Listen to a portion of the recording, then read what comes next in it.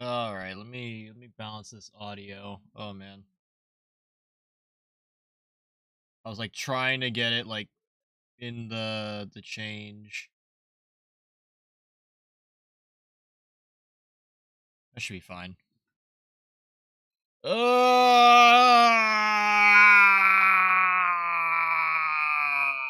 That was supposed to be like half of a stretch, but then it just turned into a scream. Hi chat, welcome on in. Sorry if that was a bit much for you. How I should be asking you, Yodi, how you are. I feel like I haven't gotten a chance to like chat with you in a minute. But welcome on in, chat. Hope you're all doing great. I am today was a long day despite it starting late. Um I was supposed to do I it's hard to explain what I do for work right now. Um like I was supposed to go into work today. Um but because my work is sort of like situational and like when I'm able to clock in, or because I have to coordinate with someone as to when I even like have to pick up a shift or however you want to talk about it. But I did work today. And I like clocked in like 2 o'clock, which is late. And then I was out until like 5, 6 o'clock. It's like I'm low key tired. I don't even know how I got through the pools VoD that I was supposed to get through today. I guess mainly because there was really nothing clippable in the pools VoD. But I'm all right. I'm just a little tired, sluggish. Busy lately with work and school. Definitely good you work today. I mean, I I kind of need money, so it's good that I work. Um, but yeah, just I had a slight, I don't want to call it an incident with working, but I had something pop up and I was a little more stressed about it than I probably should have been, but it's like I at least understand why I'm stressed about it, and there's only so much I can do about it. But other than that, I did hit the mother load of Nike hats today. Um I was messaging Matt about it, but I stopped by the Nike clearance store, and typically what I do when I go there, I look at shoes, of course. I also look at some of the clothing, but one of the things I really go for are the hats, and I particularly like the more like polyester dry fit hats, and like sort of like the golf hats, I guess. So I look for more of a curved brim, 6 panel, dry fit polyester hat, and it's gotta have like a clip in the back instead of like a snapback or a Velcro. Like the Velcro is fine, but no one really makes like the clips except like the running brands, and those hats are like $45, and I'm not paying $45 for them. Anyways, I go to Nike today, and they had just put out a ton of different hats. Some of them being like sample pairs from the production runs. But a lot of them had gotten marked down to $10. So I was like sifting through them. I found a couple to start. I was like, oh, these are really cool. And then I went back and I looked through them again, and I'm like, dude, there are so many good hats here. And I bought are honestly too many, but I'm very happy with my purchase. Like every single hat that I bought fits perfectly. I know they're adjustable, but like they fit my head right. They work with my hair, because that's really why I use a clip on my hats. It's so that way I can like, get my hat around the my ponytail or my bun when I do up my hair. Um because if I try to do that with like a snapback, it doesn't usually work very well. Um, I'll have to see if I have like a picture of all the hats. They're just kind of like some more, I don't want to say they're like generic hats, but like I finally got another one of the white Nike golf hats with the plastic clip in the back. I have, I think, two. They're both a little different. They're both like the polyester hats. They're very lightweight. They're breathable. But I finally got another one of the one that I've been wearing like all the time to the point where like it's dirty and I don't clean it. Um, but it was just so nice to finally get that. Um, hats and shoes. But what do you wear in the middle of your body? Regular clothes. Like if we're talking like right now or my outfit for today, I had some camo fleece line cargos that are really nice. It's like a black camo. I picked them up from Walmart for probably too much money, but they're paying off pretty well. Um and then I just have like a normal champion hoodie on. I actually no, I don't know if it's champion. It's like Target's like C9 brand or whatever. More of like an athletic hoodie, but it's a hoodie nonetheless. Um, and it's like a light kind of washed, or I don't know if I'd call it light. It's like a washed out dark blue. It's really nice. Um, but yeah, that's and I have more. What are these like? Are they wool socks? I don't know. They're Carhartt socks, so they're extra warm though. Um, But yeah, chat, I can't express to you the amount of joy I felt finding these like golf hats at the Nike clearance store. Cuz again, the only time I really see hats with the runner clip, I call them the runner clip. I think it's mainly for running. But the only time I see hats with this clip in the back instead of like a snapback or a Velcro is for running hats. And they're usually a lot of like 5 panel hats that don't really fit my head shape the right way or they don't look right on me. Um and the clips are just like so rare. Like I usually only see them on like running brands and like I said, they're like $40 and I'm not paying $40 for a hat. So I'm glad that I spent that $40 on 4 hats instead of one. Um, but yeah, that was kind of the highlight of my day. Everything else is cold. Um, it's been really cold here. Um, perfect timing because I had just loaded up my computer. Hell yeah. I sort of like I don't well, I didn't really just load up my computer. Like I got home and got settled in at like 6. Like 6 p.m. EST, which is late for me. Like I'll go out and I'll get back around like 3 or 4. I never usually get back this late unless it's like the summer and the sun's still out. Um, and I didn't really want to do like such a late stream like this. I almost didn't go live in general. Because, like, spoilers for the Borderlands talk that we're going to do today, this update, this, like, quote, major update that we got with Borderlands 4 is nothing. Nothing really changed. We have photo mode, which is nice, but most of the other fixes are, like, bug fixes. There's no like meta shifts, there's no new content. It's just kind of we have the ability to take pictures in Borderlands 4 and that's it. Yeah, what? Matt I'm surprised Matt didn't go live today. He like postponed the FNF stream yesterday and also I haven't seen a go live or a tweet notification from him yet. Also Matt, welcome on in. Hope you're doing well. Also Alex, congrats on 12th. Hope you're doing well as well.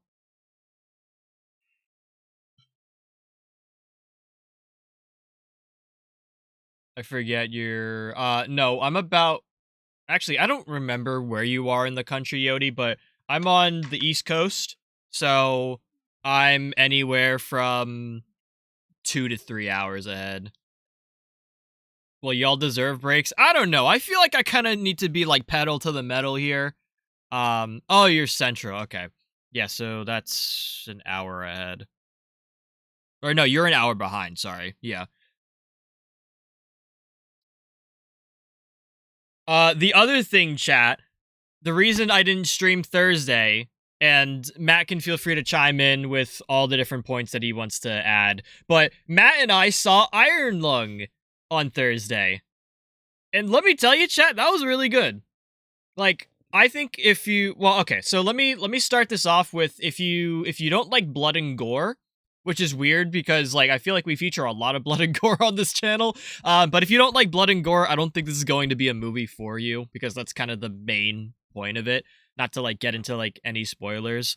But if you're okay with a lot of blood and a lot of gore, um, I think you're gonna really enjoy the movie. Also, if you like, like horrors or thriller films, um, it was really well made.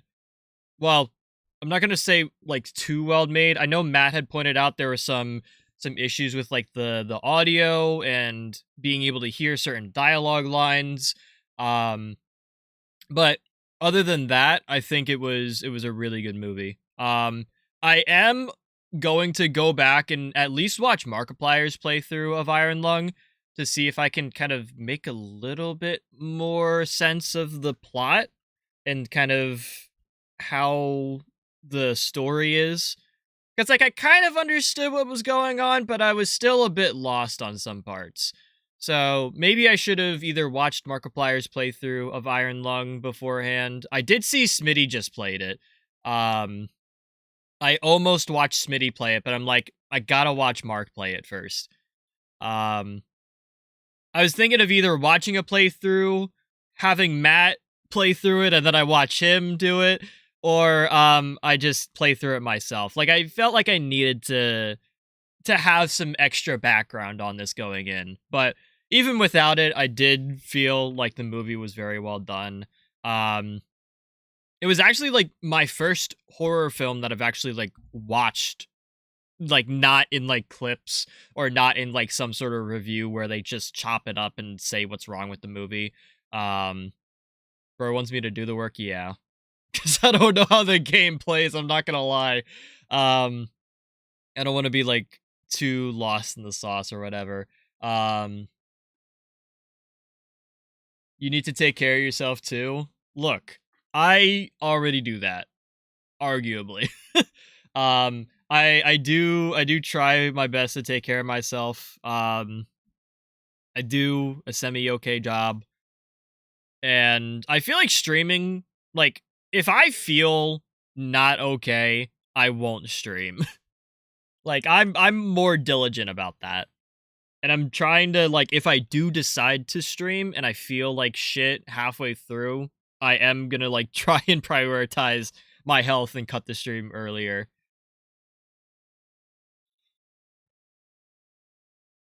Um I want to play it so bad. Telling me take care of myself, then he barely look. Coaches don't play. Okay? That's been like my life motto. I can give out advice, but I don't necessarily have to follow the advice. Nah, I'm kidding. I'll try harder a little. But yeah, Iron Lung really good. I don't know if I have too many critiques other than just like I mentioned before, being a little lost in the story. Um, I do kind of agree with Matt that there were some instances where it was really hard to hear the dialogue. Um, like you would want to maybe go back and watch it with subtitles, but I do think it was good. It was also I don't remember the exact runtime of the movie in terms of like the full length, but it was nice to not have like a 3-hour movie, if that makes sense. Yodi's just gonna be blowing up my inbox saying, "Cheese, you need to not stream today. Cheese, you need to go take a nap." Like Yodi's just gonna be like my manager all of a sudden. It was still a 2-hour movie. Yeah, I feel like we've kind of like moved away. Well, I don't know. Maybe I just watched too many Michael Bay films where they're like 3 hours long. Like I don't want to sit there for that long of a movie, even though I watch like literally 12 hours straight of a live stream. But yeah, Iron Lung was really good. Highly recommend for people to go see it. The only caveat to like recommending Iron Lung to people is if you can't handle blood and you can't handle like the gore aspect, because that is like a main point of the movie and the game. Like I was gonna like I don't know if my mom or my brother would like it at all. Like they tend to not really like movies like that. I think my dad could maybe get through it, but like everyone I told, like when I would meet up with people like Friday and Saturday, and I would say like, oh yeah, I went to go see Markiplier's Iron Lung. Um and I always had to add this thing where it's like, oh, it's great, but if you don't like blood and gore, you probably shouldn't see it. Like if you look at like a cut on your finger and go to throw up, you should probably not see this movie at all. Jeez, you better take care of yourself. I swear to God, take breaks and drink water. I'm drinking water right now. You heard me clink my water bottle on the mic. Also, Yodi, thank you for stopping by. I greatly appreciate it. Get some rest, and I hope to catch you around again soon. Um, More things should have been cut, but save my thoughts for tomorrow's stream. Yeah. Um, the ending was insane. Um, Again, this it's sort of why I want to go back and either watch a playthrough or play through it myself, because I don't really understand what's going on. Like Matt's saying they needed to cut some things out, and I can potentially get behind that. I think they needed to add like an intro, like a better intro. And I get that there might not have been like space in the budget for it, or just space in the studio to actually film like an exterior scene, because it was if I remember correctly, the movie's basically filmed from inside the submarine thing. Oh my god, I'm actually getting DMs from Yodi. This is you do not have to be my manager, okay? I can take care of myself. I know I might need reminders, but you don't have to remind me every couple of days. It's okay. I can take care of myself that much.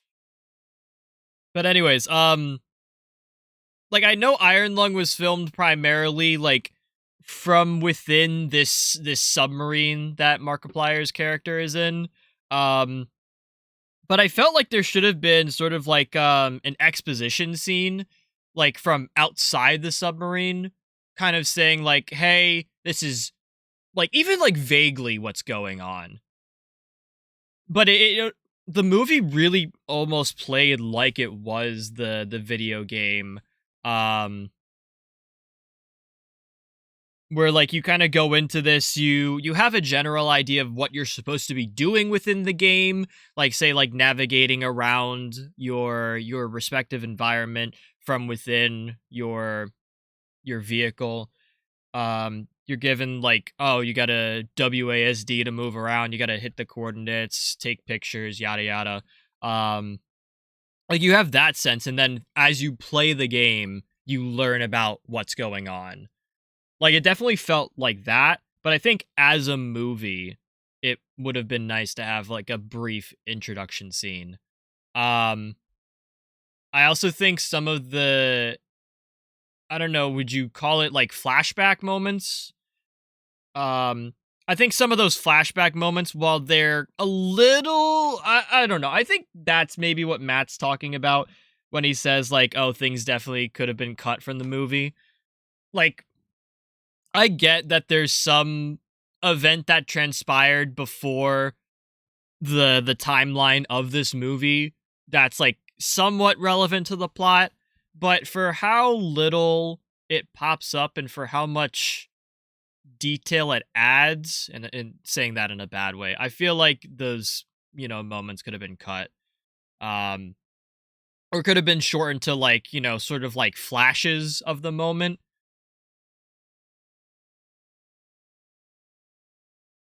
But yeah, like I said, really good movie. I thoroughly enjoyed it.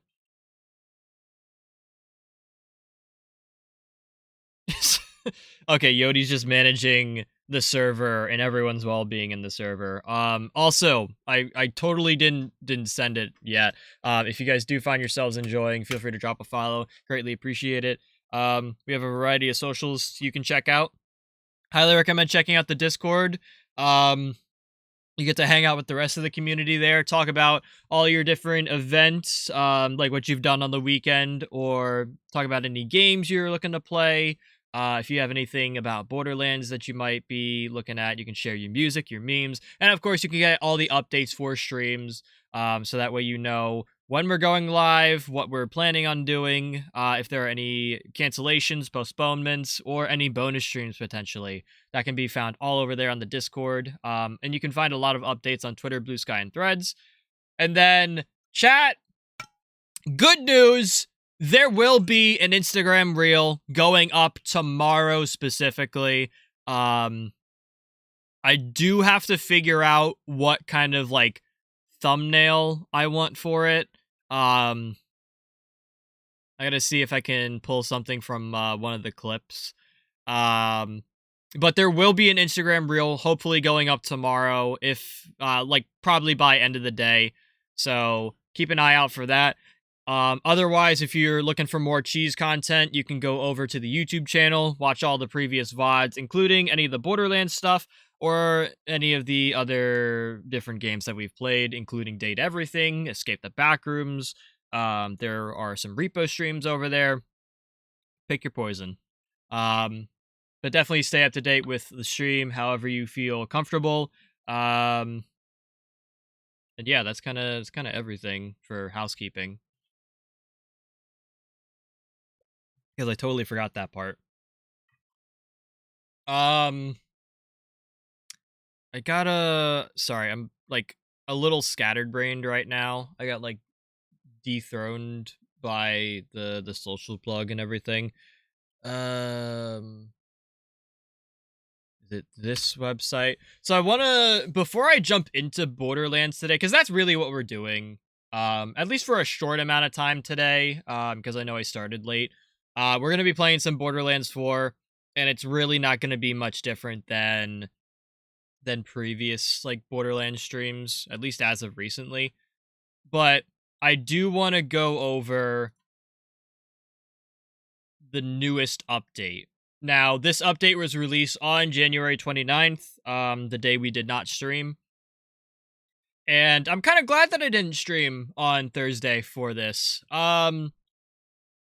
So this is a major update for Borderlands 4. And I'm gonna like kind of walk through it a little bit. Might need to zoom in a little bit here.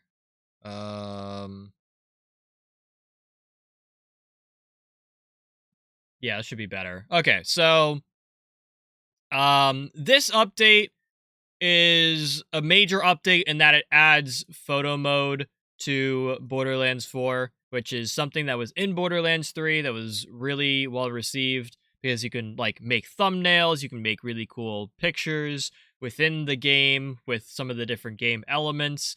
And it was not in Borderlands 4 on launch, which was very weird. This update also reworked one of Harlow's action skills.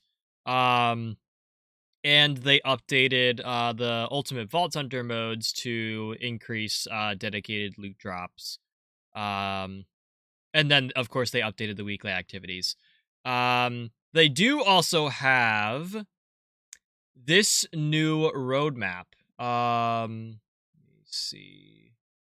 This is not very zoomed in. So, essentially, before we get into the update, man, this is really... So, this is the path for Borderlands 4 now. And I've kind of alluded to this here and there, but haven't really been talking too much about it. January 29th, they released the major update for photo mode. Q1 2026, which is until the end of March, I believe. We will be getting Bounty Pack 2, the Legend of the Stone Demon, as well as the addition of Pearlescent Rarity in the game. And then our first major paid DLC, Story Pack 1, Mad Ellie, and the Vault of the Damned. I'm very excited for the new DLC. A little bit for the Pearlescent and the Bounty Pack too. What I'm not really excited about is the fact that it is paid. Um Mainly because like I already spent $70 on this game and I'm going to be a little bit of a stinge about it. Um cuz like I don't want to pay for more content if that makes sense. Like I probably and I probably will like if Bounty Pack 2 drops and it seems like enticing enough, then I might grab the season pass. Um but I would ideally like to hold off on Bounty Pack 2 until Story Pack 1 drops and I get some reviews about that, and then I can potentially justify spending another like $30 on this game series so that way I can get all the other content. But yeah, so Q1 for 2026, we'll see 2 new content additions to the game, which is good. I will applaud them on that. I think I think the devs really needed to add something into the game already beyond a shitty, seasonal event and a raid boss that kind of sucks. And as well, if the second bounty pack is anything like the first one, I think people should just request a refund on on the season pass if that's even possible. Because that first bounty pack was awful. Like I did not like. It was cool as like a short event, but if you compare, like if we're comparing bounty packs to the headhunter packs that Borderlands 2 had, the headhunter packs like blow the bounty packs out of the water. Um, so I'm looking forward to the next 2 months with Borderlands to see like what happens. But I also do kind of feel like this January 29th update that we got should have at least included the bounty pack.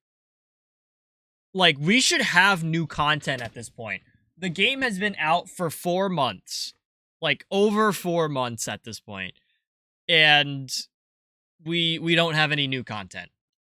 If you compare this to Borderlands 3, Borderlands 3 had a new DLC before the end of the year, if I remember correctly. And like we had a new DLC, we had a takedown, we had proper endgame in the first place, and a whole bunch of updates to endgame scaling and everything. Like the team for Borderlands 3 did so much in the first like 3 to 4 months of the game that it makes Borderlands 4 look awful. More awful than Borderlands 4 already is. But I'm excited to see what happens with Q1 2026. But moving on to the rest of this roadmap, there will be two free content releases.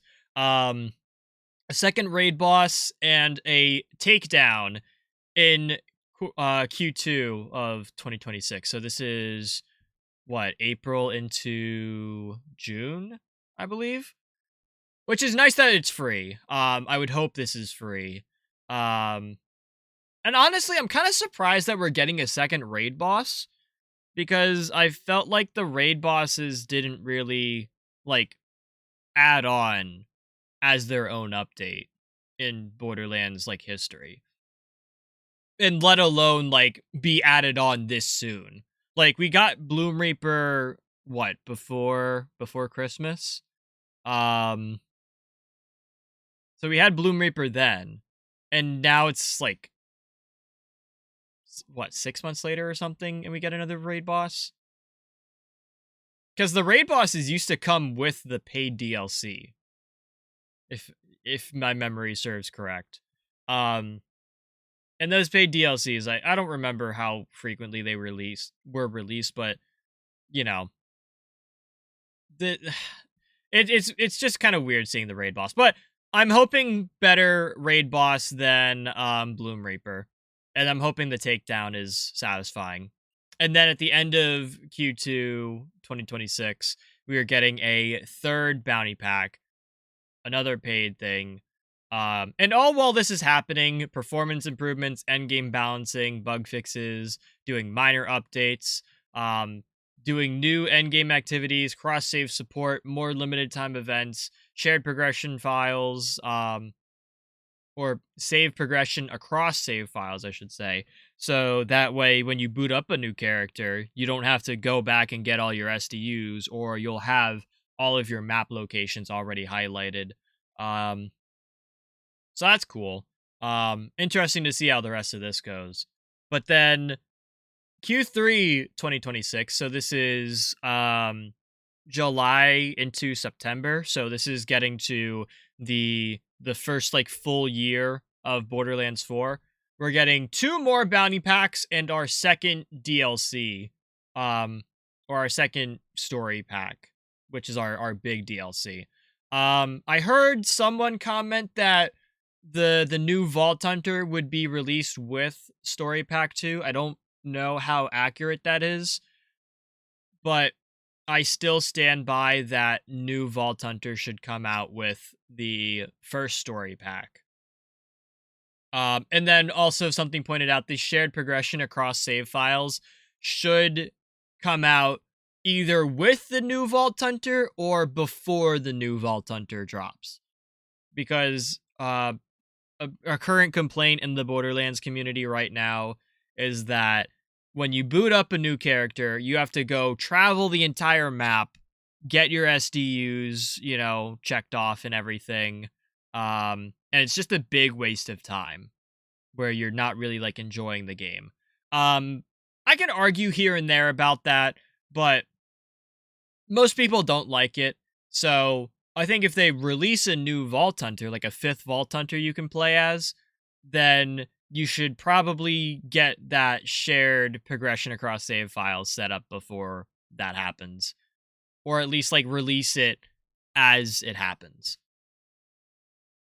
But a lot of bounty packs here. Like we end Q2 with a bounty pack after having gotten one in Q1, and then there's two bounty packs in Q3 along with a story pack. And this is all pretty good, pretty decent. Like we're getting two big DLC drops within the next 6 to 8 months or whatever, which I'm very happy about.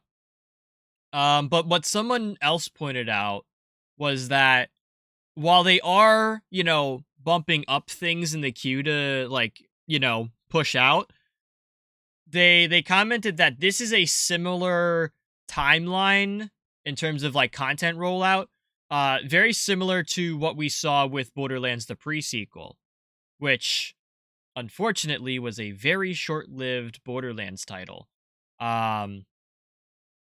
So it kind of begs to ask the question of if Borderlands 4 is going to survive in a more current game current timeline. I don't know how to explain it, but I think we need to see where the overall statistics for Borderlands 4 is at once we hit Q2 or Q3.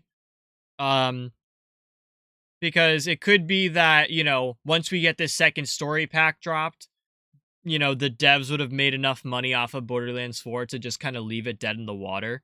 And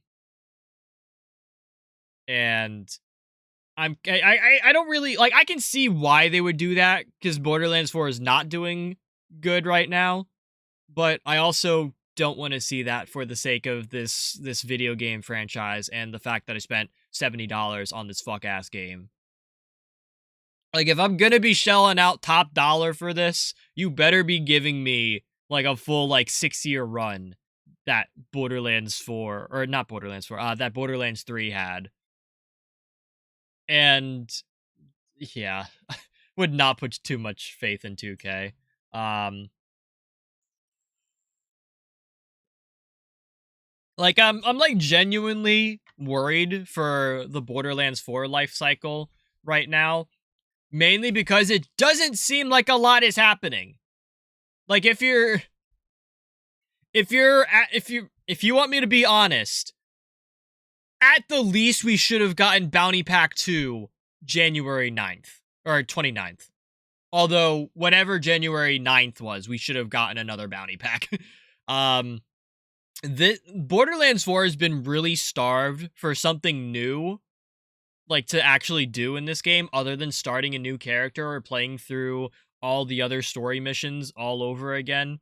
Like the replayability is there, it just sucks. And I think a lot of people in the community have been asking for new content. I feel like we were more expecting to see Story Pack 1 drop, before Christmas of last year. Um, and it's just kind of like these updates that we've been getting for Borderlands 4 have really been making the community wonder what the hell is happening behind the scenes, or just what they're doing in general, because it just seems like there's no priority to Borderlands 4. Um or there's no like there's nothing.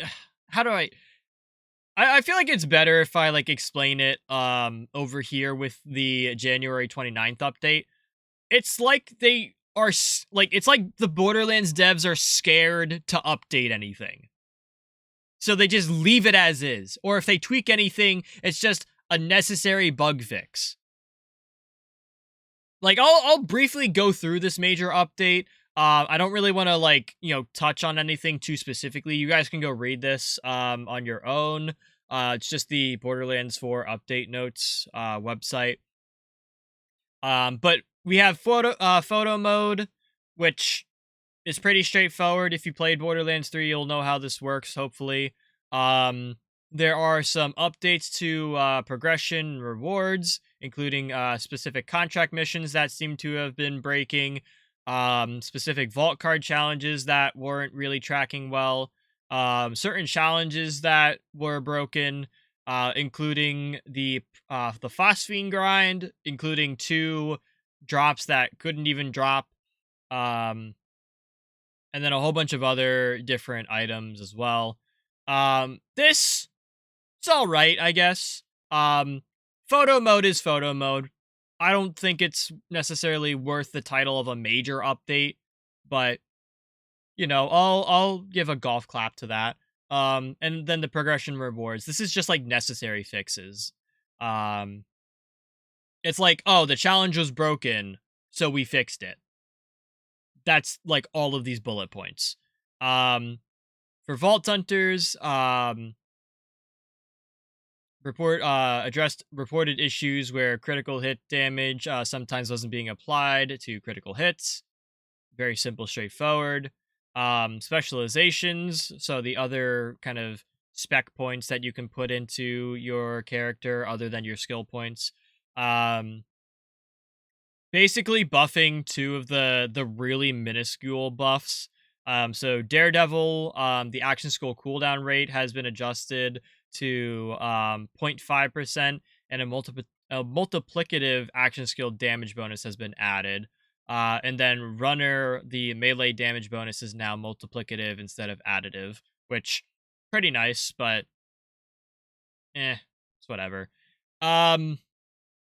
I think we had talked last time about Harlow and some of her, action skill point reworks.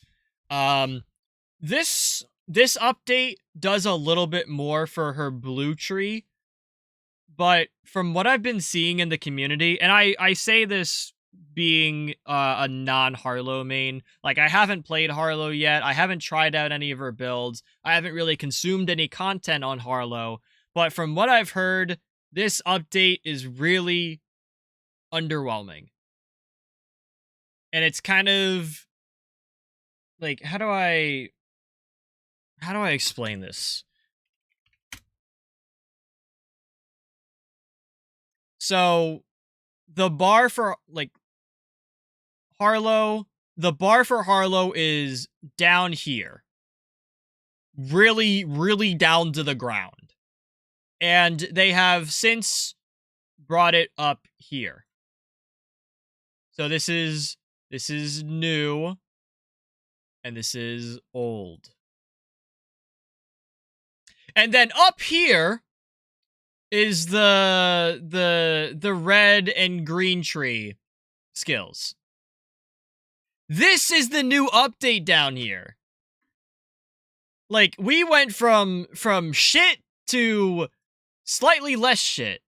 And we're still like in this huge like skill, like, you know, kind of gap of, you know, being viable. Like, I was watching Lazy Data's like kind of overview of the new blue tree. And he didn't even spec like a full blue tree because there was so much to offer in green tree that you needed to spec points into green tree. Like, a majority of your skill points needed to go into Harlow's green tree in order to make up for the fact that blue tree does absolutely fucking nothing for Harlow, even with the new update. And that's sad. Like, when I expect an update to Borderlands, I expect to go from down here at the old to up here in comparison to your other, you know, meta skills, or at least like somewhere like just a little bit lower. Yet we're still like, we still have this entire, you know, space here to deal with in terms of like the gap between, you know, blue tree and red and green tree. And it kind of summarizes how I feel and how the rest of the community feels about these updates to Borderlands 4. Like, things are changing, things are being fixed, but nothing's being shaken up enough.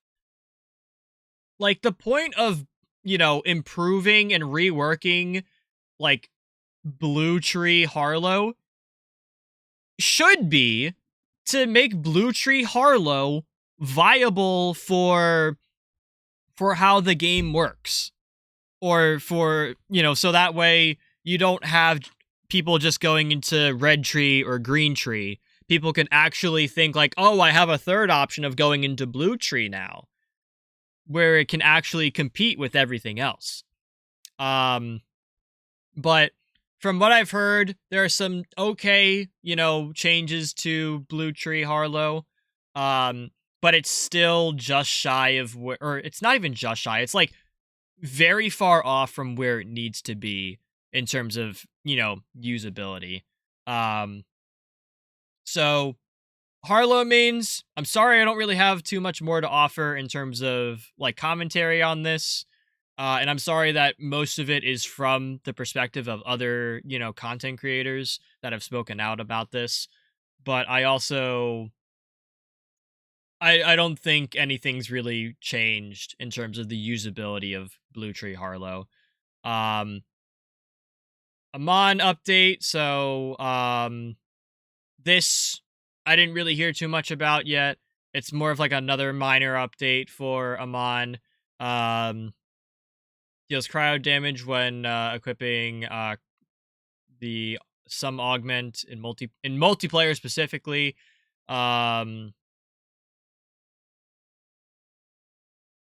Something yada yada. I'm sorry, I don't play Amon. I haven't seen anyone talk about this specific update either.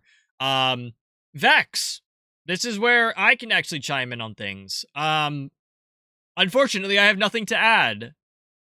For Vex, they address the cooldown for prismatic icores, sometimes resetting when applying a status effect. I believe this is just for the clone build, which I have not been using. Phase pocket passive no longer resets the taser underbarrel magazine when using a Vladoff enhancement. Never ran into this specific issue, mainly because I don't think I don't even know what phase pocket passive is, and nor do I use underbarrel tasers for Vlad, with Vladoff enhancements. This situation has never been created in my gameplay. Um, and then this last point, I'm honestly kind of disappointed that no one's really talked about this. Um, so the last point here for Vex is that they addressed incarnate action skill behavior so that it continues to work while using Vibe Check Capstone with the legendary class mod Technomancer. Um, I'm really hoping that, everything works fine, but what I really want to try today is to see if my action skill breaks while I'm sending out my little like ball with the incarnate action skill. Because if you saw the last stream, I had multiple moments where I would press Q, and my action skill within the moment, it like has like a 0.0 cooldown, and it doesn't go off cooldown, meaning like it's broken and I can't use it. I did see it in a couple other videos prior to this, January 29th update, but I was kind of hoping it would be addressed in the update, and I don't know if this is that, because I have never used the Technomancer class mod, and it's just like, is my problem actually fixed, or is it still being fixed? And then the other interesting thing is there's nothing here for Rafa. And now, granted, I haven't played Rafa. I haven't really been following a lot of the news regarding some of the different Vault Hunters. But I've always, kind of looking from the outside in, I feel like Rafa is a top pick right now, where he has no issues whatsoever. Everyone likes where his builds are at, and no one's complaining. Nothing's really broken. And if it's broken, it's really with like other pieces of gear, not Rafa. So it's interesting to see that Rafa doesn't have any notes here, mainly because of that point I was trying to say before, where is the like shakeup in the meta of this game? Like you tried, and I say tried in quotes. You tried to make Harlow's blue tree better, more viable, and arguably you have not done so. So it's like, what was this update even worth? And then with our other two Vault Hunters here, it's just fixing things that were broken. Like, where's the like Vex bleed nerf, which I know already happened, but can we get another bleed nerf? Or can we get a buff to Trouble? And I don't mean like we reworked Trouble so that way he does a specific attack and some of his, blah, blah, blah, blah. No. I mean, I need Trouble to be unkillable, be able to one-shot bosses, and essentially carry the game on his back. So hard, like I need him to carry the game so hard that not only do I not do anything, but it puts Green Tree and Blue Tree Vex to shame, and making people not want to use that. That's the kind of update I'm looking for. And it is nowhere to be found in this. Nowhere. Like, I guarantee you, when I go back into the game, my action skill is still going to be broken fighting Bloom Reaper. Or fighting any boss. Like, I'll go to send out my little, like, vibe check orb, and it's not going to send out because my cooldown is just stuck. And not only that, but, like, everyone's still going to be running the same Vex build across all Vex players. because no other build is really viable. And it's like Rafa can't be this perfect to where he doesn't need to receive any sort of updates, even if it's a nerf. Like, where is the shaking up of the meta that happened in like Borderlands 3? Where like every few weeks they would say like, "Oh, we're changing something. Time to go switch up your builds." Like, granted, that wasn't very fun in Borderlands 3 to like get your build locked in and then like a week later the devs say, "Oh yeah, we changed this so your build is no longer viable." Like, I understand that, but what's the point of playing Borderlands 4 if I can get my build right the first time and then have it still be right 4 months later?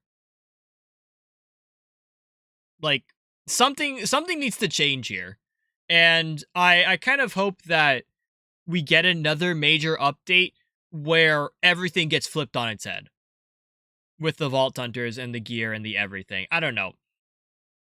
I've complained about this before, but something different needs to happen. Like I said last time, if we don't get more content for this game, we at least need a meta shift. Like, nerf Wombo Combo. Actually, where is it? The Wombo Combo got a buff! Technically. So you can now use the Underdog enhancement with the Wombo Combo, and the Wombo Combo will receive 50% extra damage to the rockets it sends out. This gun is already a meta piece of shit. And you're making it even more meta by giving it this interaction with the enhancement.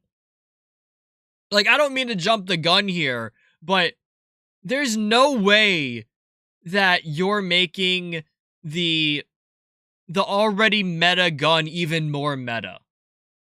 Like, everyone's using Wombo Combo. Why do you want to ensure that people are still using Wombo Combo? Like, bro, get the fuck out of here. Anyways, back to where we were on the updates. Bloom Reaper had a few changes. I'm not gonna lie, none of them are really that useful. The only one that is useful is disc shooting heavy weapons will now damage Bloom Reaper's crystals, meaning that Ordnance Amon can take down Bloom Reaper properly, which I know people were complaining about. But other than that, this Bloom Reaper thing right here, these several bullet points are simply just bug fixes. Falling into the fog will now consistently kill players instead of having them fall out of the map. Bug fix. Purple Rift will now only appear after the boss is defeated. Bug fix. Addressed an instance of Bloom Reaper keeping the invincible health bar in the second phase. It's a little bit weird. I've never seen this happen, with the exception of when you have to yank his eye out, which is a different interaction altogether. But bug fix. Addressed an exploit. Bug fix. Addressed an issue that would cause the chest. Bug fix. Disc shooting heavy weapons will now damage. This is the only viable thing in this list. And then vile creeps should no longer get stuck in the air. This we did see. Bug fix. What the fuck, man? Like, this update addresses none of the issues that everyone is like pointing out with Bloom Reaper. Like, I don't even know if I want to like play Borderlands today because like nothing has changed in the past week. Also, hi Dino, welcome on in. Sorry I'm getting a little heated over Borderlands. How was the rest of your stream? I don't think I was able to catch any of it. Or are you still live for some reason? Dude, there are so many people live right now. What the fuck? Like, everyone's up. It's good to hear. It's good to hear. All right. Next thing on the Borderlands 4 update. Oh.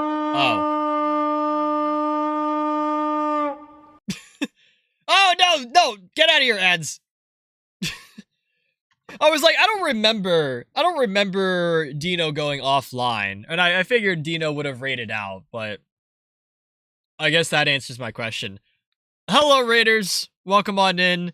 My name is not Cheese Wedge. For those of you who don't know me, I do a lot of variety content here on Twitch, but I also mainly play Borderlands, which is what we're currently ranting about today. We did get an update for Borderlands 4 on Thursday, and I'm kind of going through to see how much I hate it. Dino, I already asked you how your stream was, but how was your stream? Would you like a shout, like a clip shout out, or would you just like the regular, you know, shout out? I gotta like make a point to like actually ask this, because I know some people aren't comfortable either or. Okay, well, this will tell me what you were doing. Playing Minecraft. This is Destiny, but you were playing Minecraft. But yeah, for those of you who don't know Dino, please go drop him a follow. Really cool dude. Cobblemon with guns. Hell yeah. Destiny is not Cobblemon with guns. It's the Minecraft thing. But definitely go give Dino a follow. Super cool dude. Does a lot of different content every now and then. T is another guest on there. Well, I shouldn't say guest. They're your fiance, right? Am I getting that right? He is also another one of our community members. Also, congratulations, by the way. I don't know if I ever like formally said that, but congrats. Happy for you guys.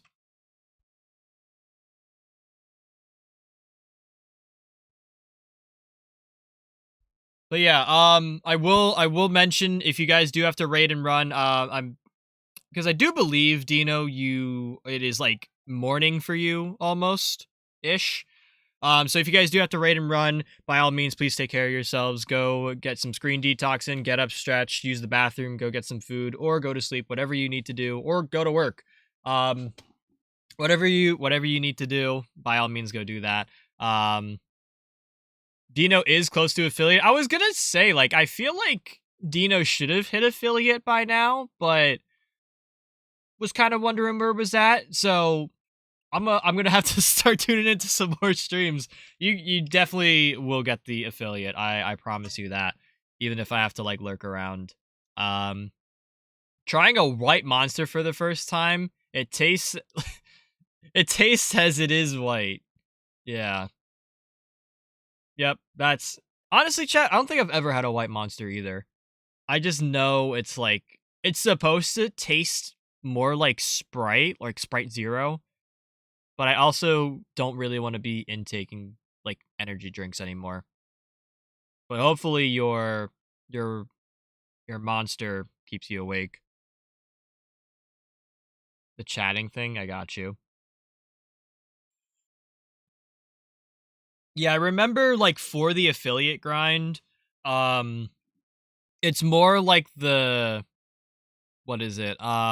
Like you can get to the 50 followers, you can stream on multiple days. It's keeping like the concurrent chatters like logged in properly. And that's really what like holds people back from getting affiliate. Otherwise, everything else is pretty straightforward.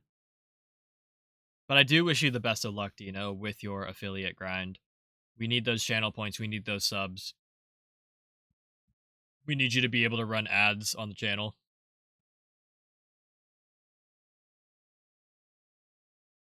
The only energy drink I take now is a bit of caffeine for frappuccinos. Chat, I'm not gonna lie. I kind of gave up caffeine in a way. Like, the only caffeine I'll ever, like, have is if I drink a Coke or, like, a Pepsi.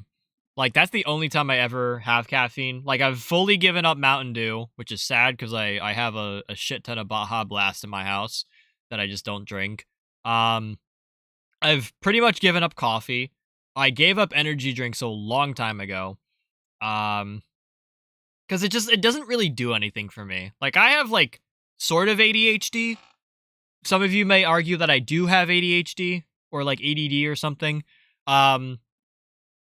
But, like, caffeine doesn't really wake me up in the way I intend it to, like, hopefully do so. Like, when I take caffeine or, like, an energy drink, I really want to be, like, heightened energy. Instead, I take whatever energy I'm at, say it's like 50% energy, and I extend it out by double. So, like, let's say I have 50% energy for like 3 hours, it goes to 50% energy for 6 hours, and I don't want that. I'm gonna snooze these ads one more time. Um, but yeah, for that reason, I can't intake caffeine, and the like I try not to have caffeine at all. Um, because like honestly, I have enough energy as is. Like I'm still young enough to where like I might be groggy in the morning, but you give me like 30 minutes and I'll be like good to go. Like all I need is time to myself, and then I have, the necessary energy to conquer my day. Like I don't necessarily need a corporate caffeine addiction. But I will say some of like the frappuccino drinks, they are really good. So maybe every now and then I'll grab one.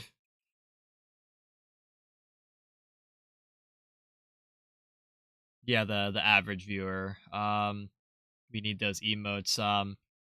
Those are pink drinks are all I've ever had for caffeine because I hate soda and coffee. That's fair. By the way, does I don't know if you what is it? Does Starbucks still do the pink drinks from like 2016?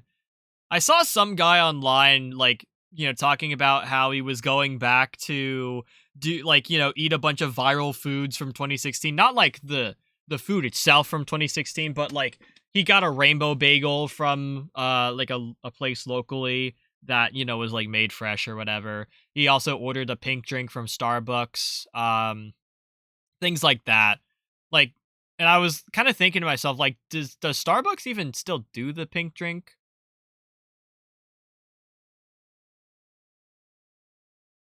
Um, I see. We do. Um, sorry, I'm keeping up on chat. Caffeine makes me eepy. Yeah, I don't know why every time I see like when someone comments like, "Oh yeah, I take caffeine," like, "Oh, yeah, I'll intake caffeine," and then I feel like extra sluggish, and then just my brain instantly goes to, "Yeah, you might have ADHD to a degree," because that's usually like, that's why they prescribe like Adderall and everything.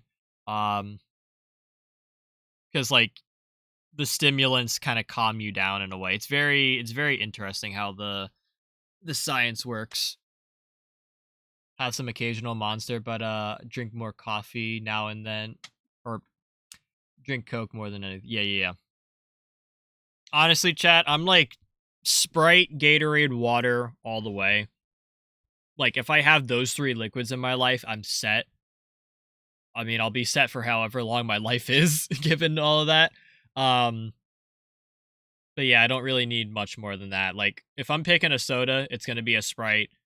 It's usually not a Coke. We also have now a dragon drink, which is the same thing except dragon fruit. Okay, sounds pretty good. Doc already said I probably do.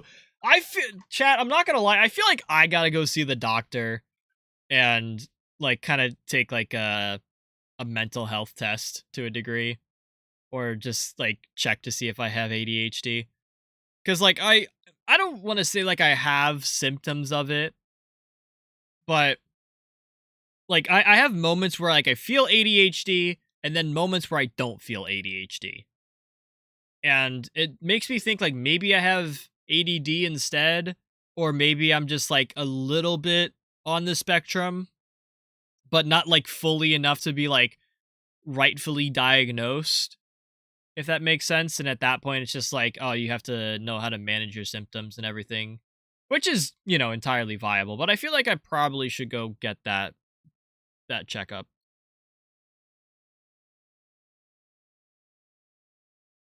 Wait, we now blended ADHD and ADD. I kind of get why you would group them, but isn't one supposed to be one is hyperactive and one is inattentive? I think I gotta check the DSM. Are we up to the DSM 6 yet? Hang on. Psychology. Oh my god, are we up to the DSM-6? Oh my god, I'm so fucking old! There's no way we're up to DSM-6. Oh. Fuck, man. Now I need an update. um, also, autism also got a, yeah. I mean, autism makes sense. Well, it should make sense with ADHD because that's all the same spectrum. At least if it's not any different. By the way, ads in 10 seconds. Sorry if you aren't subbed. Use this time to go get up, stretch, use the bathroom. We're just gonna keep yapping for the rest of the night, essentially. Um, but yeah. I mean, it doesn't surprise me that like it's all grouped together, but I thought the distinction was that ADHD was like the hyperactive version of ADD. That's literally why there's an H in there. I don't know why they changed it up. So I guess I gotta read the DSM-6 now. um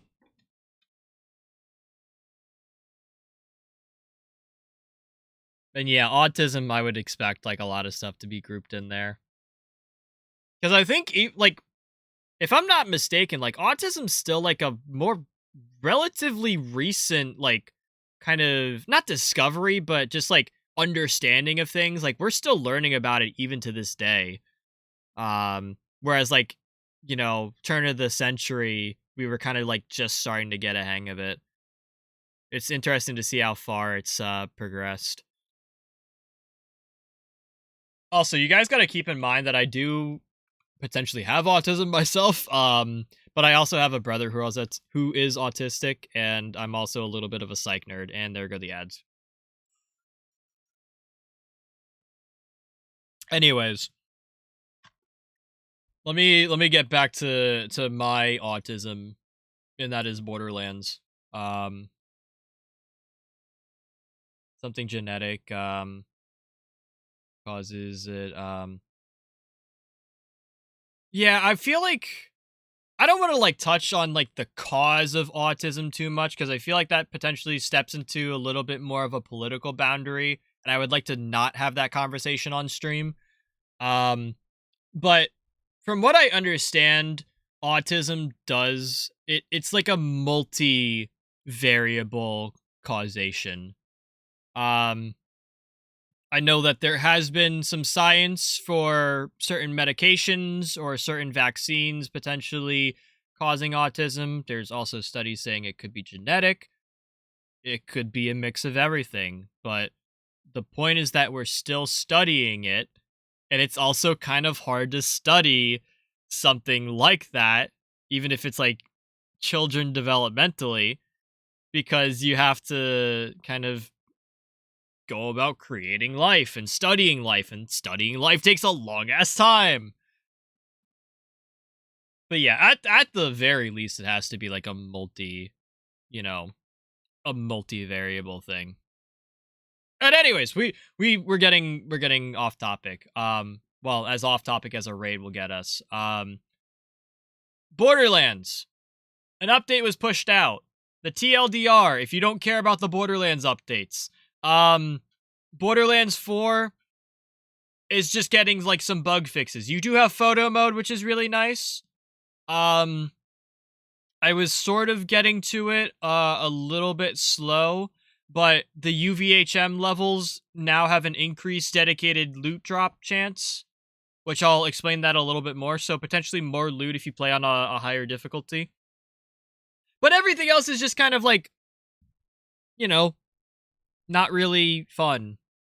It's just bug fixes. Like I was saying with the Bloom Reaper fight. This first line, bug fix. Second line, bug fix. Bug fix. Bug fix. Bug fix. This second to last line. It might be a bug fix, but actually has some validity in fighting Bloom Reaper. And then Vile Creeps should no longer get stuck in the air. That's a bug fix. We did see this, and it's a bug fix. I didn't even care about them getting stuck in the air. If like having them stuck in the air was honestly better because it kept me like less overwhelmed in that fight. But hey, that's a bug fix. Otherwise, Bloom Reaper should be the same. There are some changes to world events and bosses. Mainly, it's just like kind of quality of life stuff.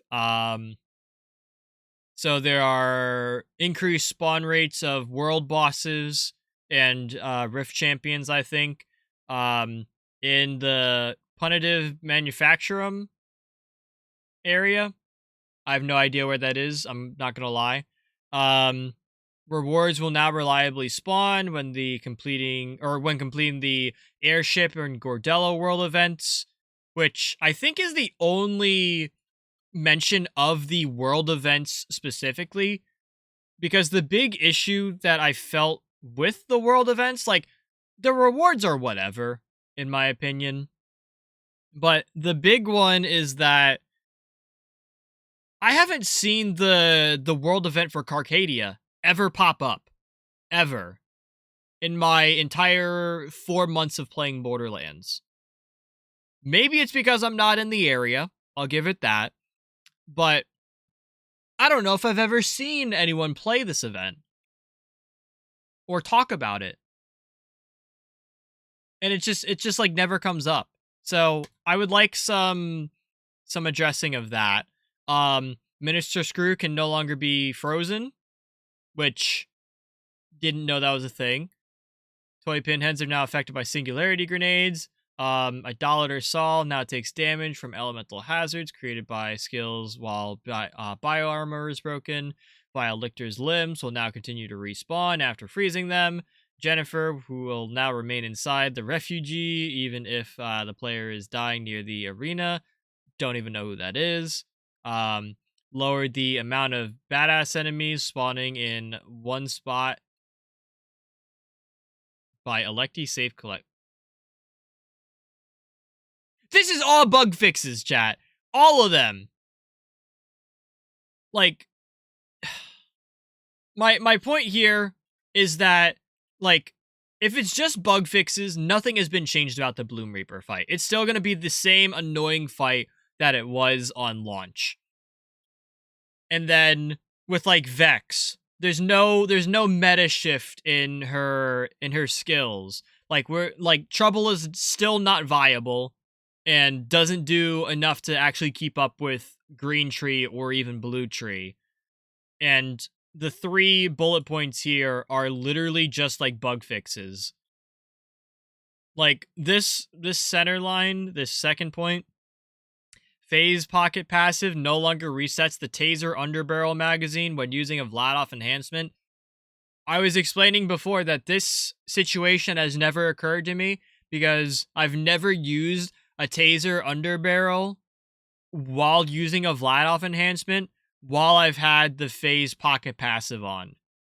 In fact, I've only used Vladoff enhancements ever out of the 3 items in this list.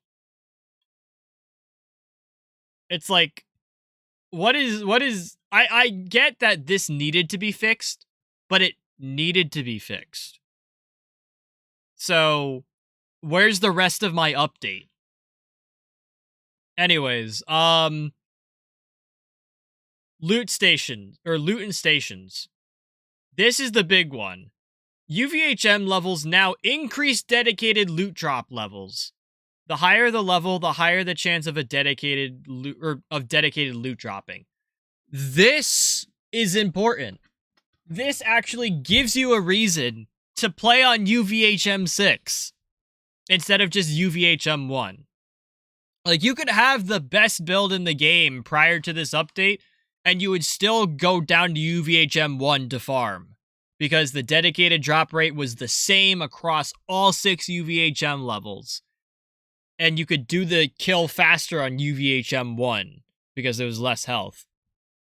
So now I gotta make sure that I can take down all my bosses on UVHM 6 instead of normal mode, which is a very nice change. I'm very happy that this is the thing. I also think that should have been a thing regardless. Um, Change respawn station outside of the Umbral Foundry to a fast travel to allow for easier travel to the entrance. I guess that's good. Prevented loot. This is another one, but this is like a bug fix in a way. Not really a bug fix, but just like a fix that needed to happen like 3 patches ago. Prevented loot items from dropping into unintended areas after defeating the oppressor or killing all enemies in the Ripper drill site Saw's Clench. Meaning if you got your your phosphine drop from the oppressor, it wouldn't be dropped out of the map, which is nice. And then red chest and coastal bonescape will only unlock when all enemies are killed. Yeah, this is whatever. Missions, enemy, and echo updates. This is just bug fixes, really. There's not really a lot going on here. Guns and gear. I did kind of jump the gun a little bit with this before, or was it up here? No, I jumped the gun a little bit before. So enhancements, yeah, it was literally this one. So the underdog enhancement for Vladoff, where it applies like a bonus to your underbarrel rockets. Um, Only apply to the Vladoff underbarrel weapons as intended. Removes an unintentional damage bonus that was happening when some guns switch their ammo or element weapon types or element types. Again, more of a bug fix. I don't understand why this is. I mean, I'm glad that the Wombo combo is now affected by the underdog enhancement, because that just means you can toss on an underdog while you have the Wombo combo that automatically sends out rockets and get a flat 50% damage buff on top of an already like crazy gun. My complaint about this is that the Wombo combo didn't need a buff. The Wombo combo is strong enough as is, and I'm tired of using the Wombo combo. Mainly because it blows me up every time I use it. You can say that's a skill issue, but the Wombo combo does not need this specific interaction between the underdog for an additional 50% bonus. I'm glad that it has it, but this is not something you need to prioritize. There are other items that need to be taken care of before this is a thing. If we go down to Tedior, this is mostly bug fixes. So, there is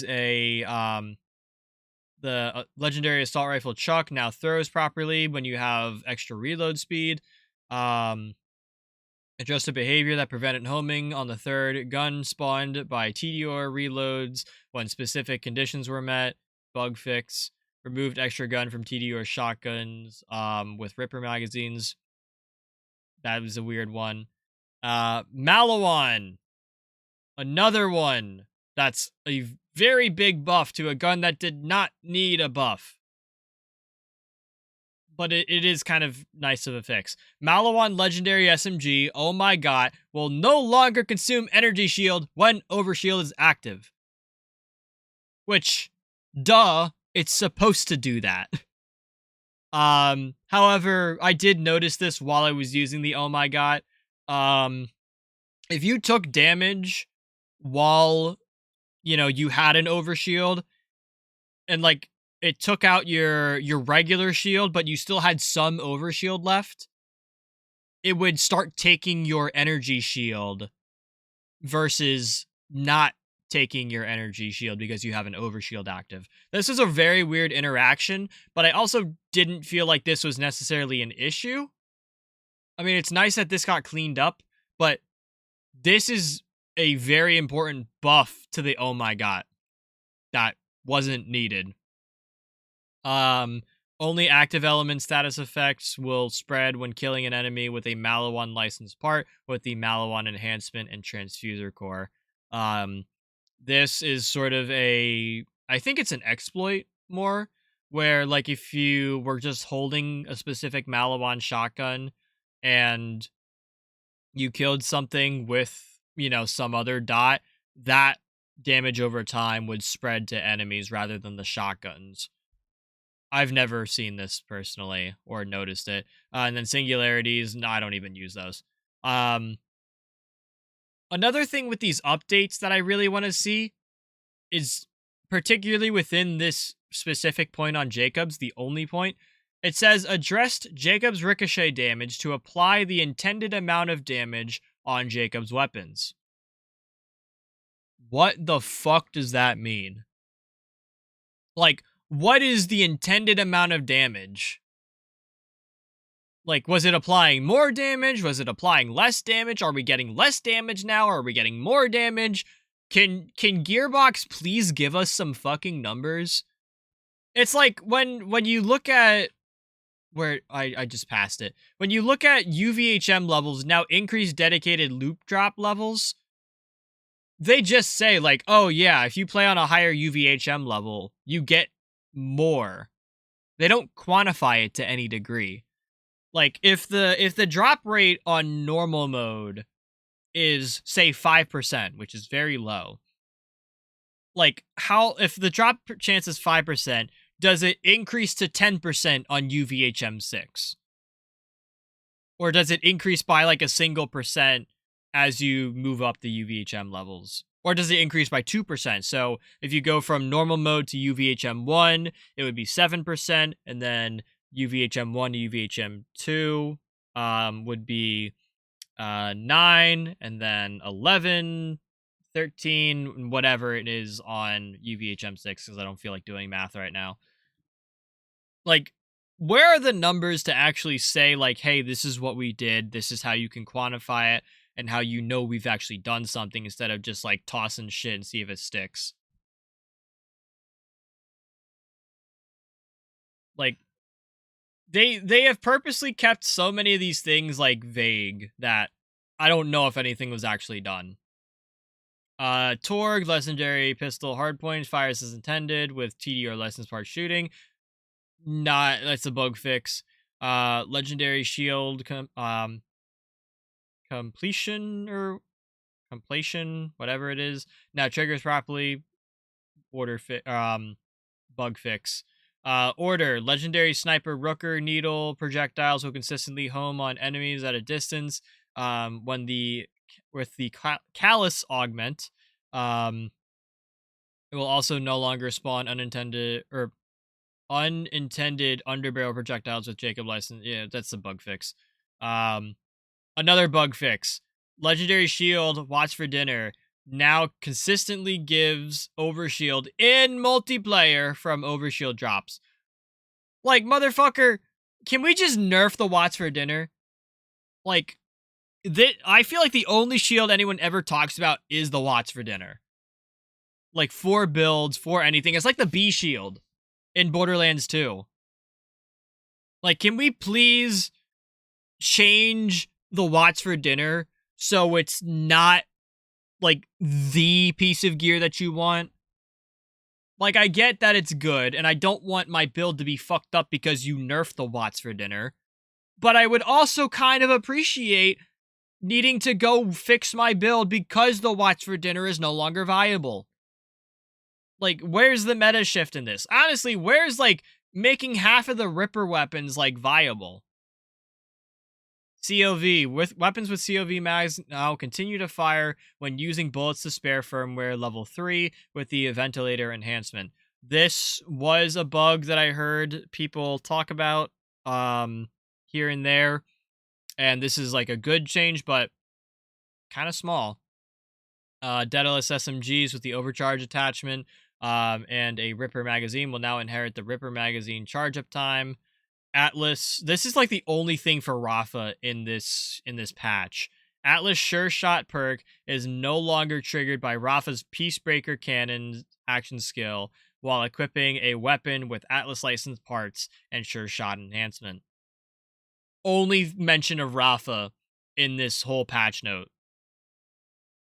Meaning that Rafa isn't broken, Atlas parts are broken. Updated tracker antenna and trauma bond to no longer incorrectly apply to gear without assets. That's a bug fix. Ordnance heavy weapons can now damage the boom boom drones. Bug fix. Firmware. Skillcraft will now receive the proper amount of stacks when dealing skill damage to enemies. Bug fix. Deadeye 2-piece now functions as intended with intended projectiles. Bug fix. High Cal 3 now functions as intended with eyeless tracker grenades. Bug fix. Get thrown now properly increases heavy weapon ordnance damage. I guess that's a bug fix. Whole bunch of visual, audio, and animation updates to Guns and Gear. I'll leave that up for a little bit if you want to screenshot that or just pause and read through it. Nothing really important here for gameplay. A whole bunch of audio and visual changes. Like a lot. UI text and localization. I kind of hope that they just fixed the UI in general with Borderlands 4 because it kind of fucking sucks. But it's whatever. I'm not reading any of this. Some changes to split screen, player experience, console only. Several instances of incorrect gear meshes have been corrected. It's whatever. PC only adjusted default mouse sensitivity and added a setting option to disable mouse smoothing. Whatever. Like, this is what I'm talking about. Like, this is not the stuff that we necessarily care about. Well, we do care about some of this, but in terms of like Borderlands 4 as a whole, like, these are just like things you should be doing regardless. And then we get weekly activities. Leader Willem is our big encore this week. Wildcard mission, it's all charged up again. Chainmaster, Elemental Eater, Centripetal, kind of awful. Legendary reward is the Ballista, so grab fixed parts, by the way. Grab one of these and then never do it again. Maurice's Black Market Vending Machine. I might go check that out today because I do know where it is. It's actually in a really, like, out in the open place, surprisingly. But this, by the way, is different for everyone, so you guys should go check it yourselves. But chat, that is the kind of, update for everything here in terms of Borderlands. I do want to pull up the roadmap for anyone who didn't see it before. Essentially, we had the major update on the 29th. In the next 2 months, we will be getting a second bounty pack, as well as Pearlescence, and as well, we will be getting the first big DLC, the Story Pack 1.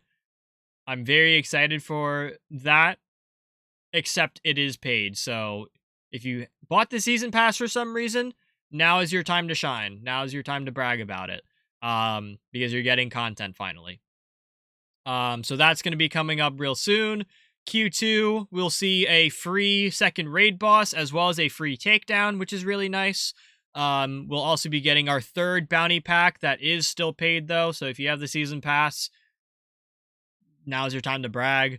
And then Q3 for 2026, Bounty Pack 4, Bounty Pack 5, and Story Pack 2. I don't know when the new Vault Hunter is supposed to drop within all this. They don't really say. I'm kind of hoping it's with Story Pack 1, but I heard Story Pack 2.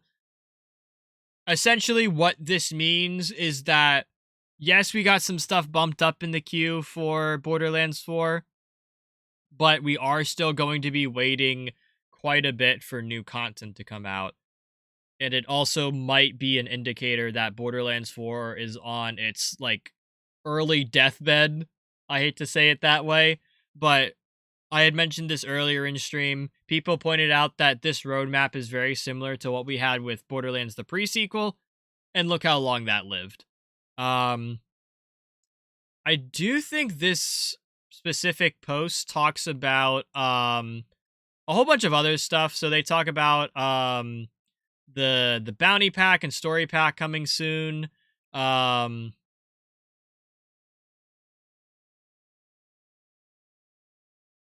Okay, the new Vault Hunter is Story Pack 1. Sorry, I didn't read. This guy kind of needs to come out already. There are some new upcoming features. So there will be a level cap increase. We're kind of expecting that. Cross-platform saves was really nice. Cross or shared progression, meaning that if you find all your SDUs on one character, you'll have them on another. More free events. I'm honestly not excited about that, just because the last free events are not really great. Um, More endgame content, and they do have a note here about the difference between major and minor updates. I really think they need to redo the wording on this. Um, so they say here that a major update, like the one we just got, delivers large-scale changes, including new content, sweeping balance adjustments, performance improvements, and the addressing of any reported issues. Major updates are less common, and we deploy them about a month apart. The only thing I agree with is that last line of them being less common and being a month apart. If you look at the update that we just went over, large scale changes. You added photo mode. You updated UVHM to increase dedicated drop chances. That's it. That's your large scale change. Including new content. Granted, new content is coming in your later major updates. Where's the new content in this major update? Like, bro, this game has been out for over 4 months. Where's the new content? Sweeping balance adjustments.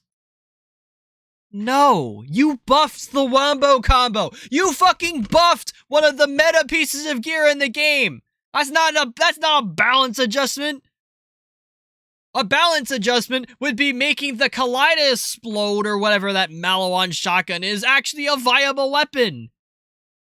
And it hasn't happened yet. And then you have performance improvements and yeah, whatever. Normal stuff. Minor updates take care of any smaller issues for players that we've noticed outside of the planned update schedules. Primary balancing changes as needed. They also refresh the 3 types of weekly events, blah, blah, blah. Minor updates are scheduled weekly on Thursdays. I feel like most of your... I understand that there are some performance improvements and reported issues are bigger in scale for video games in general, so you can only apply them as a major update. But dude, a minor update should be performance improvements and the addressing of reported issues and bug fixes. Your major update that releases photo mode should not even be a major update. That should have been in the game in the first place. Like, a major update should be balance adjustments. Like, meta shift, nerfing guns that are too powerful, buffing guns that are not used at all. Like, and actually fixing, like, properly fixing different action skills within the game to where they're actually viable. It's just like, what, this is not a major update. This is quote major. It's just like, bro, there's so much I want out of Borderlands right now, and it's just not gonna happen. I hate to say it, but it's not gonna happen. Sorry, I was yapping for a whole, like, 2 fucking hours there. Ugh. Chat, if you guys did find yourselves enjoying, definitely feel free to drop a follow. We will be getting into the Borderlands, like, the actual Borderlands gameplay really soon. You can feel free to stay up to date with the stream. Regardless, feel free to let me know your thoughts on the newest update. If you're watching this on YouTube, put them down in the comments. If you're here in chat, you can feel free to drop them now. Put them in the Discord and the Borderlands channel, wherever you... Well, it should just go in the Borderlands channel. There's only 147 viewers for Borderlands 4. This is really sad. This is, like, really sad, chat. Like, honestly, I almost want to stay in just chatting and yap for the rest of the night about whatever the fuck. Because just, I don't think Borderlands 4 is going to be a worthwhile play. But we're going to be playing it anyways.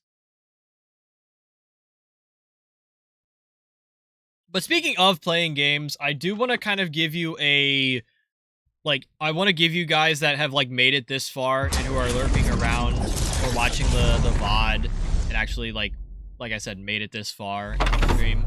I do want to mention next week's schedule. I gotta, like, properly put it together tomorrow. First off, new reel is going up on Instagram tomorrow. Very excited to share that and very excited to, like, actually be putting out content again. So you can expect that. Tuesday will be more Date Everything. We're still going through that game. Thursday, I do think it might be more Borderlands. I will have to see. I'll let you guys know if it will be more Borderlands or not in the Discord. Because I honestly don't think anything is really going to be changing, especially considering we just got a major update, so they're not going to put another major update a week later. And then Saturday, chat. Saturday. I've kind of explained how on Saturdays we were doing like some other game. When we started 2026, it was Escape the Backrooms, and that was only like 2 streams worth of it. And then we did pools, but we finished pools within 1 stream. So we were kind of out of a game to play. And let me tell you guys right now. Let me pull up my Steam really quick. Is there like a good way to show this? Hang on. Oh my god.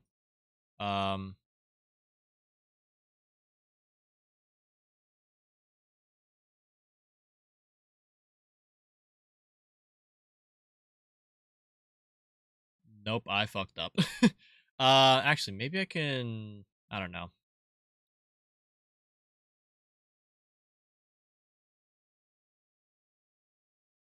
I was trying to, can I just sort by newest?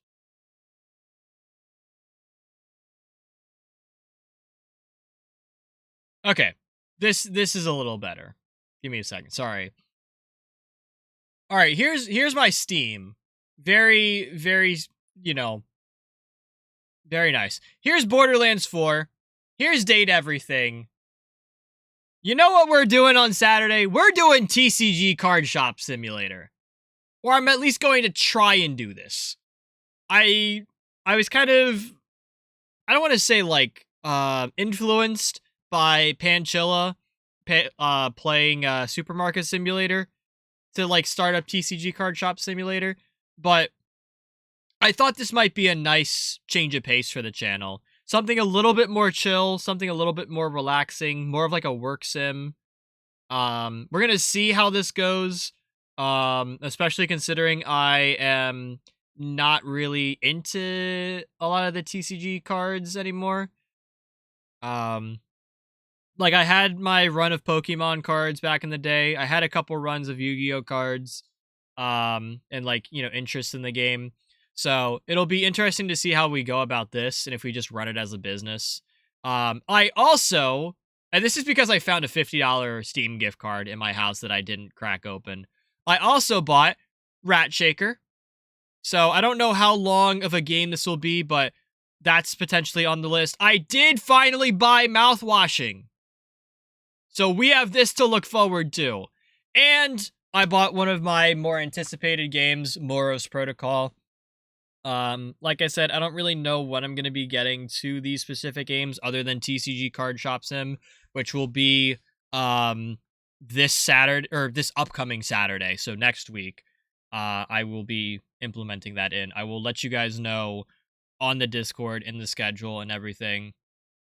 Very excited for this, just as like a chill game, because you guys know me. I play a lot of like really intense games. Um, so I'm not really like, a person that does you know,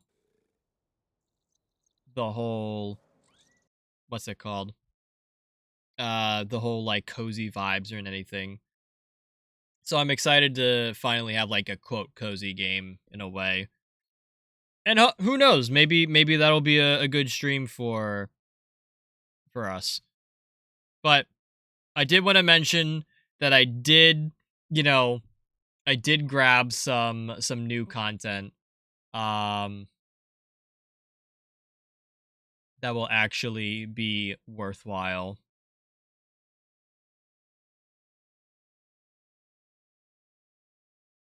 Sorry, I'm double checking some windows here. But yeah, I genuinely don't remember where I left off in Borderlands 4. I think I was farming what's his face? Real descriptive. Um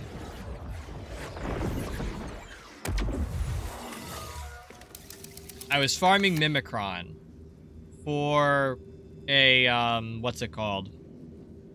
Ugh. Can't think of the name. I was farming a Mimikron for the complex route. I wanted to get a better one. This is my current complex route. It's just got Atlas tracker darts on it. Not too bad. We did fix our firmwares and everything. I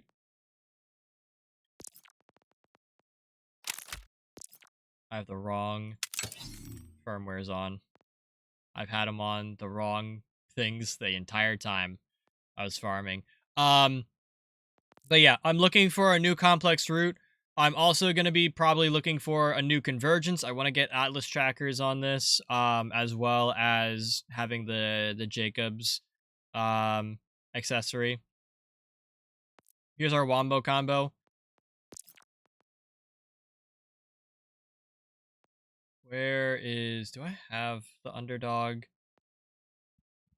I don't think I have the underdog on me for Wombo combo. But anyways, while I was offline, I really have to emphasize while I was offline, I decided to do some runs on Axmal because they were what Axmal was big encore. And chat, I have a phosphine bod. Not like my body bod, but I got the phosphine skin to drop on the bod shotgun. It took me about an hour. And then it dropped. So that's cool. I also, while I was at it, I did find another sticky bod. So this has the Torg sticky mag. It has sniper ammo as the secondary fire, and it's fire element. I don't know if fire element's actually good, but seemed okay. So that was cool. I also did get, I don't have it on my person right now. But I did get the Mad Lad SMG drop as a phosphine, meaning that I don't have to ever farm Mimikron ever again, unless I need a new complex route, which is kind of where we're at. I also have found a few more Jacob's crit knives. So I got one here. I got another one here. These are the two that I have. This is the one I was using before with Deadeye. This is the one I'm using currently with High Cal. And that's kind of it. Haven't really gotten too much more outside of that. Why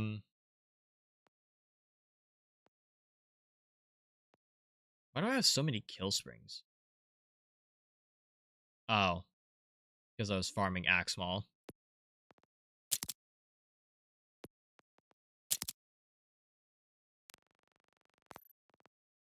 That's why I have kill springs. Yeah, nothing else has really changed with the build. It's still all the same. It's mostly green tree Vex with 1 point into grave sustenance. Why am I at like 30 frames on my menu? Let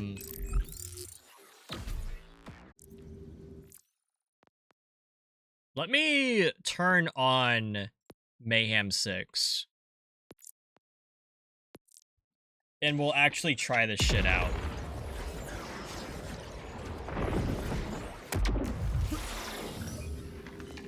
So I'm gonna rock my convergence for this.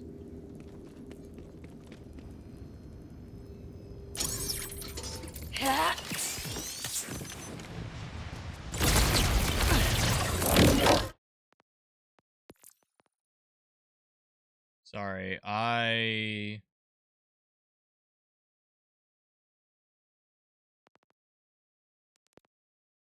that felt way off.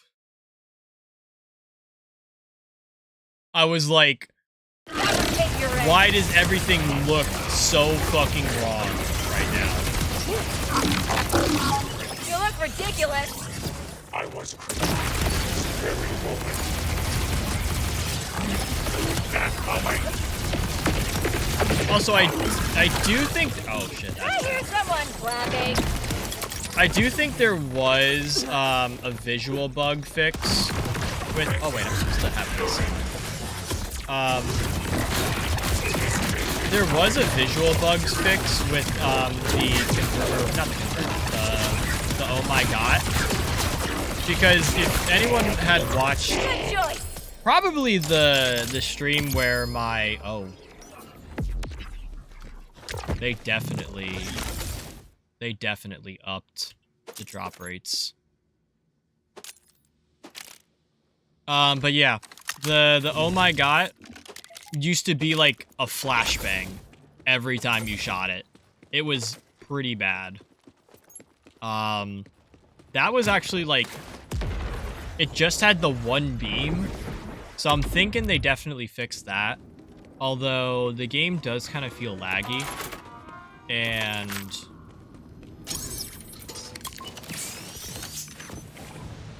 like this single orange beam that you see shooting out was more than an orange beam last time. A blast that way.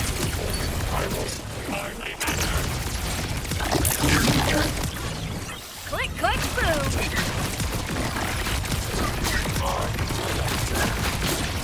Your death will be my design.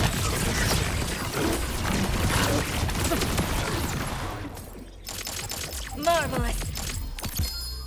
Okay, we are so back, chat. UVHM6 is actually viable now. Like, the fact that I can get 2 back-to-back drops like that, I get that it's a small sample size, but I do think that's a little bit more reasonable. Because, like, when I was farming on normal mode for, what's it called? For the complex route here, it was, you know, I wouldn't really see a lot of drops here and there. I figured that was because it's a legendary, so it's supposed to be rare.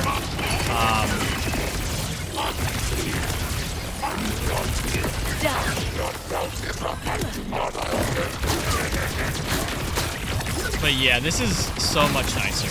Like, this actually makes playing UVHM6 like something important. Where did this guy go?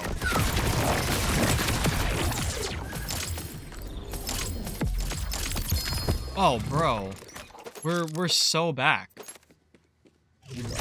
I mean, these drops suck in terms of like the drops themselves. Oh, wait, what was that picked in?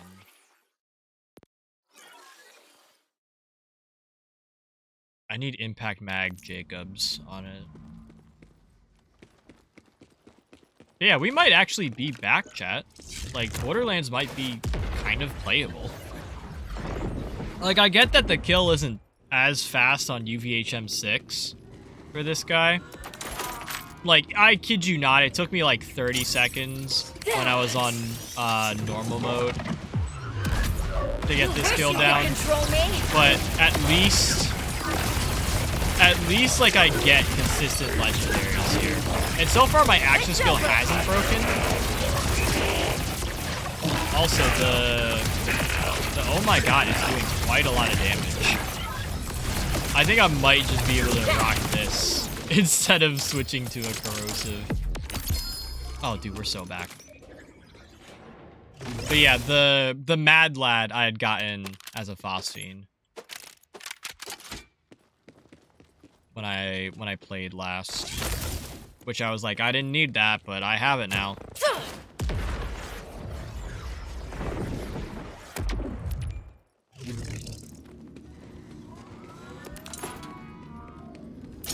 Yeah, this is great. Like, I don't know if I can properly say, you know, Borderlands 4 is, like, worth playing. Because I do think it still needs another content update. Like, I think we need at least a new bounty pack. And I don't think the bounty pack will be enough to save the player base right now. Ow. I hate those things. Really, dude? You send out a... Oh, dude, I'm so quick.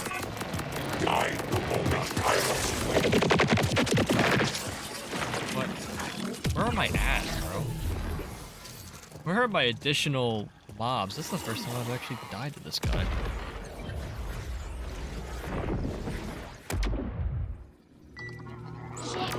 I don't even remember what I was saying.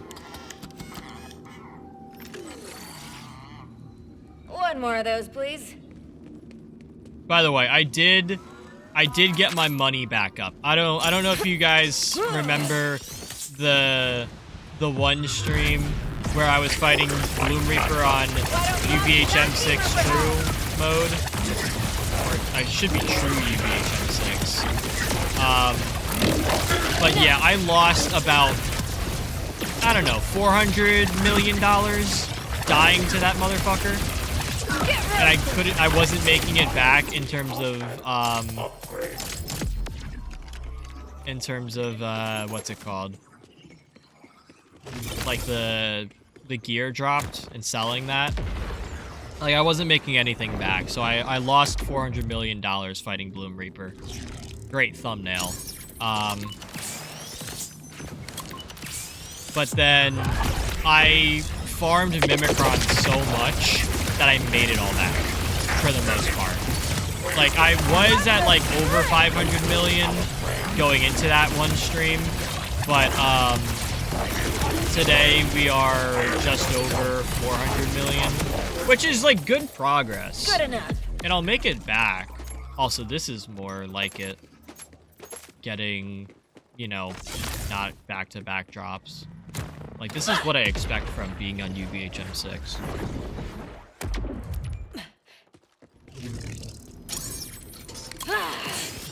But yeah, it was rough. I'll destroy your counter.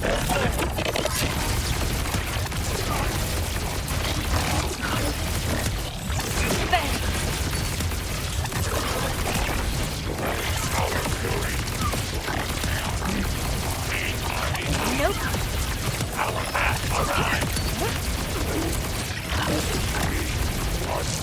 Where is this guy?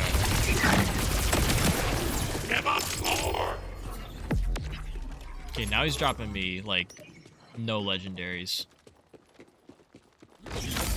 That's fine.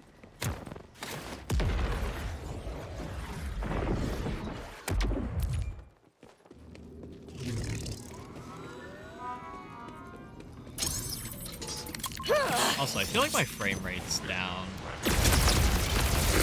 I have to. You're gonna have to do better than that. I have to look at what my settings are again. Actually, I should look at that now, because like it shifted my field of view. I don't know why. Why some of okay, that's fine.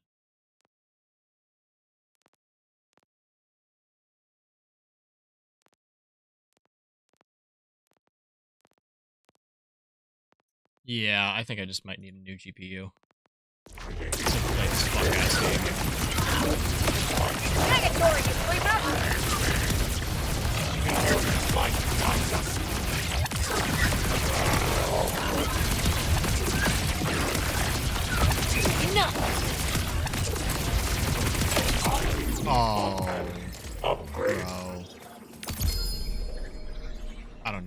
photos. Oh, look, photo mode. Wait, you can't do photo mode and fight for your life? That's whack.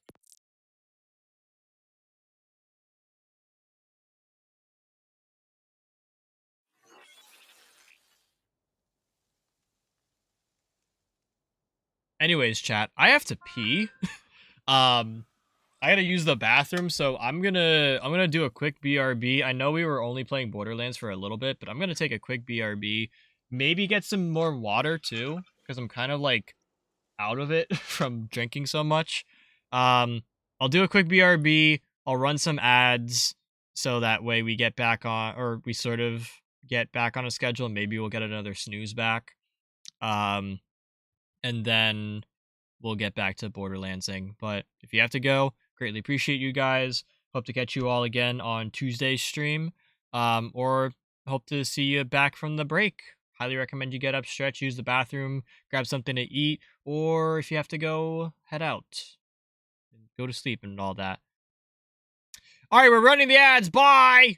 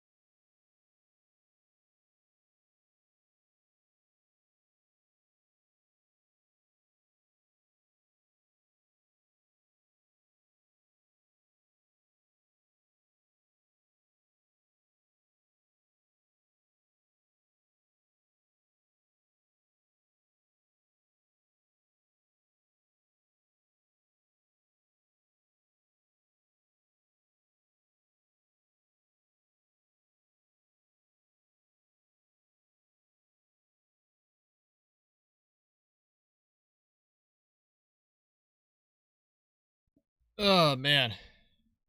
Like, ran up my stairs. Sorry about that. I didn't mean for that to be such a long break, but I got a snack. I also got a Gatorade. Like, refilled. I went and used the bathroom. I refilled my water. I got a Gatorade. I got a couple cookies as a snack because I'm still kind of hungry. I can turn that down a little bit more. Ugh.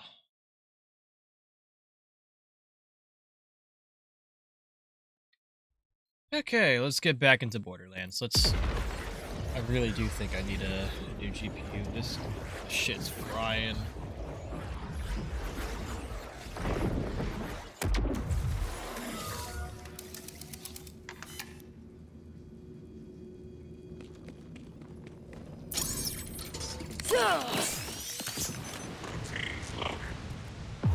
Let me know how this feels.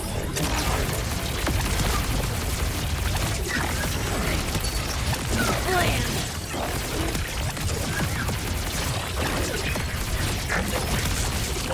Isolate and delete!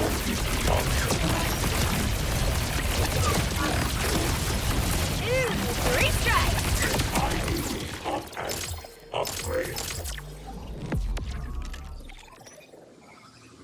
It's kind of crazy how the oh my god is so strong that you can just like go up against armor bars with it.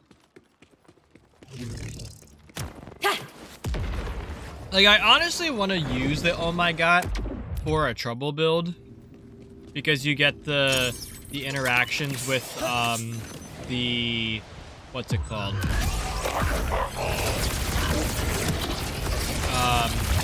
You get the interactions with the overshields and everything. But I don't think having anything in red tree is substantial enough to sacrifice stuff out of green tree or blue tree. Like green tree especially. I feel like there's so much in there that you can't forfeit.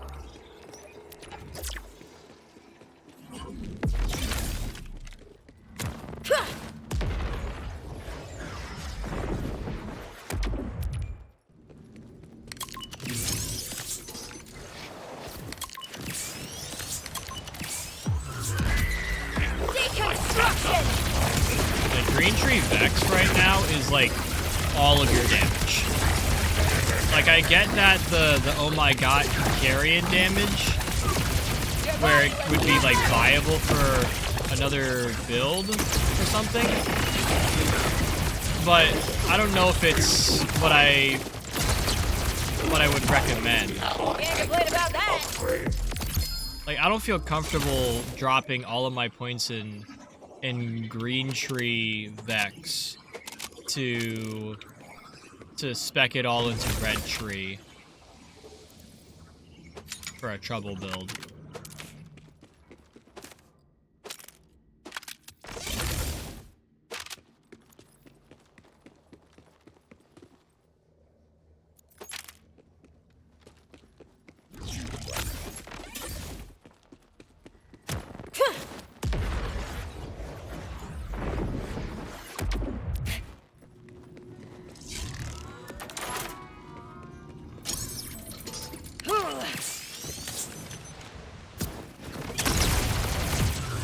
Lights out!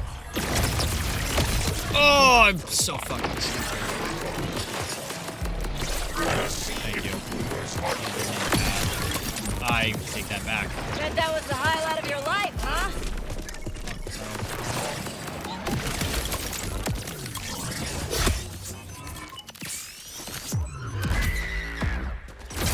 Oh my god, get out of my face, bro. I don't want this shit. I don't even want to be, like, here farming you. I just, like, am too fixated to not be here.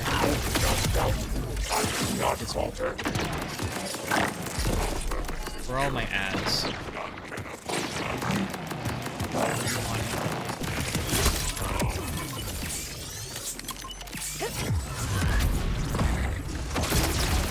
don't even need to use the oh my god anymore.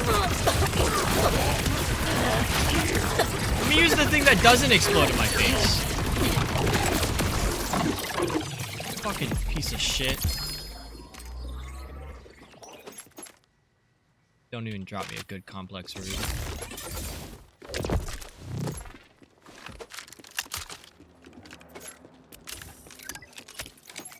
Dude, this is why I really don't want to use the oh my god or the wombo combo because they both blow up in my face whenever an enemy decides, oh yeah, I'm gonna go in for a direct melee attack.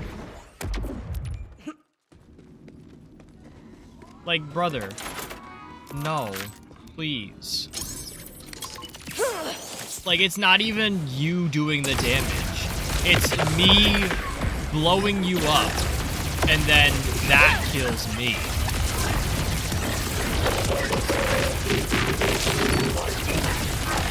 I am so competent at this. Just like how the worst part of Bloom Reaper isn't even Bloom Reaper as a boss, it's his fucking ads in his arena. Along with all the other bullshit that Bloom Reaper's arena entails.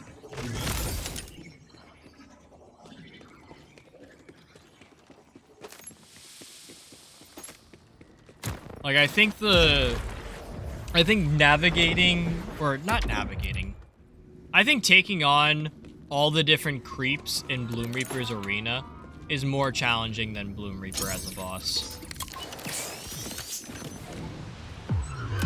I think I need to kill you now. Sorry, babe.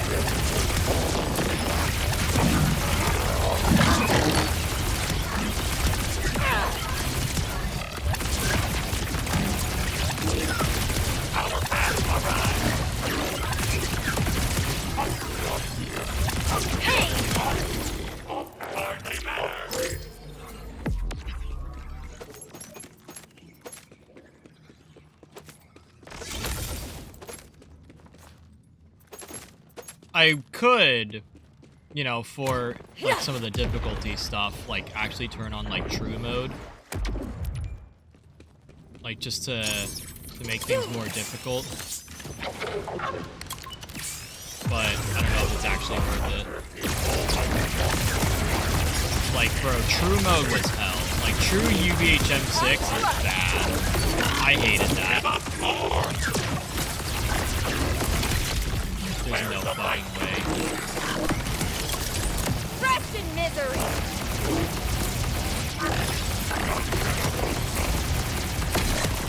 There's no fucking way they blow up next to me like that.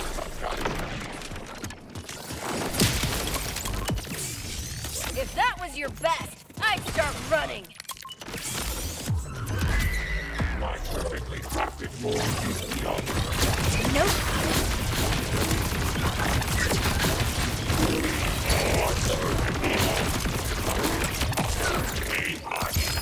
Finished. That's a world drop. That's not a world drop. That's not something I need. It's a whiskey tango.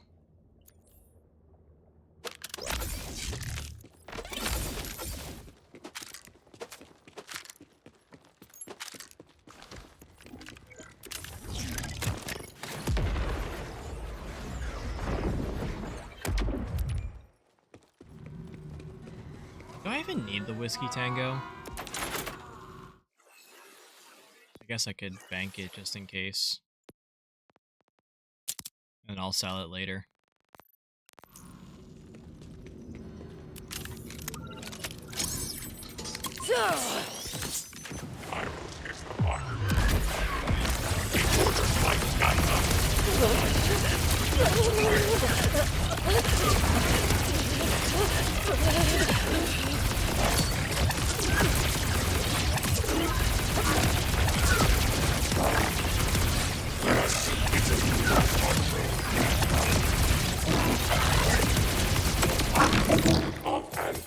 Waste not, want not. Oh, man.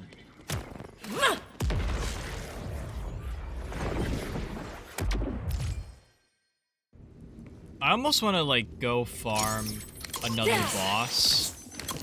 Like, Rego on UVHM6 because I know I can do that kill like mad fast and see like what the drop rates are. But I also don't really care to go look for another boss fight.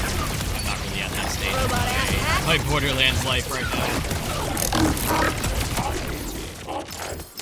Sublime.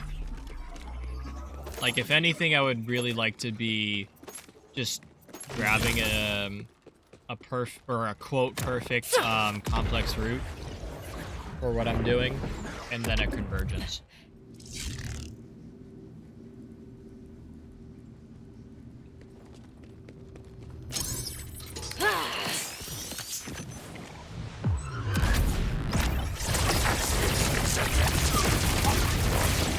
Embrace the shadow.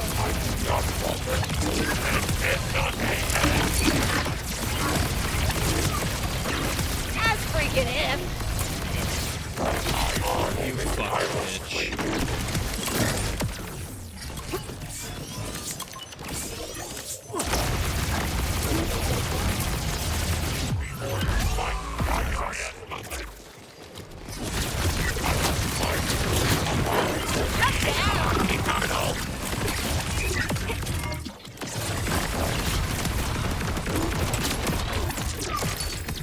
Respectable.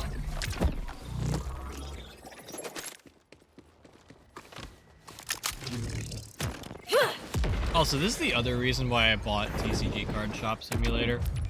Because I want something mindless in a way to take on. But something that's not stressful like Borderlands has been. Or something that's more engaging too. Like Borderlands, I feel like it's been the same, you know, farm the same boss over and over and over again. Like today, we might just be farming Mimikron. This'll hurt. Unless I decide that, you know, Mimikron's too boring, or if we actually get like our drop.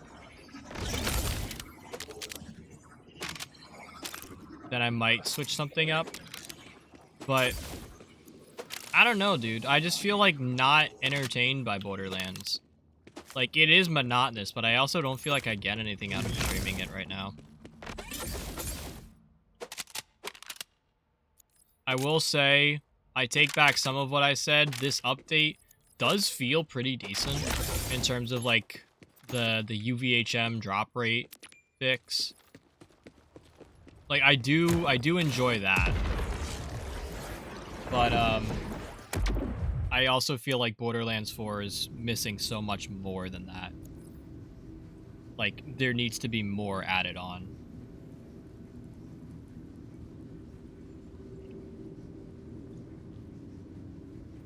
And I'll stand by my statement. The fact that we're still waiting for new content to drop puts us in a really bad place for the game's, like, life cycle. In that it's just not going to survive long enough. Like, these next, like, paid pieces of content better be, like, phenomenal. I gotta get out of here.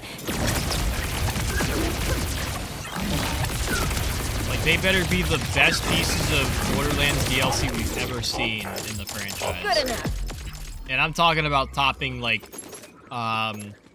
Assault on Dragon Keep and the Krieg DLC.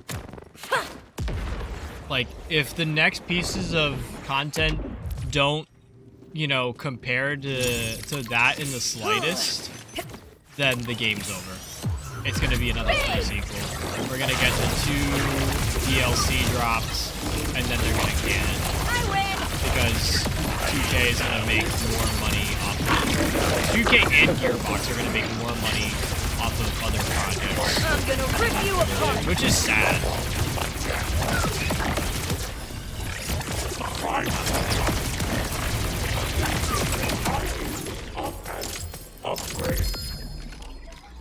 Is that a complex route? Dude, that's not the complex route I wanted. Take the stuff. purple.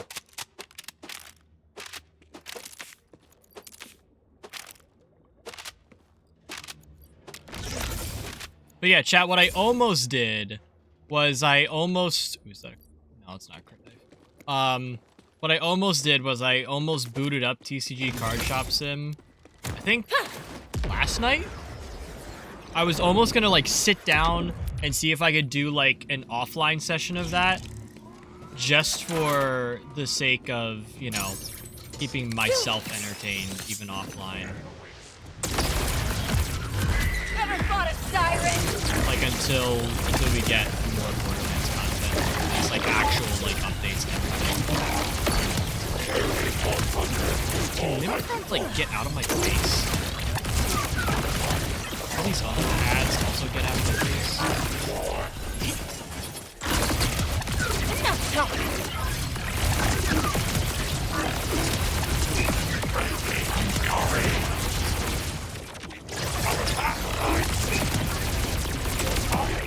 I'm unstoppable. Mad lad. Ugh.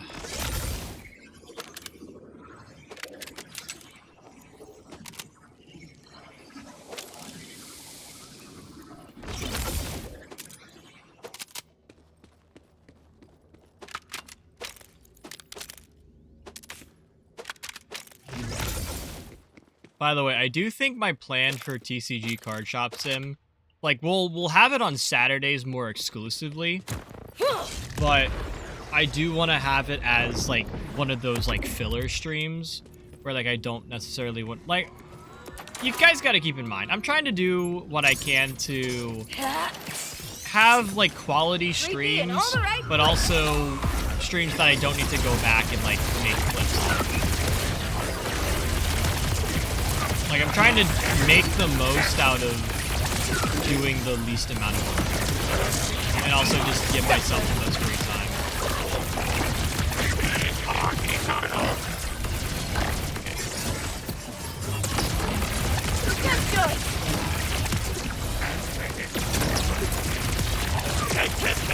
Death to a life imitator. Like, I forget when I was looking at it, but I was looking at my clips manager for stream, and I have over 1,000 clips. Granted, I've streamed for 5 years, but a majority of those clips are me. On your knees. And I'm not talking about, like, you know, a couple hundred. I'm talking about all of them being mostly me.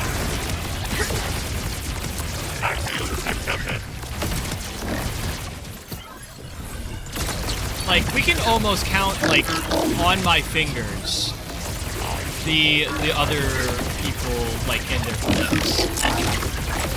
Cycle for me, baby. And I feel like I need to change that. Like, yes, I like having clips of my stream, you know, available for people to actually, like, see what the stream is like. Where I feel it loses value is the fact that, you know, I'm the one making the clips. And, like, I just clip anything.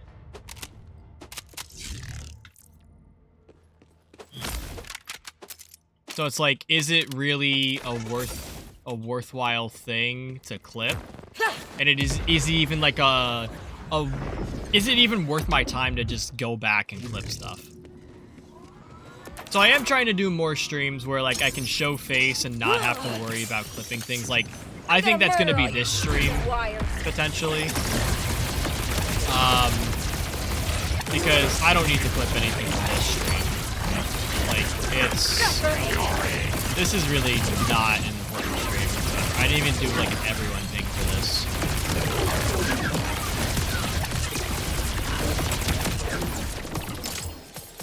All right. Because I was honestly anticipating, you know, like, it's kind of, like, I don't know how to put it. Like, I wanted this to be, like, a low-key stream where, like, yeah, people can show up, but it's, like, not an important thing. Like, you guys can do whatever you want. If you want to lurk around, if you want to miss out on a cheese stream for once in your life, this is one of those streams to do it.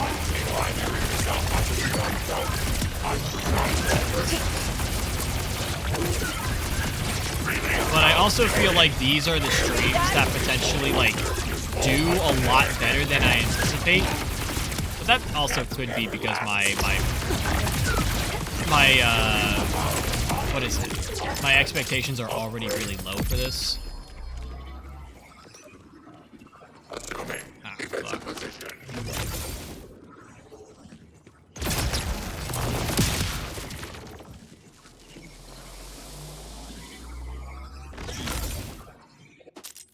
Like, if you told me I was gonna get raided tonight, I probably wouldn't believe you.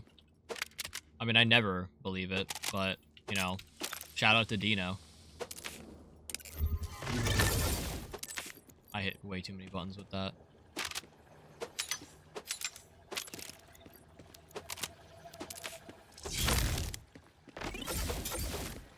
Also, anyone who's looking to play Borderlands 4 or get back into playing Borderlands 4, wait. Just wait until March. Wait until new content comes out, please. Don't waste your time. Like, I genuinely believe that if you have not bought Borderlands 4 yet, if you haven't already shelled out the money for the season pass and the game itself, don't bother until more, like, DLC is released. And then get people's reviews on that to see if it's actually worth, you know, buying the game in the first place. Like, I'll stand by the fact that Borderlands 4 has done some really impressive things with the franchise, but I also don't think it's in a good state right now to be actively playing it. Like, there's a reason there's only 147 people watching this category.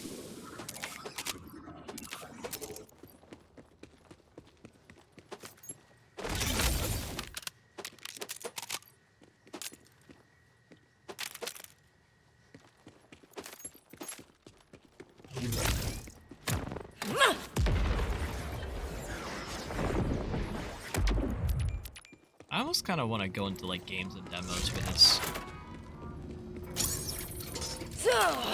Like, I feel like I would get better traction. What is happening with your face area? Borderlands 4. I don't know.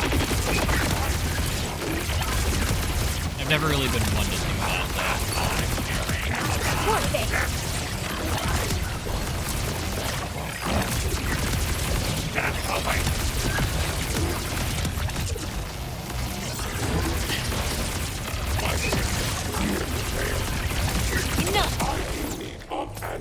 Upgrade. What's that guy doing here?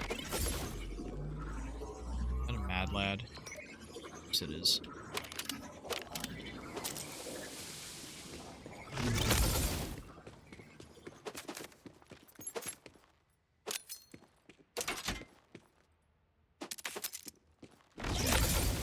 Running out of things to pick up to sell.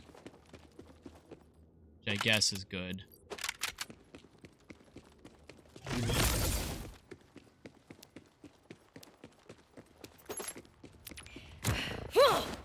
Also, I will say, I think one change that needs to be made to the Watts for Dinner, other than maybe a nerf, is the fact that I think the Watts for Dinner, like, you know, overshield, you know, things, like these overshield boosters, should disappear after some amount of time.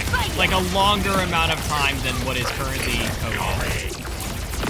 Because I hate, like, constantly farming bosses and just being met with a field of these, like, overshield projectiles, or, like, these overshield things. I get that it's kind of important for how the Watts for Dinner functions, but that's not. That's a world drop. But, like, dude, for how many, like, of these fucking boosters I get, they do not go away very fast. And I guess I understand, like, that you're supposed to pick up the boosters, but I'm playing Vex. I have a whole, like, like class mod that gives me an overshield. Like, do you really expect me to be like actively picking up, you know, overshield boosters like this? Like, it's a little bit of a nice touch to just like go into a fight and pick up a few of these boosters so I have an overshield to start off with. Especially for the oh my god. But it's really... Death to a life It imitated. really doesn't matter. I'm getting the overshield regardless.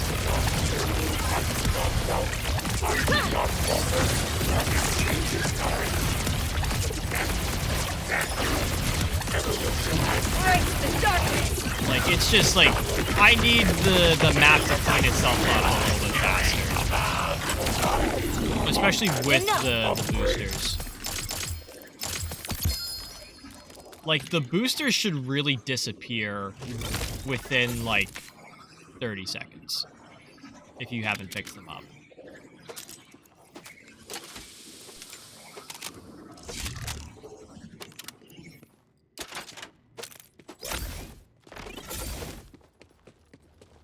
Especially when there's a whole bunch of loot on the ground. Like, when you're talking about, like, farming a whole bunch of... or a boss for a whole bunch of different runs, there's gonna be greens and blues on the ground that are just everywhere that you're not going to pick up. Or, like, the common rarity stuff. Like, you're just gonna leave that on the ground. And it, like, clutters the map. So don't you think it would be advisable to have like a self-cleaning like system with the overshield boosters? Where they disappear after a certain amount of time, where I don't have to like continuously pick them up in order to get rid of them. Like, I think I was starting to say, I know for like other Vault Hunters, this is probably how you get your overshield. It's from the boosters. And I think you can have a system where you keep the, like, you can keep the boosters dropping and everything, and they give you the overshield. I just need them to, like, disappear more, so that way the map isn't cluttered.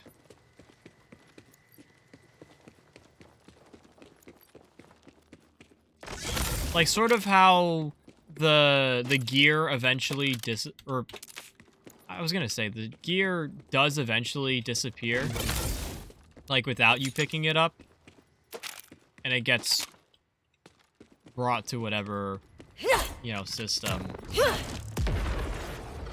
But, dude, it just does not happen fast enough for the boosters. Speaking of, it's just loyalty stuff. Cool.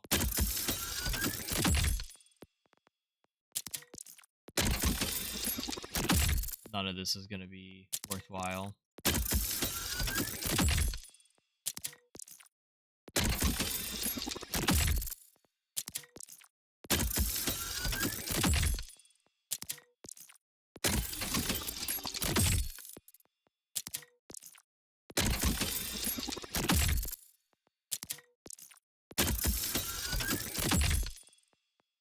I should have just left that alone.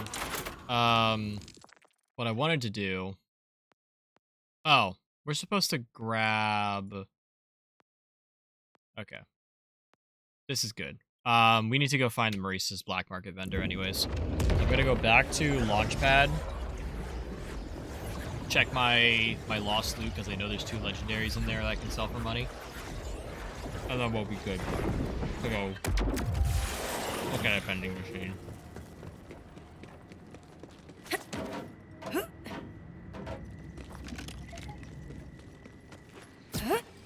That's the good stuff. Take a vile bounty too. Creatures around here can be bad on their best days, but when they go vile like this one has, there's no turning back. Only one thing to do now. So, when you get a chance...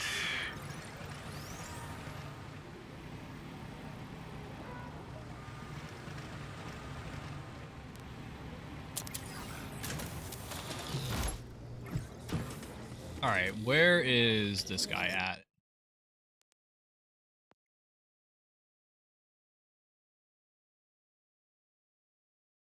Ah, sure. Waste of my time.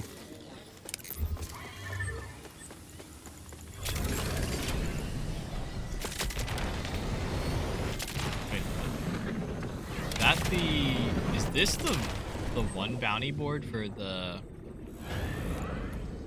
raid bosses? That's where it is?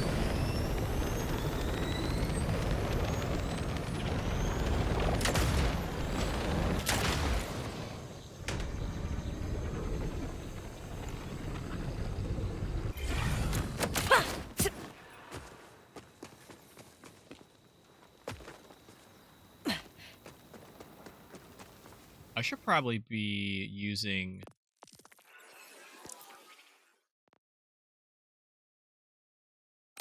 Yeah, we'll take that for now. I don't even think I want this Malawan enhancement, but if I'm just using Why this so twitchy? thing, like this, you know, the oh my god, I might as well. Not that's really advisable. Oh no, it's fine. One down, who knows how many more to go. But don't let it beat you down. Focus on the positive. You're doing good work. And you know me.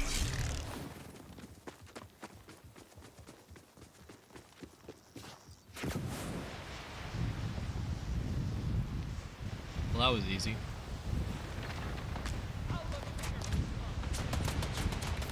That's right. Oh my god.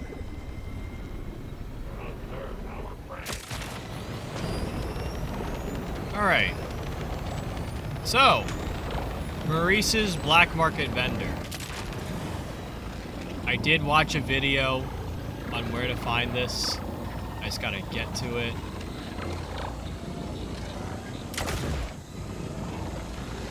Oh, excuse me. Roadkill.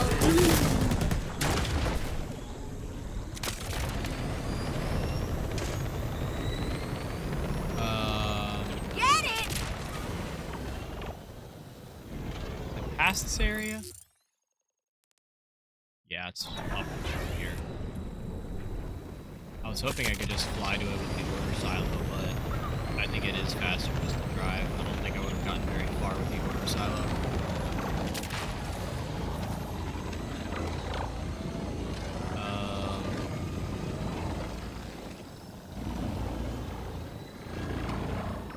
Yeah, so it's over here from this specific mission with Claptrap. I can't believe I got up that. Actually, it's not even on this side. It's for... Hell yeah. It is up here Tell the timekeeper it was me. by the,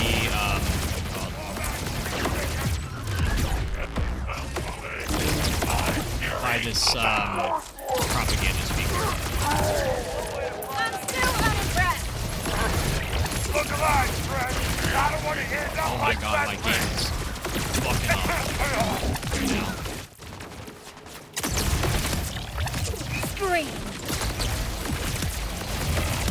I like the way you think. No mercy. Ugh.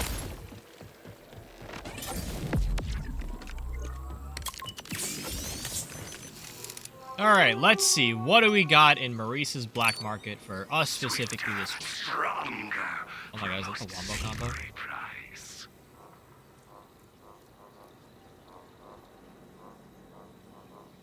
Oh my god, chat, we got wombo combos.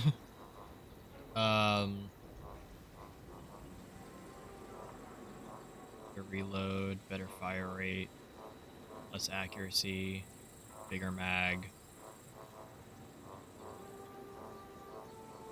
66 mag on that though. Less damage. Should be going for like a max damage though. Not too bad. I'll take a wombo combo. So I don't have to farm it again. You will return to Maurice when next your teeth down.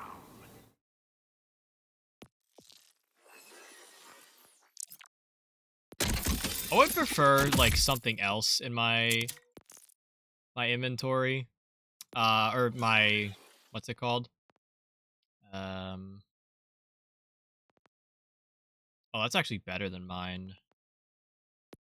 Thank you. Toss that on. Bank that. Oh, let me. I gotta.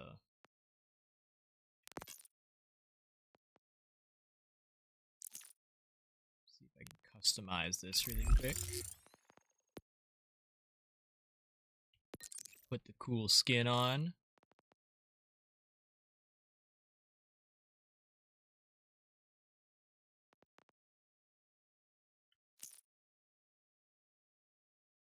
What the fuck?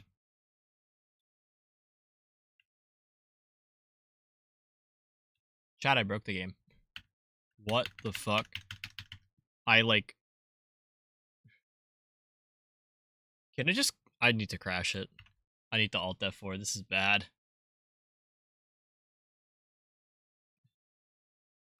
I didn't know that was a breakable thing in the game.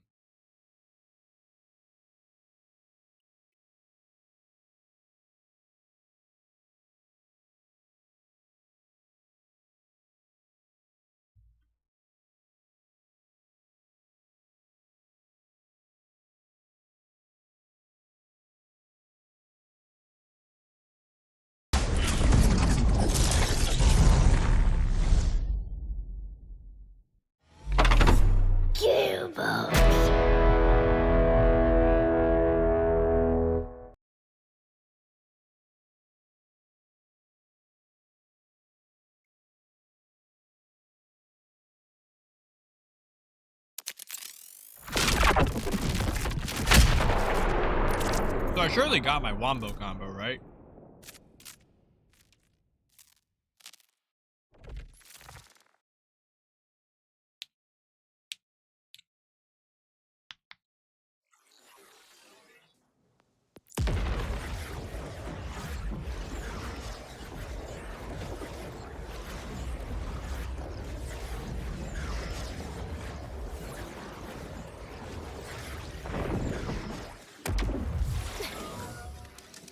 I probably did.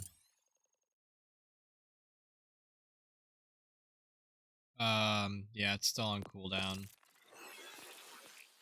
We do have our wombo combo.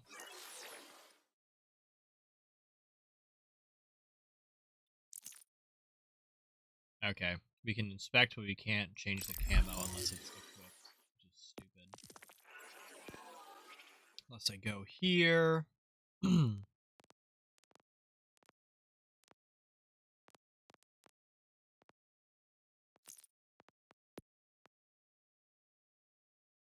Apply.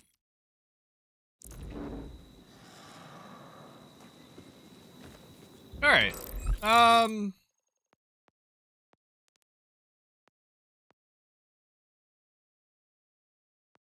Yeah. I'm gonna go grab myself a convergence.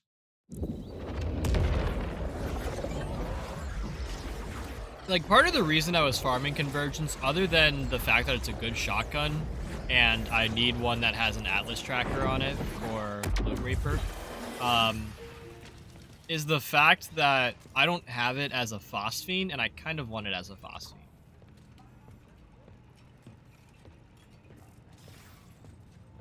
Like, most of the phosphine weapons that I have in this game, are ones that, you know, I just kind of got by chance. Cut this beast out before it can corrupt others.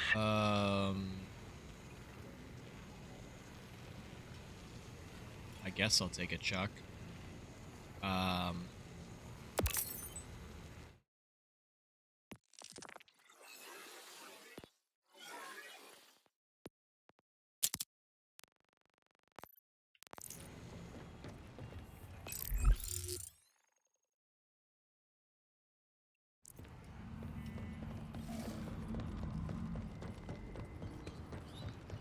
But like most of the guns that I have as phosphine are ones that I was just like, you know, happen to be farming.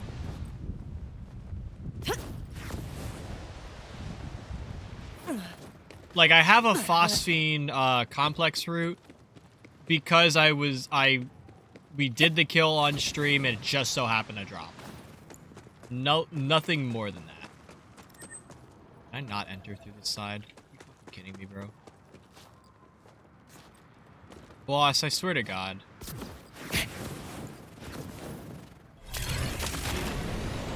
Ugh. Go a long way.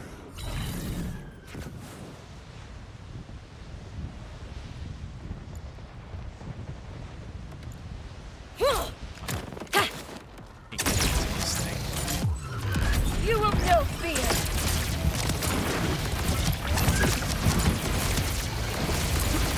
You've slain the beast before it could damage the environment.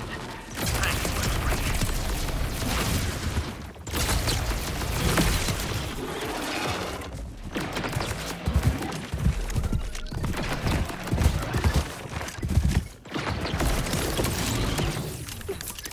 you, Okay, you know what? Fuck it, I'm out of here.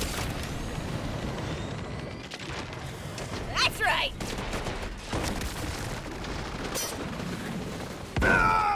Why though? Stop shooting my ride. No, it's actually up this way I gotta go.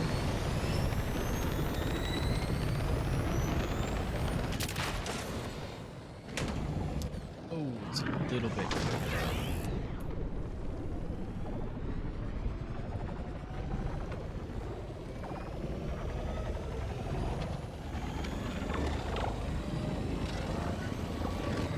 But yeah, of all the weapons that I've used so far in Borderlands 4, the Convergence is the only one I've, like, actively wanted to get phosphine for. All the other ones are, you know, just kind of, like, gotten them by coincidence. And some of them, like, I'm happy that I have them. We're good. Like, the Dark Beast was a really good phosphine to get that I happened to run into. Like, I'm very happy I got that. But I wasn't initially looking for the phosphine Dark Beast. I did also get a phosphine Boomslang. Wasn't really looking for that either. I could probably go check which ones I have really fast. Oh, that's the wrong button.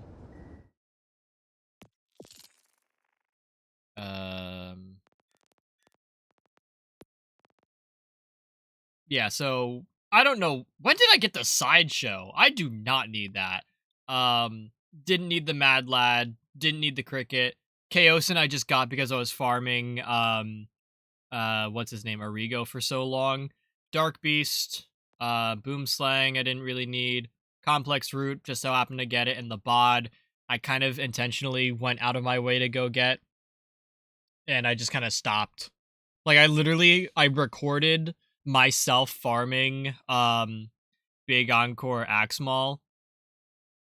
Like, I recorded getting the sticky Torg bod with the sniper rounds and the fire element. I recorded that, and then I also in the same session got the phosphine bod, and I'm like, well, don't really need to do that anymore.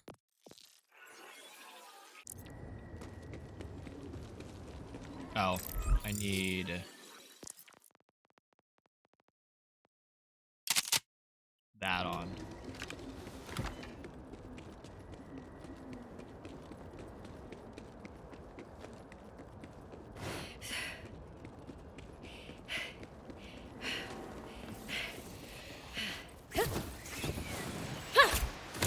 Yeah, there's not a lot of weapons that I, like, actively use in this game that I want the special skin for. And the Convergence is, like... What the fuck? Like, the Convergence is right now my favorite gun in the game. I would go out and get, like, a phosphine oh my god. But I kind of like the current skin too much. So I don't even really need to go farm for an oh my god.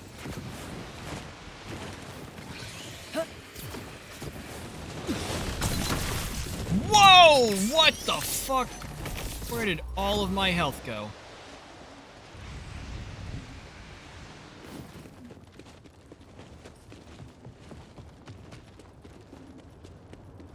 Man, I'm just trying to run to the boss room.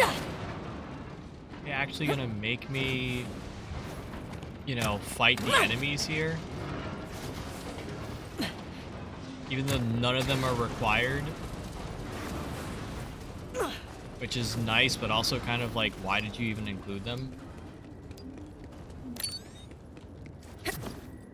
Oh, and I can toss on this.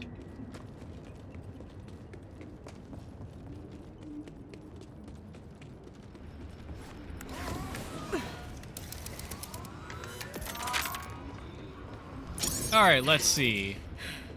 Bramble Song. How bad is this fight? No more games.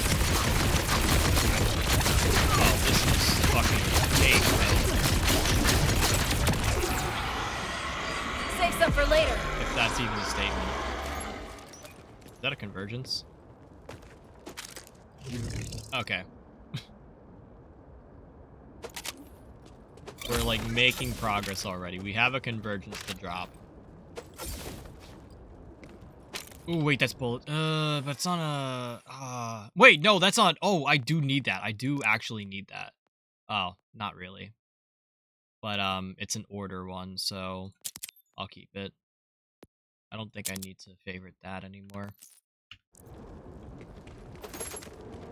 I forgot I do need bullets to spare. Specifically on my enhancement. Which means I can go grab a... I say go grab an Atlas enhancement. Like a you know, a legendary one. That's not gonna happen. Like, even if I go farm Bloom Reaper right now, it's not gonna happen. Oh, wait. No, we should be fine on ammo. Witness!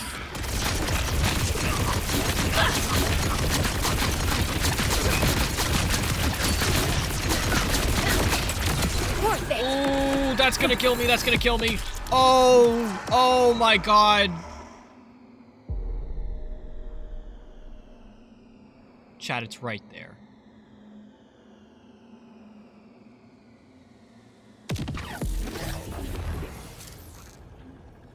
It's right there.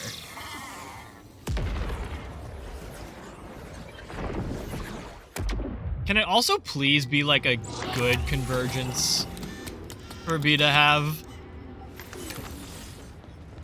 Like, again, Sorry, I'm looking world. for I'm fire still here. element, Atlas, tracker darts, and what's it called? Jacobs.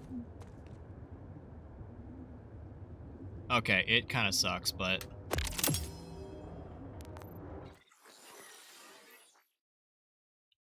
I'll just put it on this gun. I like it.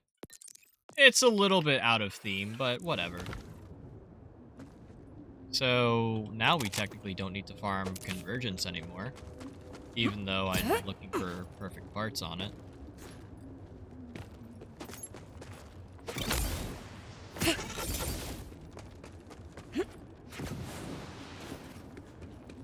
Also, this is sort of my complaint with the phosphine farming. It's that I feel like phosphine drops way too often for what it is. Like, when I said it before, when I got the BOD to drop, the BOD only, like, it only took me an hour to get the phosphine BOD. Like, it took me longer to find, like a BOD with, like, word, like, anything on it.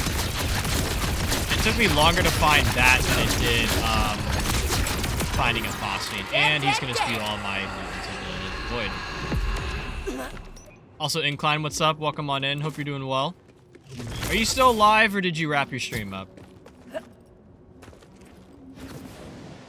Otherwise, how is slash was Phasmophobia? Or did you do anything else while you were there? Just wrapped up. I got you.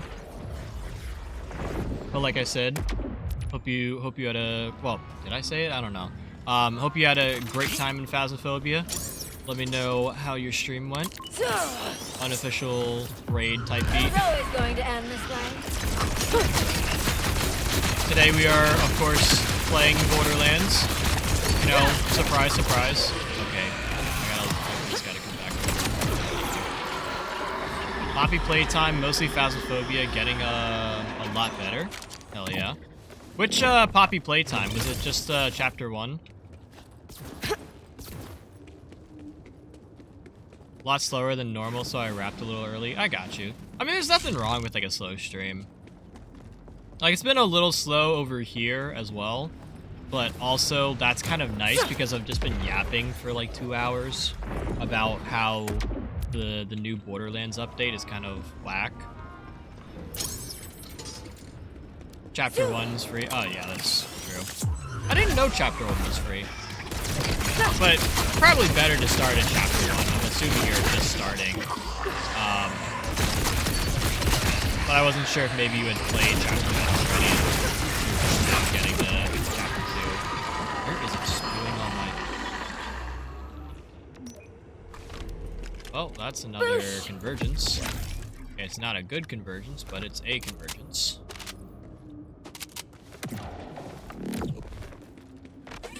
Did you finish Chapter 1, or are you still playing through it, technically?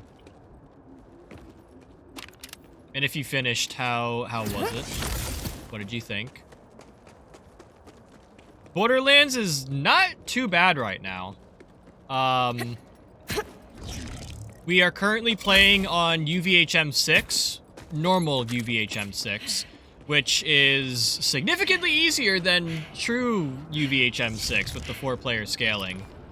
But the big reason that we're playing, you know, UVHM 6 right now is because they released an update on Thursday where if you play on the harder difficulties, i.e. UVHM 1 all the way up to UVHM 6, you have more, like a better chance of getting the legendary drops. So we're kind of, in a way, testing all of that, but just kind of having fun with it. Finish solid-ass game. May do a playthrough of all the chapters for a fun stream. Definitely sounds like a good idea. Well, what am I talking about? Sounds like it is a good idea. Poppy's Playtime is a very good series. Highly recommend it. I haven't played it myself, but I've seen quite a few people play through it, and it is good content. I have played Phasmophobia, and I don't play it too often. For me, the gameplay loop is a little monotonous, and also I usually play it with friends, and those friends are not always. But like when I tune into the Phasmophobia streams, I do know, like I can understand a lot of what's going on.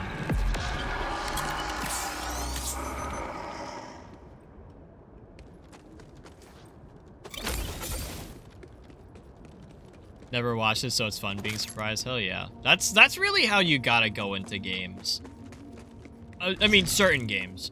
Like, if you're talking, like, Borderlands is nice to know, like, or to go into it blind, just for, like, having that first experience. But there are certain aspects of Borderlands where I'm like, yeah, I feel like people need to know what they're getting into ahead of time.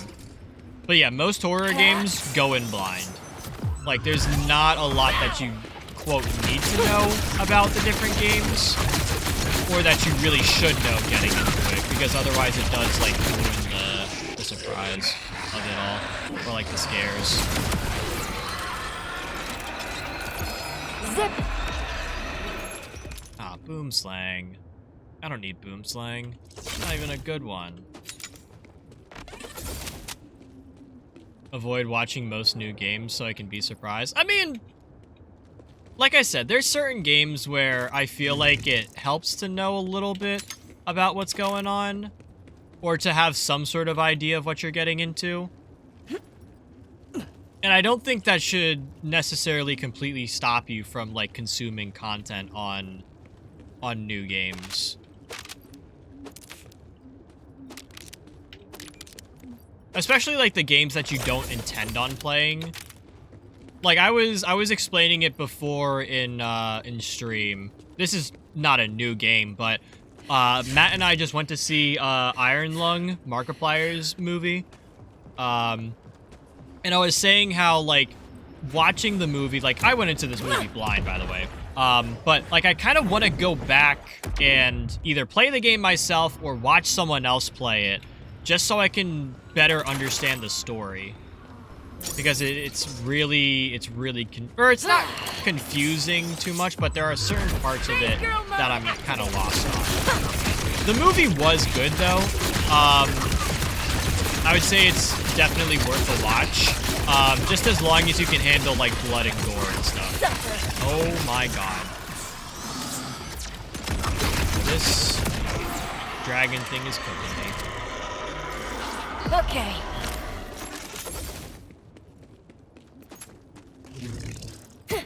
Like, the big, like, setting for the movie is, like, within a sea of blood.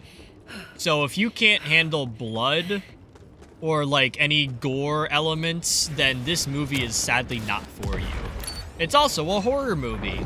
So if you don't like, you know, kind of like the tension that horror movies build and kind of not necessarily being scared, but just kind of being freaked out, it's also probably not a movie for you. But seeing Incline as how you played, like, a variety of horror games on stream, I would potentially recommend you go see, you know, Iron Lung if you are so inclined on doing so. I did not mean to to make that joke. If you are looking to see the movie, I believe you should go see it.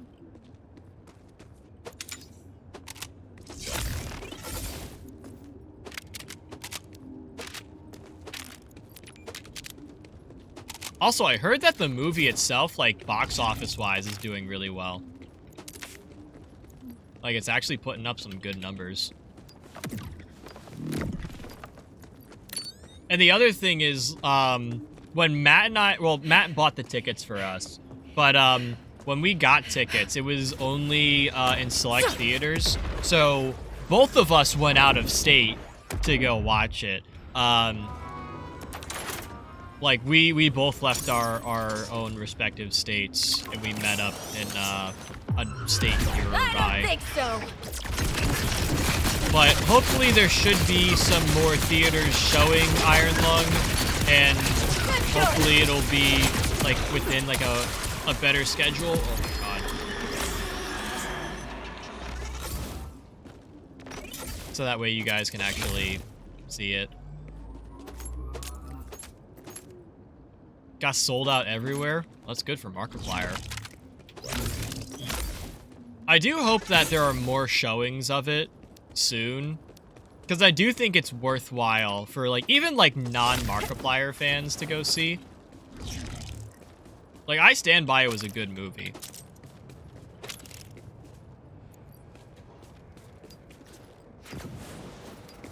But at the same time, I do kind of hope that maybe we get it to, like, streaming platforms. I don't know how we would handle the release of, like, you know, Iron Lung on streaming platforms, such as, like Netflix or Hulu. It's probably a more intense and money-oriented deal that maybe he wouldn't want to go into. Because I can understand not wanting to, you know, give up your movie to streaming platforms if they're just going to monetize the hell out of it. For, like, you know, the worst part of monetization. But I do hope that, you know, more people get to see Iron Lung.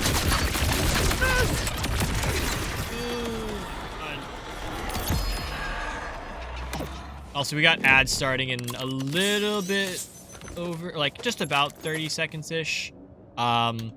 So if you are about to be hit with ad jail, definitely feel free to check out all the socials to stay up to date with the stream. You can also, you know, get up, stretch, use the bathroom, all of that jazz. Use the ad break for an actual break.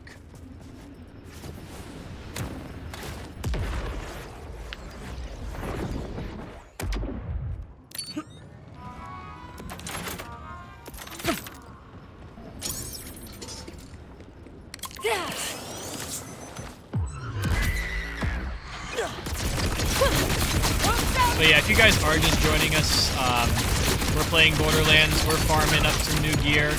We're trying not to die. Surprisingly doing very well.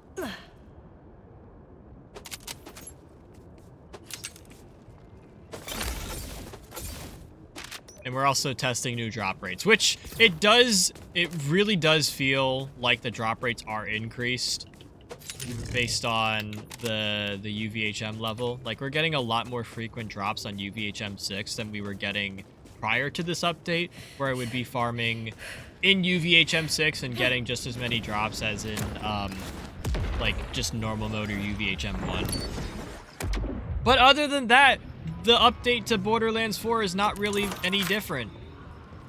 Although we do have photo mode, which is nice.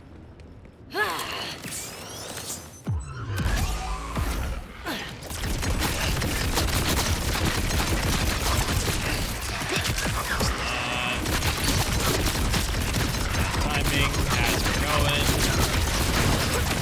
Fine attack. Nice try. Please don't spew all my loot into the void. Thank you for not spewing all my loot into the void, and it's going into the void anyways.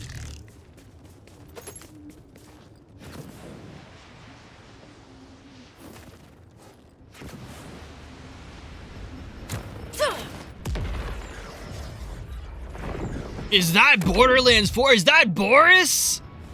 Yes, this is Borderlands 4, unfortunately. Boris, welcome on in. Hope you're doing well. Hope you're not stuck in ad jail. Hello. And I hope you're doing well, if I didn't already say that. Yes, this is Borderlands 4. It's always so rewarding.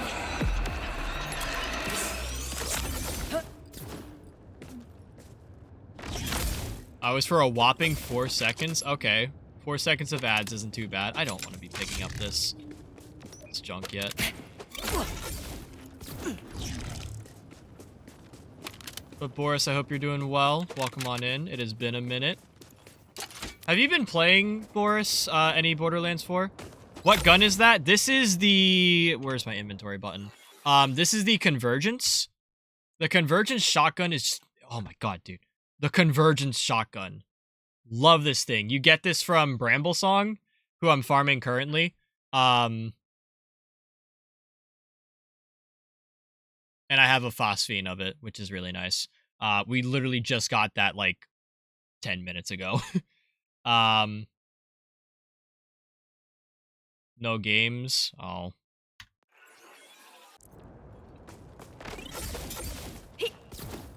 But yeah, Boris, I was curious to see, or to hear your opinions on some of, like, the more recent, like, Borderlands updates and everything. Because I know we had the minor update, like, earlier in January, and then we got the major update, this past Thursday. I was kind of curious to hear your thoughts on it, because I feel like you're a little bit more, like, in touch with the Borderlands community. And also just, like, your personal opinions.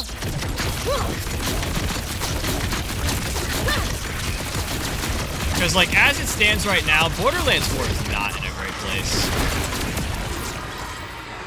Also, welcome back from ads, everyone that was stuck in ads. Well, hopefully you're out of ads in general.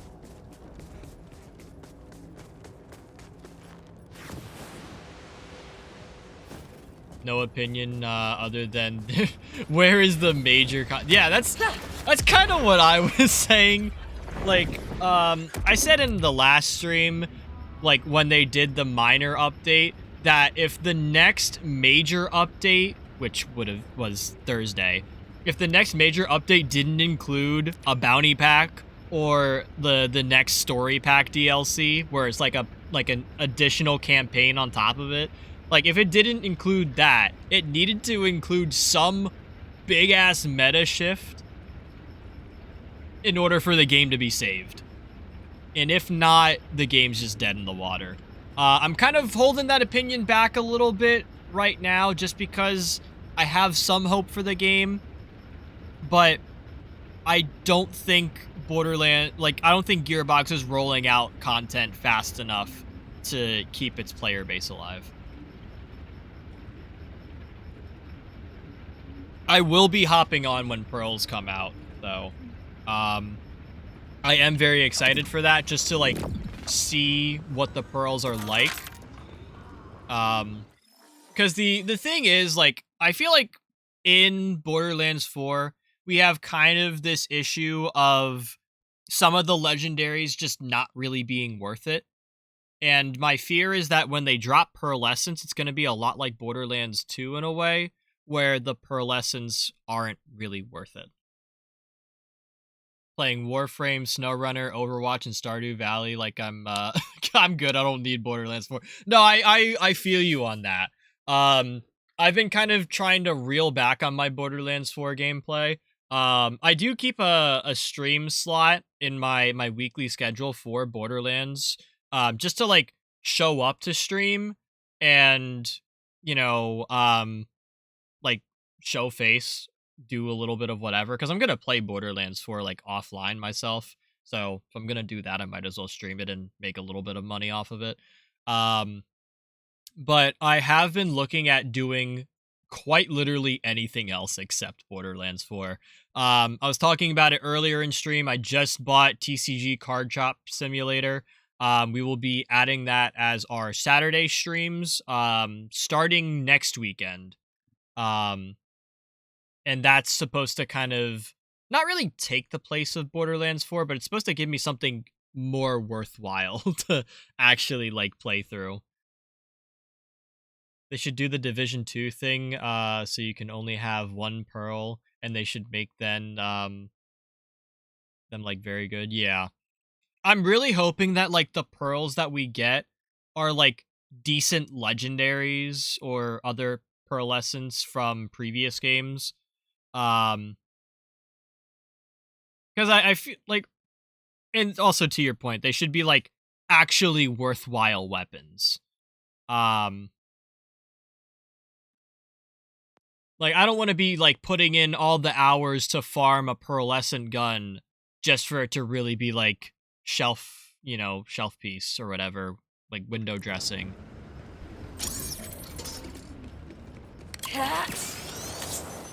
1% or less drop chance, but farming feels so bad in this game. They did with this new update. They fixed the drop rates. Well, they fixed it in Like you had a chance. They fixed the drop rates in the minor patch to be a little bit more frequent, but they just updated the drop chances in the UVHM levels to be more frequent. So, whereas, like, when you would play normal mode or UVHM 1, you'd have, like, say, like, a 5% drop chance for some legendaries. But as you go up in UVHM levels, you will be getting more frequent drops, which is, like, if you're watching the gameplay here in the background, it's why you kind of see me getting more legendaries. It's because we're on UVHM 6, and they did, in fact, update the drop rates. It feels really nice. So if you're willing to work your way up to, like, UVHM 5 or UVHM 6, I would say it's actually worth it now. But again, that's also kind of pending that you really want to go through the process of farming the same boss for however many hours. Like, you'll definitely get drops. They just won't be, like, the drops you necessarily want. Like, you're not going to necessarily get, like... You'll have more chances at a triple amp watts for dinner, but you won't necessarily be guaranteed that triple amp watts for dinner. Like, right now, we're looking for... I'm looking for a fire convergence shotgun with the Jacobs licensed accessory and Atlas tracker darts. And I feel like that's asking for a lot. My other one that I would be hunting for is the complex route. We have the tracker darts on it already, but I also want Jacob's, like Ricochet. Um, and we got a phosphine before either of those dropped, so that's cool. Um, I don't know how to explain it, but even drop rates didn't help. Yeah, Sylphie. Yeah, that is fair. Um, More for me about how parts are in the game. Find it less interesting to look at the weapons. I understand that. Like Borderlands 2 farming because I can tell what the gun is just by the model. Started getting an idea of what good parts to look for, or what good parts look like in Borderlands. I for I We've definitely had this conversation about like the part system in Borderlands 3. I never got into it properly because it was so complex in Borderlands 3. Um but this game is something. Yeah, it's kind of difficult. There are some, I don't know if I have any examples on me. Um there are some guns that like have more obvious like part pieces. Um like this is a Vladoff SMG. It does have the extra barrel for increased fire rate, obviously, and then it has the COV licensed mag, which is this thing down here. I think it's that thing. Um, so like some of the parts system or like some of the gun parts in this game are a little bit more like clear cut. Um, or you take a look at like this is like the default wombo combo. It's like a banana mag feed system, whereas this wombo combo that has the Ripper licensed mag is clearly Ripper licensed. Like it's a very different mag shape. Um, but I do understand what you mean with like this game being kind of hard to tell. To be fair, it does say it on the cards, but you know, you can potentially just like in Borderlands 2, you could look at the gun like without having to look at the card and understand what you're getting. 3 is a freaky hard system to learn, especially off visibility. It's wild. Borderlands 1 is good from what I know of. Wonderlands and pre-sequel follow the respective engines. Yeah.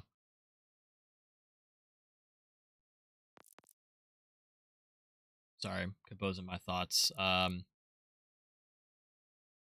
don't know. I feel like I think I can agree with you on the fact that this game is something in terms of parts. Like there's a, oh man, I stashed my other wombo combo. Um like there are different like barrel shapes that would determine like the different parts of the wombo combo. Um or if you look at down here, I have two bully pistols. One's got a stock, the other doesn't. Does the stock actually do anything in terms of like? Looks like it actually doesn't do anything. Like the Borderlands 4 system has to be like equally as bad. Other than, you know, kind of looking at the card saying like, oh, this has a literally Jacob's licensed accessory, or this has the Malawan thing, or this has a Daedalus multi-loader, or this has an Altfire Atlas licensed underbarrel, things like that. Like there's definitely you know, different parts of the part system that work really well for like understanding it, but just looking at the gun, it's kind of hard to tell. Like you have to like dive in deep.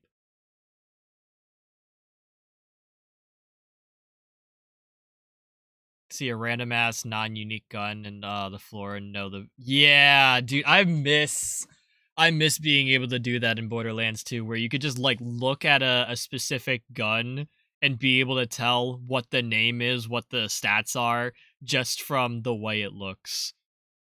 That was such a great feeling, like, knowing that you, like, mastered the knowledge system there.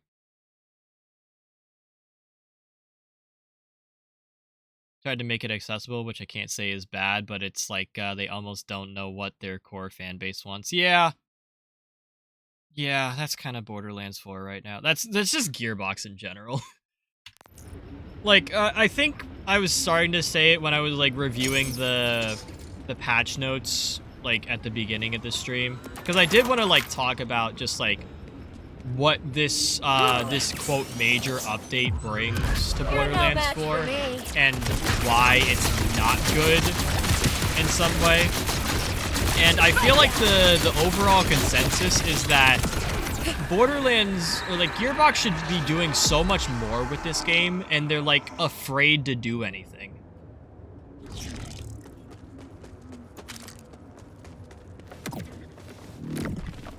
Like, we just got an update to Blue Tree Harlow. Actually, the second update for Blue Tree Harlow.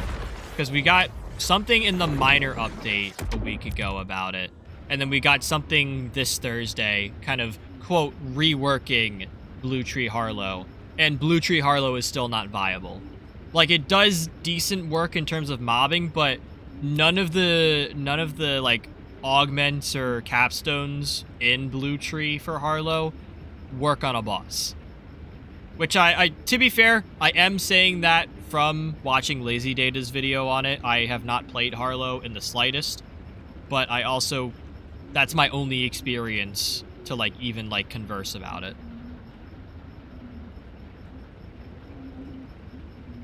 Starting to get there on 3, but my buddy and I were doing run, and that message on the screen just went away. We were doing weapon types and allegiance runs, so like Torgue pistol only type of, yeah. I am kind of curious now that, like, we're starting to get some, like, more quality of life updates with Borderlands 4. I'm wondering if people are going to do more allegiance runs, or if it's even worthwhile. Because I know Jolts had mentioned, like, early on with, like, the issue of drop rates that, you know, it was hard to do allegiance runs because you couldn't, like, farm for, like, a Hellwalker, say, as easily. Like, it took forever. And I do think it will still take forever. Especially on normal mode. But I'm wondering if allegiance runs will even be, like, more possible in the future. I know K6 did Jacob's Rafa.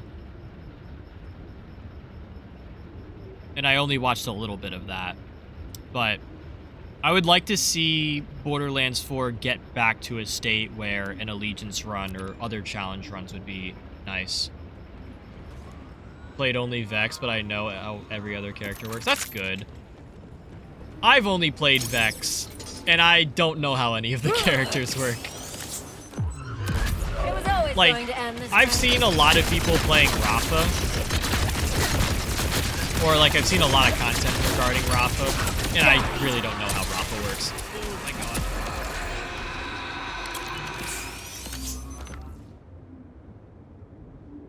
I think we got through about 30% of every combo, which is a lot of runs, but yeah.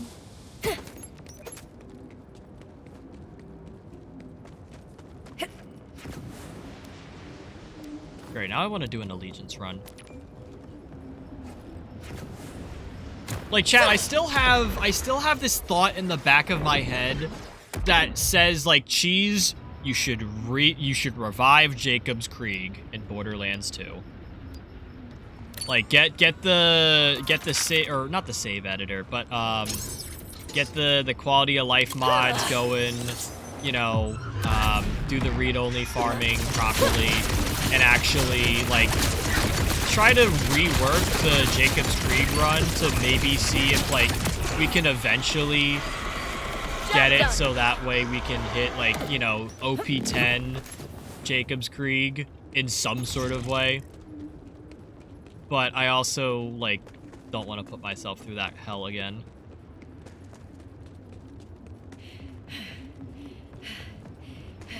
Like, I would really like for... Again, I want to relive Jacob's Krieg, because that was genuinely, like, a really cool challenge. And then we hit UVHM, which was bad. So I think if we ever did Jacob's Krieg again, we would go through TVHM all the regular way, and then once we get to UVHM, we start doing exceptions. Like, we start, like, throwing rules out the window. We gotta do, like, something for slag. We gotta have some sort of viable shield, in a way. Maybe more so than the... What's it called? The Rough Rider. Like, Rough Rider for Krieg, I think into UVHM isn't too bad, if I remember correctly. It's just not good on certain setups.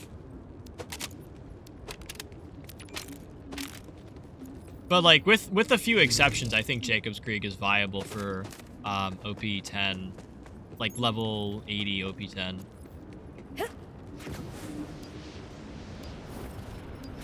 Or we could just, you know, not do that shit again.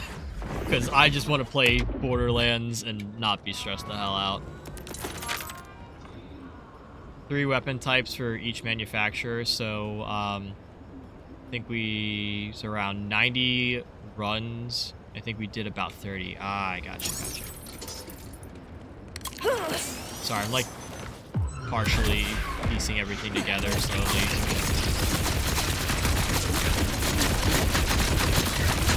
Great.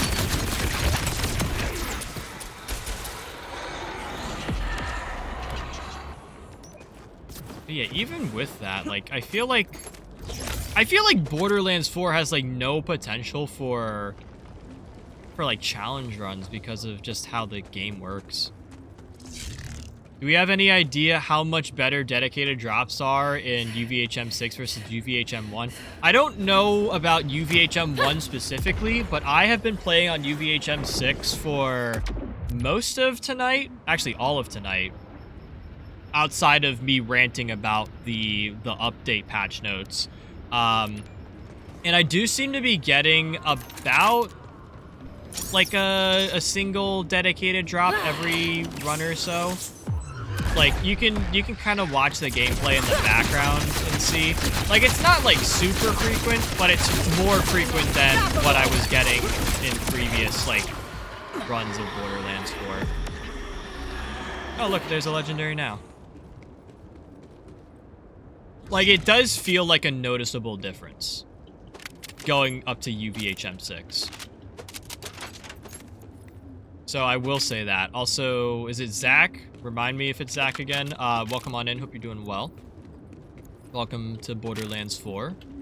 We are playing the new update. And that's kind of it.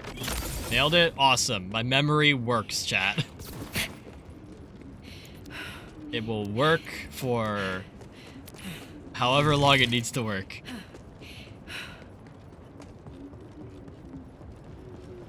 Every raid boss at Mayhem 11 level 72 was a completion for a run. Ah, let's see. Dude, this is such a... Like, Boris has this insane challenge run. Like, it makes me want to do that, but also I feel like there's a lot going on. Like, there's a lot of other moving parts in that run. Get roasted. My health bar. And there goes my loot into the void! Oh, I love this game! Doll SMG Moze was the last one. Guardian Takedown was definitely an experience. I feel like Guardian... Like, maybe this is a hot take. I feel like Guardian Takedown didn't get enough love. Like, I know Maliwan Takedown was really good, but, like, not a lot of people really liked Guardian Takedown that much. I thought it was pretty cool for the little I played it. It also took me a while to actually do Guardian Takedown. It definitely did need a little bit more to actually, like, you know, kind of put itself together. But I don't think it was that bad.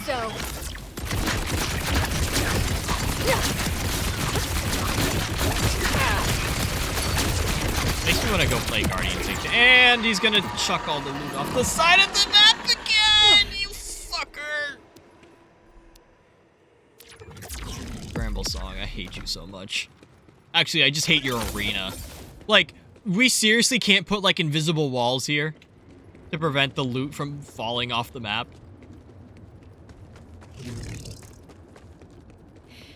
When you have to stand in the zone before Scourge was not just was not it, just kept blowing up my yeah. The halfway point boss, right? What was that Anathema? If my memory is correct. Where you had to like jump to the different platforms before the radiation bubble like came up. That was really difficult.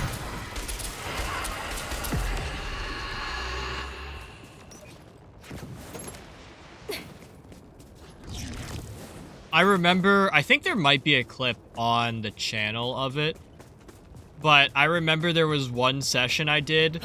I was running Zane. I had my clone up somewhere, and I was doing the part where you have to like jump on the different platforms to get to the next area. And like there were no enemies around. And I went down. I forget how I went down, but I like went in to fight for my life, and I just let myself bleed out instead of popping old you.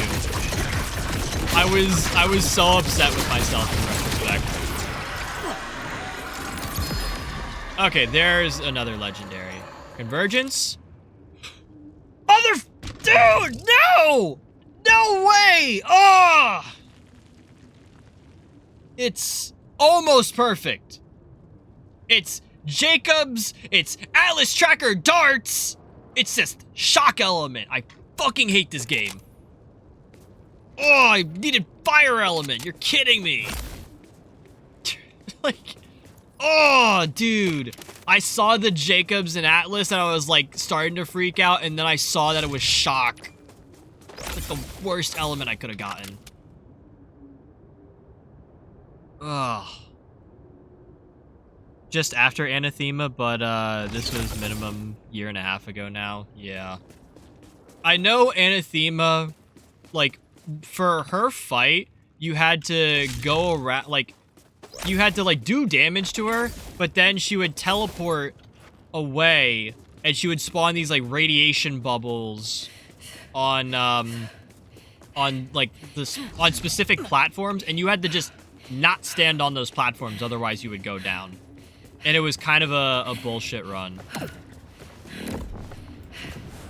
And it was really difficult to figure out, not really how to navigate that specific arena, but, like, just kind of know where to go. I also remember there was it wasn't like the crystal charge thing, was it? Where you had to, like, stand on the respective crystals and have them charge up while you fight off waves of enemies. I remember that was stressful. Trying to get a perfect 7th sense for my Rafa build, and I can one-clip all 3 bosses with the BoD and UVHM1, but in UVHM6 it's less consistent.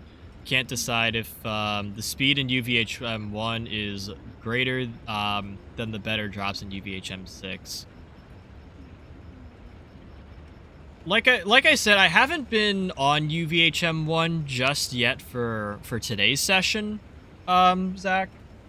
So I don't know how different the drop rates are. I definitely know UVHM6 is dropping like gear pretty consistently. You could also try UVHM5 and maybe that would work out like not as bad. Like you'd still get the increased drop rates to some degree, but it would be a little bit easier to kill.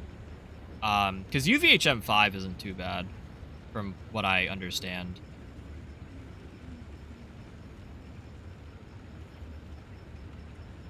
Been playing a lot of Warframe from December 10th until January 3rd. I've played 247 hours and just over 10. Oh my god. Oh, Damn, bro. Those are some numbers.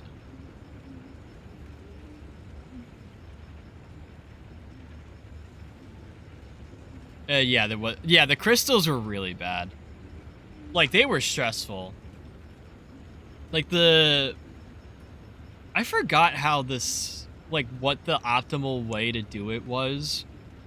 Because, like, you couldn't let, like, all the... I don't remember if you couldn't let the crystals, like, fully, like, go down.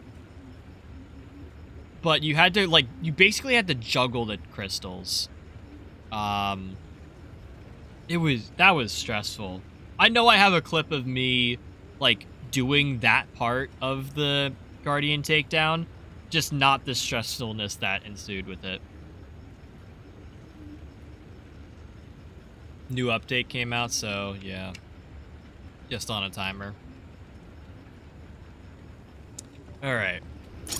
Get back into Bramble Song. Too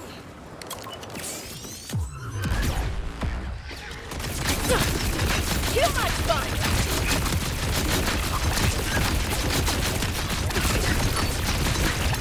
Worth it! I gotta get out of that. I gotta get out of that. Also, chat, I will say, just the other day, I don't know if I still have it on me. Just the other day, I did finally get a 7th sense. I got it as like a world drop. I definitely banked it, but I finally got one. I don't even remember who it drops from, but I finally got one. I'm like, oh, that's cool. Okay, now into the bank because I'm not going to use it on Vex right now. Oh, and I think it was Zach who was talking about it.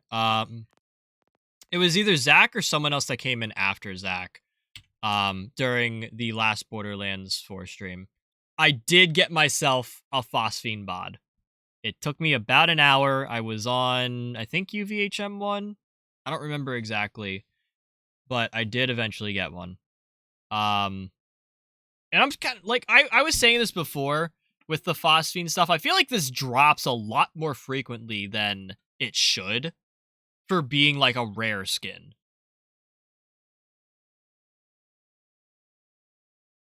But I did get the phosphine bod.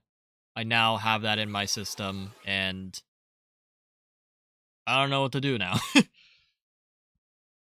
Been trying to understand how SnowRunner works rather than just dive mid-move slow. My god, this is the most complex game I've ever played, while it being intentionally, because every other complex game is spaghetti code.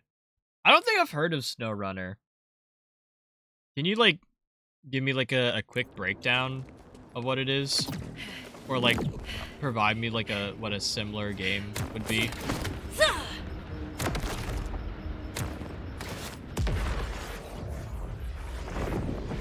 Like an off-road trucking simulator. Oh, okay, okay.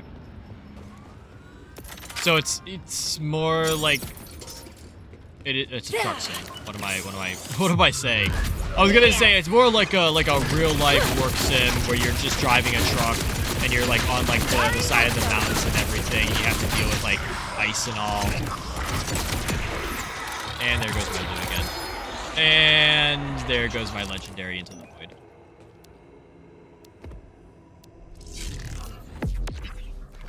Well, you know what we gotta do, chat. Like, moving stupid big shit like the entire oil drill through the worst conditions you've ever experienced. I got you. I was trying to think if, like, after you said the off-road trucking simulator, I was trying to think if maybe I've seen anything like that, and I'm honestly not sure.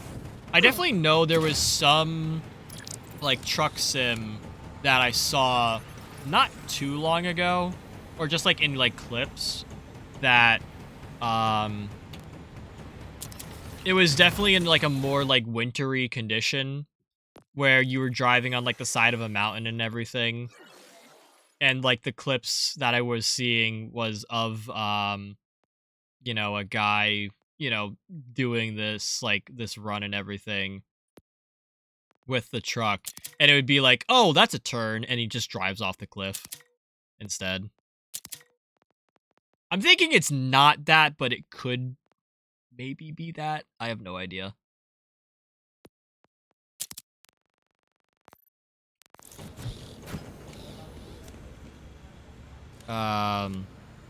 Everything has a coded weight, and I find out if you have a semi-trailer, the weight of the cargo will push your tires into the ground and give you more grip.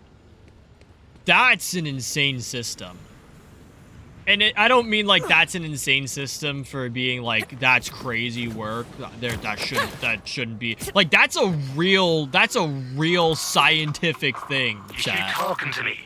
You know I'm a Like, hologram, right? It's not necessarily like more grip in a sense of like friction, because that the only thing that would give you more grip would be like a material for the tires that would give you more friction on the ground. That's technically the more grip.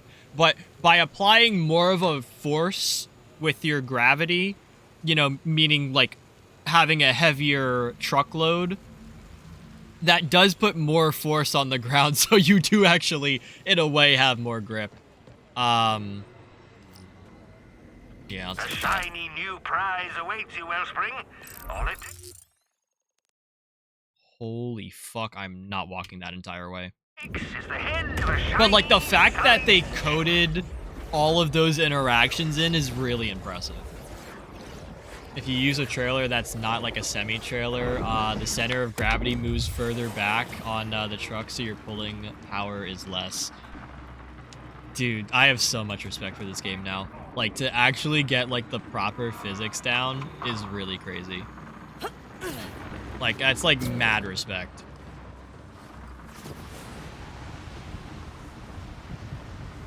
Also, just for some context, chat, like, it's not my exact degree, but I do know quite a bit Oh, you wanted a about, painful death? you know, going about, like, different, shipping trailers and everything. Magnificent indeed. The mountain truly appreciates what you've done today. So, like, I understand, like, not necessarily how a truck should be packed. Well, I mean, I do occasionally have to know how a truck is packed with, like, shipping boxes and everything. But, like, I understand, like, literally, like, cradle to grave of boxes and products and everything. Whenever I'm sad, I just imagine my enemies dying. So, like, when a video game gets it right like that, it's just, like, chef's kiss. The realism is there. You get to experience the entirety of the supply chain. Well, at least the end shipping part. Like, you get to experience that with, like, a super real, you know, interaction of it without the consequence of, like, actually ruining good product or crashing a giant truck. Oh, come on! Like, that's the point of, like, work sims. It's so that way you can do things that you wouldn't normally do without the the real world consequence of fucking up.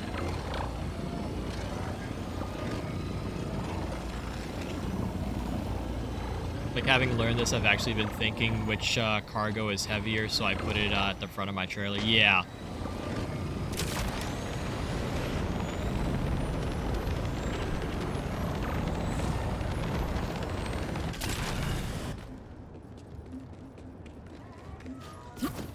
If you have a good understanding, please go on Google and look up super stacking SnowRunner.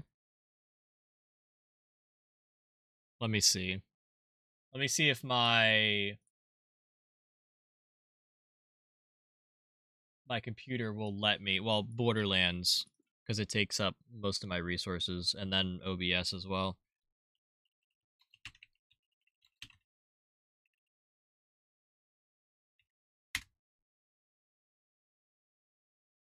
Are players seriously packing double stacked cargo? This is a Reddit post, by the way. Let me see if this is even gonna play properly. No! No! No! Stupid ad. Thank God I have a mute button. By the way, chat, I pulled up the YouTube video. This is how we're watching it. Like, this should not be super awful frame rate. Oh, just to see the images? Okay, let me... let me not play a video then. Images.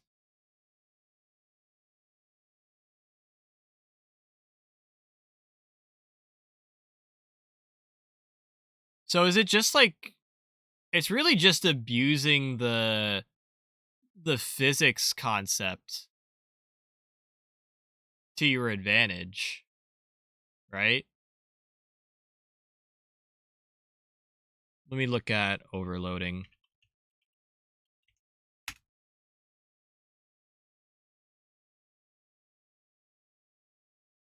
Oh yeah, here's a truck with an absurd number of heavy concrete slabs on a truck.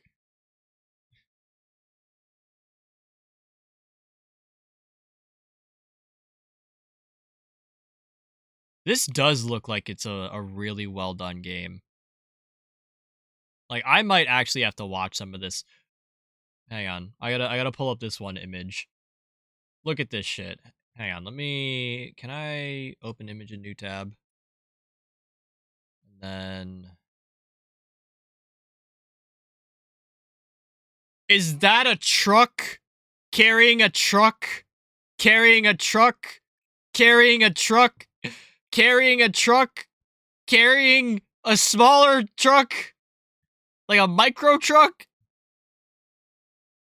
This makes my day. Even though this is only partially of what Boris is talking about. It's more like this stuff. Again, heavy concrete slabs, like out the wazoo. Like all the what this looks like it's normal. Quote normal.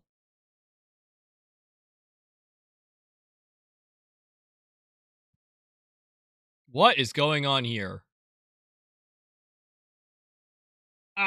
You know, this one I don't know if that should work.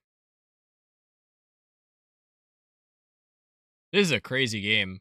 I really hope you're enjoying playing this because it looks like it's a fun game to play.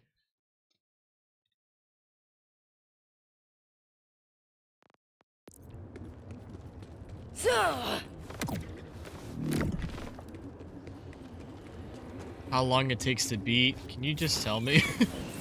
Like, is there something to beat in SnowRunner? Like, is there like a campaign or something? It's not just like challenge after challenge. I do want to get back into Borderlands here. I want to finish my session up.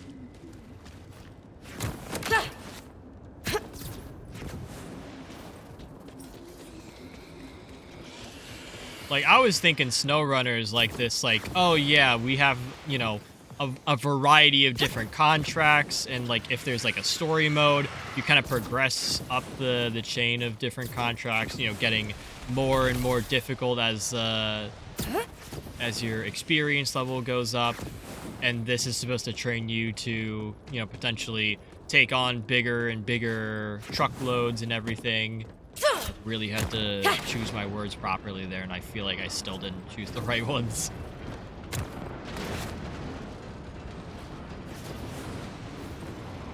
Set in different regions, and there's main objectives and side objectives in each. There's like 20 now. A new area came out like 2 or 3 days ago. Interesting. It does sound like a super fun game.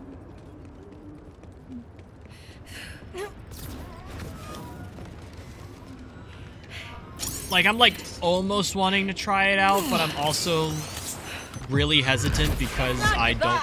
It's not that I wouldn't do a driving game, but I don't know how good I would be in like any sort of driving situation. Because otherwise I'd play some Forza Horizon 6 whenever it drops. Alright, here's a legendary.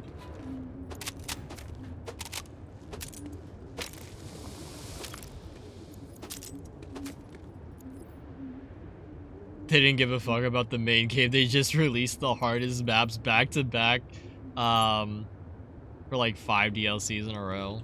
Hell yeah, dude. It takes over 1,000 hours for 100%. That's insane.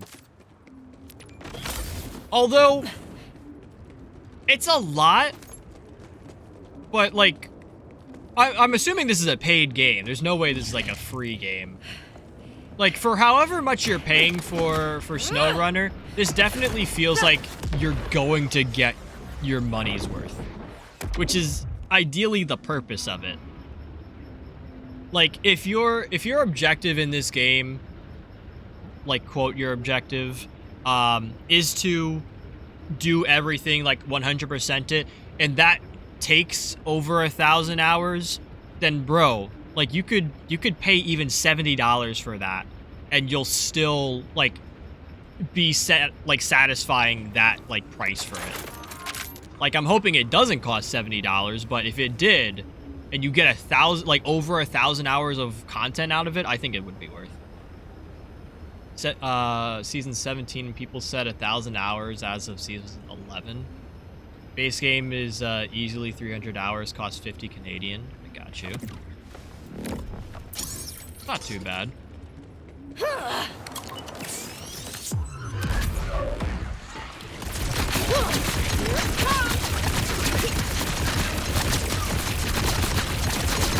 Like, it's like just below the price of like a AAA game, and you get like well over 300 hours of content. I would say that's very much worth it. Like that's what we need in Borderlands right now. Like I forget, I mean, do I even want to say it's even like 90 hours of content for just one run through of Borderlands 4? Like to get from like RJ intro Prison Break to beating Bloom Reaper on UVHM 5 to unlock UVHM 6. Like, I don't even think that might be like 100 hours of content for a $70 game. And then it kind of stops after that. And then if you want any more content from Borderlands 4, you gotta pay for it.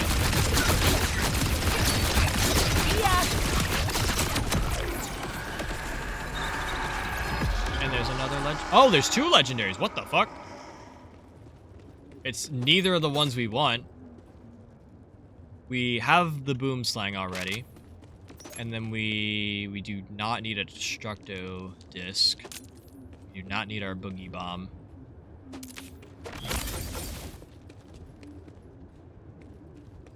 Base game in 5 years of DLC is 171 Canadian. Normally 30% off now.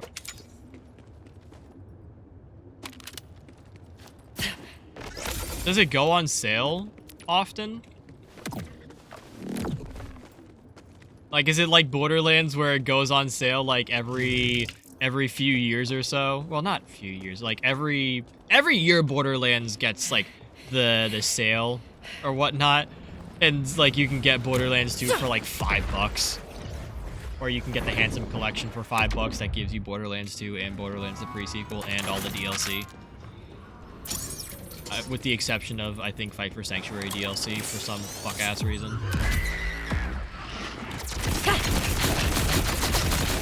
No escape. Oh my god. Never looked, but the fact it's on sale on February 1st says it needs, yeah. Sorry, I'm like finishing sentences in my head.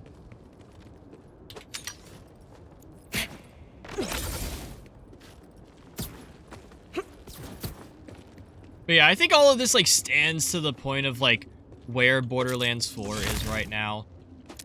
Like I feel like people who weren't satisfied with it are of course going to go to like other games. which is not a good thing for Borderlands, that is. But even the people who, like, were satisfied with it, they've gotten, like, all their content out of it so far. Like, I know Jolt's talked about it, saying that he's not really, like, interested in playing Borderlands 4 right now until more content comes out, because, like, he's kind of done everything, and, like, challenge runs aren't really a plausible thing at the moment. Which is also sort of where I'm at. Like, I really want to be looking at, like, doing something else, but I don't want to take Borderlands 4 off my kind of to-play list, just because, like, you know, I'm gonna be wanting to play it when more content drops.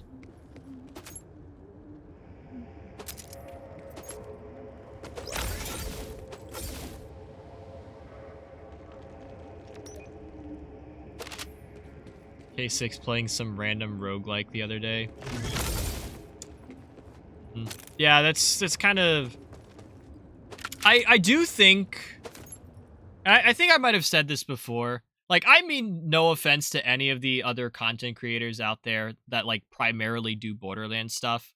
But I feel like if you sink a shitload of hours into a game like Borderlands, to the point where you actually do everything, whether there wasn't a lot to begin with in the first place or not, I feel like if you just primarily only play Borderlands, like, no shit, you're gonna run out of content.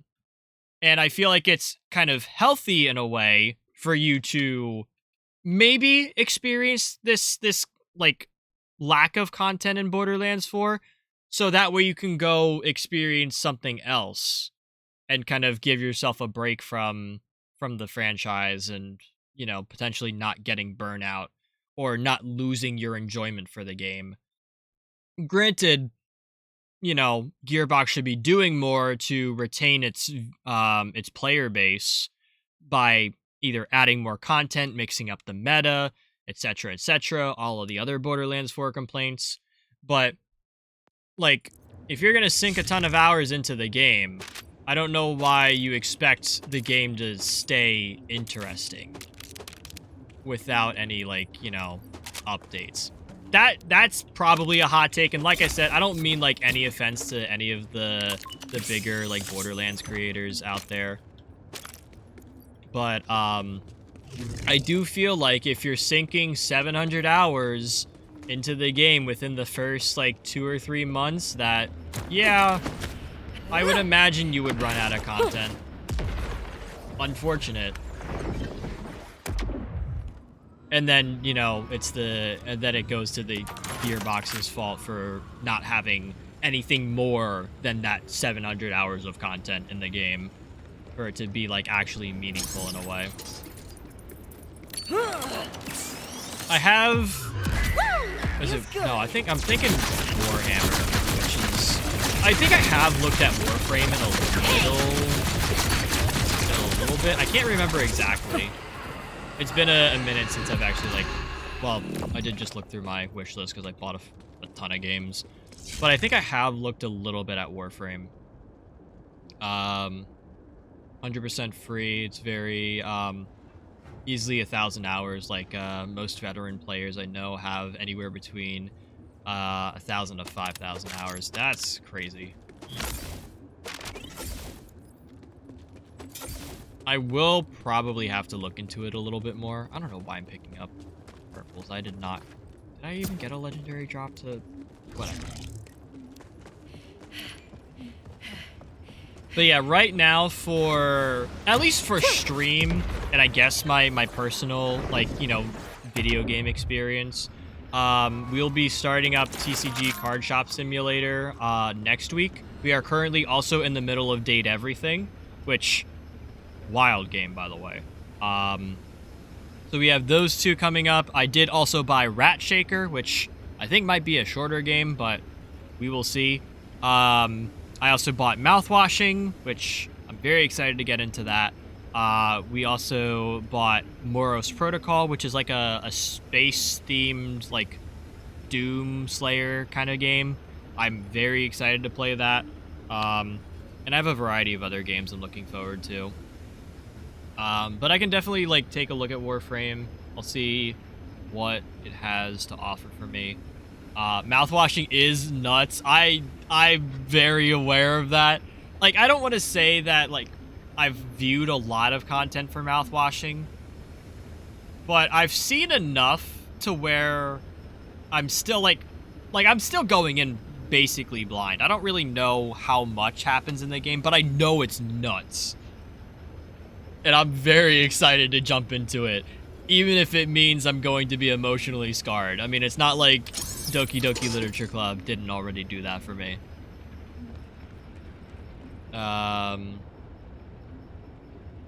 Supposedly, good, so I did, 8 years ago. Can't say, okay.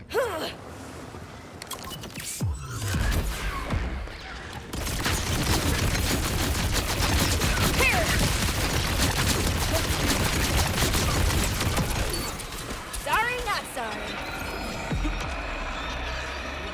Guys, I can't stress to you how much I love the convergence shotgun. Like, this thing is fucking nuts. Like, as long as you can upkeep your ammo with the convergence, it's gas. Like, it does so much damage. Getting some Jacob's parts on there is also pretty useful. Kind of helps with some of the gear interactions. And honestly, I prefer the convergence over most of my other guns. Like, my current setup for Vex, my convergence does, like, a little bit of mobbing, but it's mostly for some of my, like, other bosses, like Bramble Song. I was using this for Back Hive while I was farming the triple bypass. And I like it more than the Wombo combo or the Oh My God, purely because the convergence doesn't blow up in my face if an enemy decides to jump in front of me. Like, the Wombo combo puts out a shit ton of damage. It just blows up in my face if I'm shooting an enemy that's, like, 2 feet away from me. Same with the Oh My God. Otherwise, like, these two guns are, like, insane. The other gun I cycle a lot is the Dark Beast. For, you know, Dark Beast reasons. Like, I love this gun so much. One of my other favorite guns in the game. And then I liked the complex route back in Borderlands 3. I never got to use the super broken complex route, where it just, like, blew up the entire map. But the complex route in Borderlands 4 is a really nice one. I use this specific one for Bloom Reaper, and then I also use this shock radiation one for Origo, and I have a fun time with it.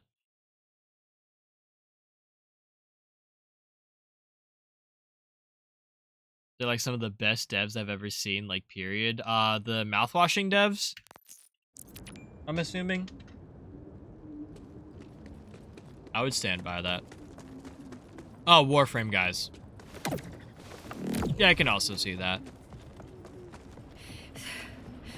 I unfortunately don't follow, like, too many, like, dev studios specifically.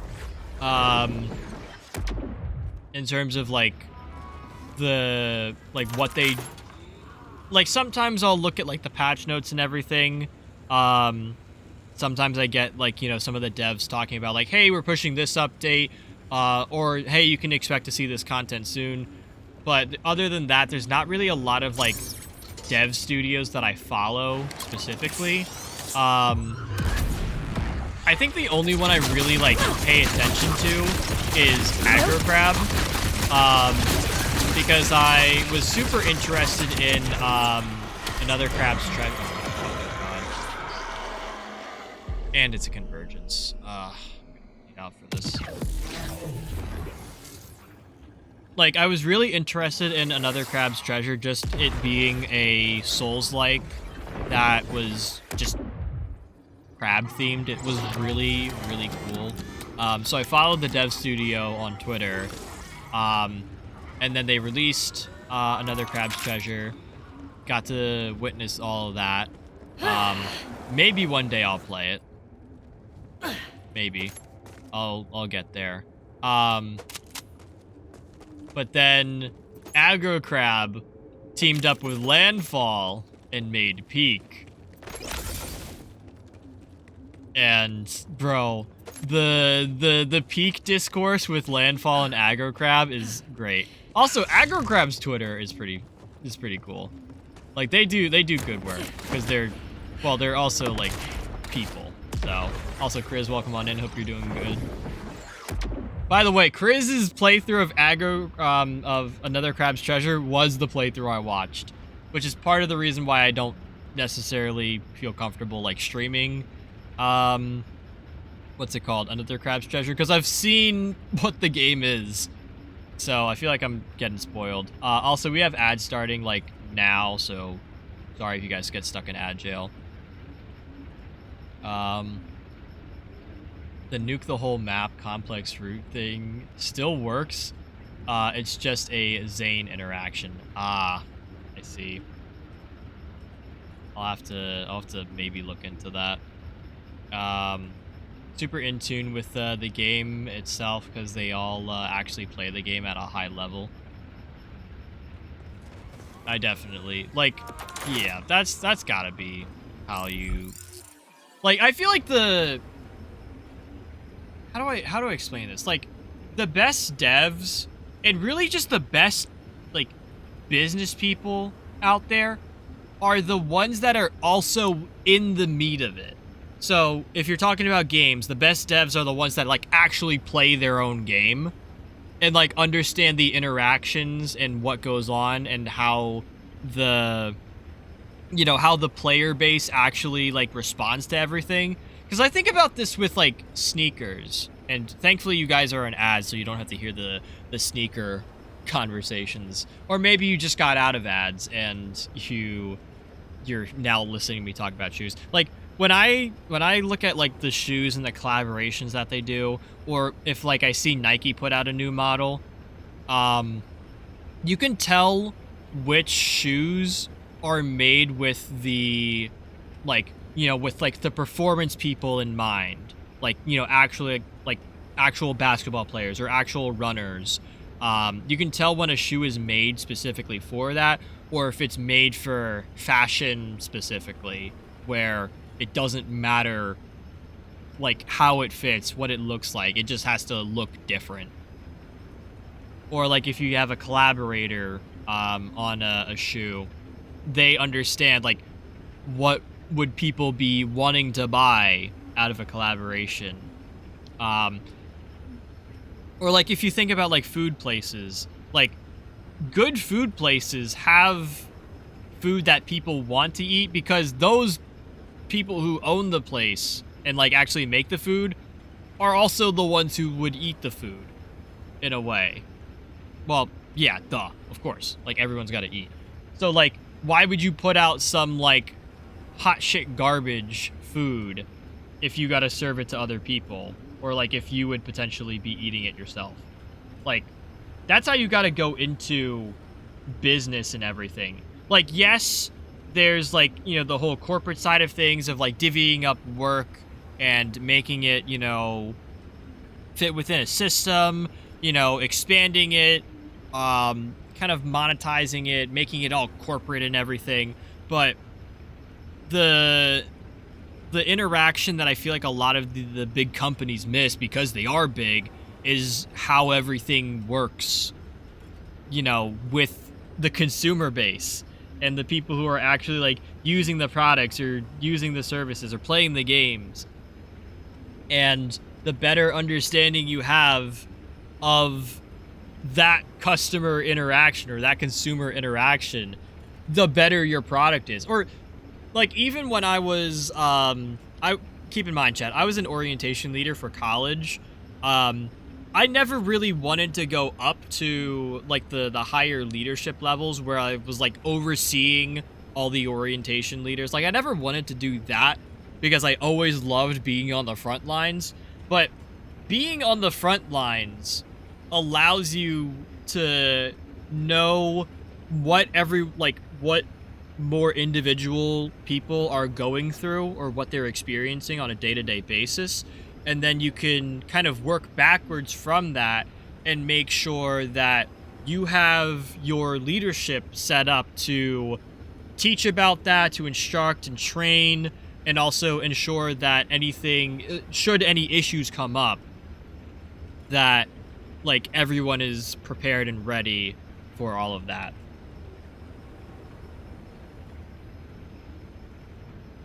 Like, things like that. That was, that was a very long rant. Hope you guys are out of ads now.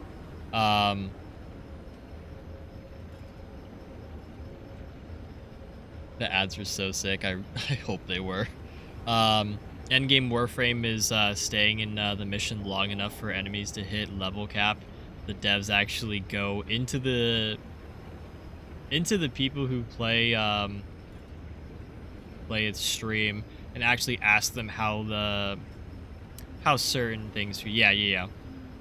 64 characters coming out in March, and I'd say there's around 5 builds for each character. Some probably have more. Very interesting. But some definitely have less. Borderlands, can we get that?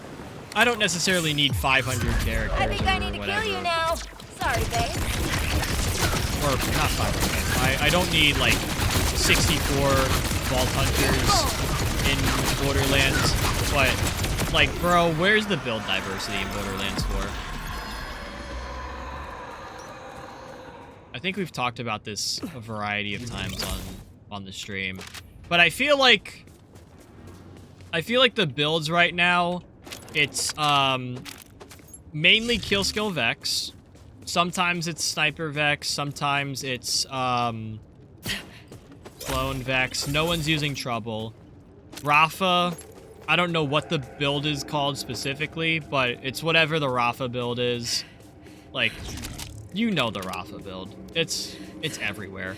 I feel like Amon doesn't really have too many like different builds. Like, each Vault Hunter probably has like 2 or 3 builds that are actually viable.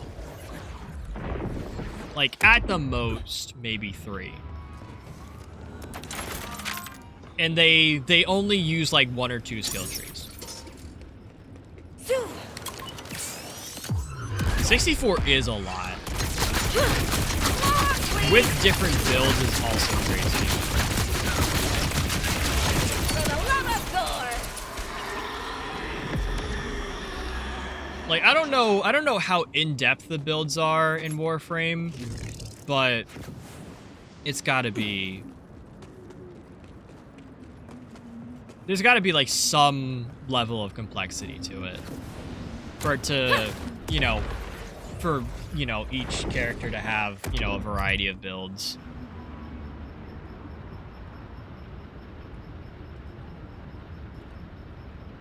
Just know everyone, I just forgot it's overwhelming for new players. Yeah. It's a little overwhelming.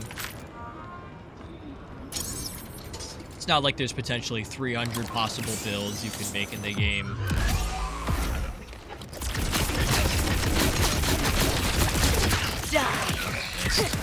I missed because I was reading chat. It's fine. I'll still get the kill. Bang. You know what? I win. Oh, double drop? Don't need this. What do we got here? Don't need that. Very like Borderlands squared. 5 is a guess. It's just at my level, low level. It's definitely more than, or yeah. I get what you're saying.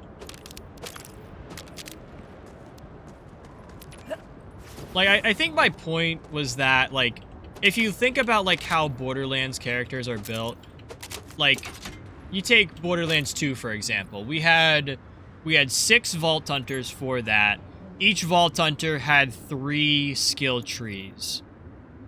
And you can kind of divvy up your points in and around to create a variety of different builds. So, with that in mind, like, yeah, you could have some more creative builds, but you have a small number of Vault Hunters. with, you know, like arguably a smaller number of builds. Um, Whereas, like, you get into Borderlands 3, while there's only 4 Vault Hunters there was a 4th skill tree introduced for the 4 of them, and you can really move your points around any 4 of those skill trees. Sometimes you know, shift everything, blah, blah, blah. But there's a lot of variety within those 4 Vault Hunters to actually create a build. But the divvying up of skill points is a little bit more intricate and complex. Whereas if you look at like Borderlands 1, sorry, we're going all over the place. Borderlands 1, you still had the 3 skill trees for your 4 Vault Hunters, but there were very few skills within those skill trees to actually like fill out.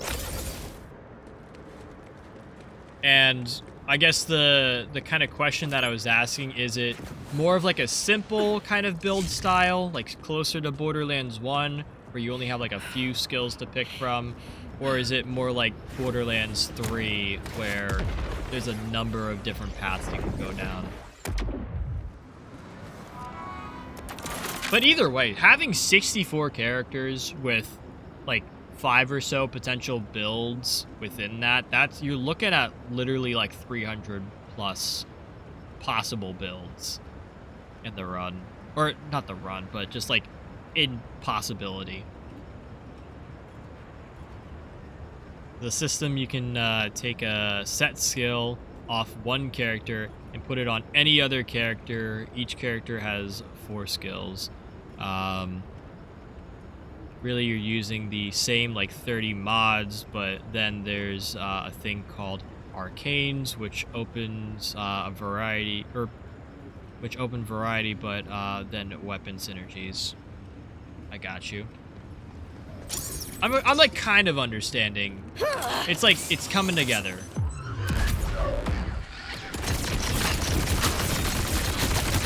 Beg for mercy.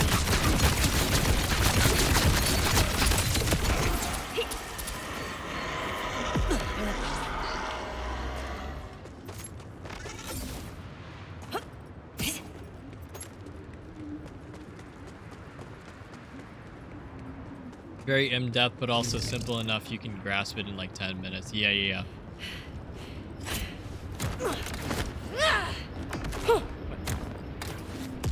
Bro, I hate that for Bramble Song, like when you do the repeat loop of like actually like going into, or like getting out of the arena to go back to the start. I hate that there's that like grabbable explosive literally right in front of the teleport rift, and it picks up on grabbing the explosive thing before the rift. Like, I either grab the explosive thing instead of the rift, or I have to throw the explosive out of the way so that way I can grab the rift. Just such... I hate this specific arena. Like, let me see. Does it come up again? Yeah, so it's not here right now, but like right here, because it's in front of the rift, it will... Like, my game focuses on the thing to throw instead of grabbing the purple rift thing. I always have to throw it out of the way. Oh, I did not want to pop that so early. Oh my god. You know what? I have 2 more charges. Let's pop another.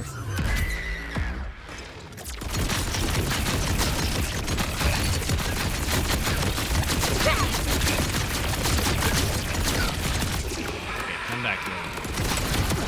Need you to put my loot on the map. Okay, you gave me a boogie bomb. You could have threw that off the map. Fully understand single character. You need to read wikis and shit and watch videos. That's how I felt with Borderlands, I'm not gonna lie. Like, I really, like, when I first started playing Borderlands 4, I really wanted to try and, like, understand Vex. Or at least, like, because I was playing Vex. Like, I wanted to understand Vex in a way where I could, like, look at the skills that I'm presented and understand, and, like, know which ones I need to pick if I'm doing a trouble build. And, like, be able to make my own kind of build out of that. However, there are other people in this Borderlands community that are a little bit smarter than me, that also do a little bit more research than I do. And have a much better understanding of, like, all the interactions.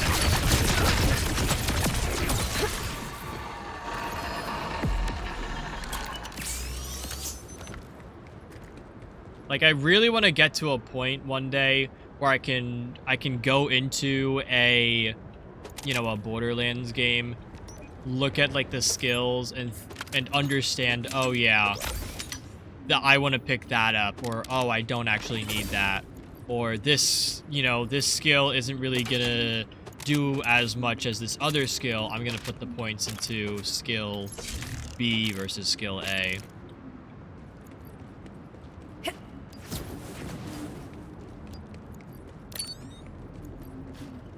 Like, I sometimes get there with certain characters, but it's only after I, like, watch someone else explain it. It's like Spaghetti Code Experience. Just has very strange interactions. Yeah. Okay, what? It is almost 1:30. Holy shit. I said this was going to be a shorter, more low-key Borderlands stream. It is not that anymore. We're pushing 5 hours.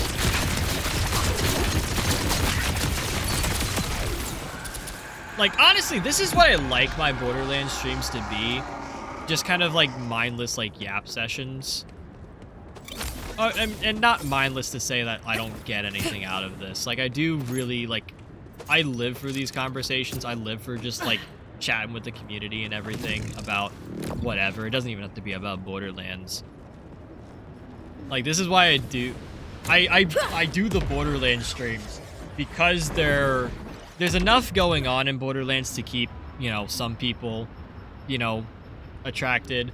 But then there's also, you know, more simplicity to it to open the door for other conversations. Worship me! And I feel like I've been missing that with a lot of my streams lately. Just because I'm trying to, you know, have more streams with more content that's worth watching or whatever, blah, blah, blah. But I also need, like, yap session streams. But I do think we gotta wrap up soon-ish. I don't know. I'm gonna see if I can time it so we can keep, like, yapping and then hopefully avoid ads. 4 base elements with each having a combo. So, like, cold and toxin will make virals. I say virals. Another grenade. God damn it, bro. At least it's Deadeye. I'm still gonna sell it.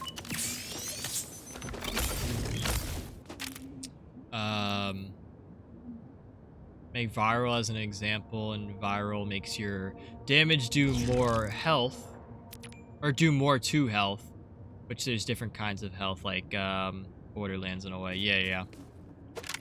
Speaking of that, I think we need, like, for Borderlands 4 specifically, I feel like we need a slight buff to cryo and radiation elements. Like, when we had radiation and cryo in Borderlands 3, and Borderlands 3 specifically, like, radiation was supposed to be an alternative to shock if you were trying to take down, like, an energy shield, but the enemy was immune to shock damage. Like, that's why you would use radiation. Well, no, sorry, I got that mixed up. Radiation is meant to take down flesh bars when your enemy is immune to fire. Sorry, got that completely mixed up. Radiation did do pretty good against shields, though. I will say that. But yeah, radiation is supposed to be like your alternate element for flesh bars, and then cryo was supposed to be your alternate element for if an enemy is an armor-based enemy, so the yellow bar, and was immune to corrosive damage. So you would then have to switch to cryo. But in Borderlands 4, the interactions are different between those two elements, and I think they're only neutral. So, like, in Borderlands 3, fire element on flesh was a, like, 3 times multiplier, whereas radiation was a 2 times multiplier versus, like, a neutral. And then same thing went for, where the fuck did my legendary go? Same thing with, like, you know, corrosive. Corrosive was like a 3x on armor, and then cryo was only a 2x. But 2x was still better than a 1x or a half, like a half times damage. And I feel like in Borderlands 4, it's more like radiation is a neutral element on flesh, or like cryo. Cryo is such a weird element in Borderlands 4 because it acts more as like a slow rather than an actual, like, you know, alternative to corrosive damage, which I feel like defeats the purpose of having cryo in the first place. But I don't know. I just don't ever see myself using like a slow element or like a slow status effect, personally. I don't think radiation. No, radiation has never been for our. Actually, do I have? Does it say it in here?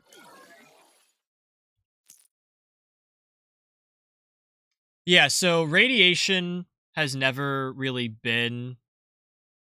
Wait a minute. What the fuck? What is this stat card, bro?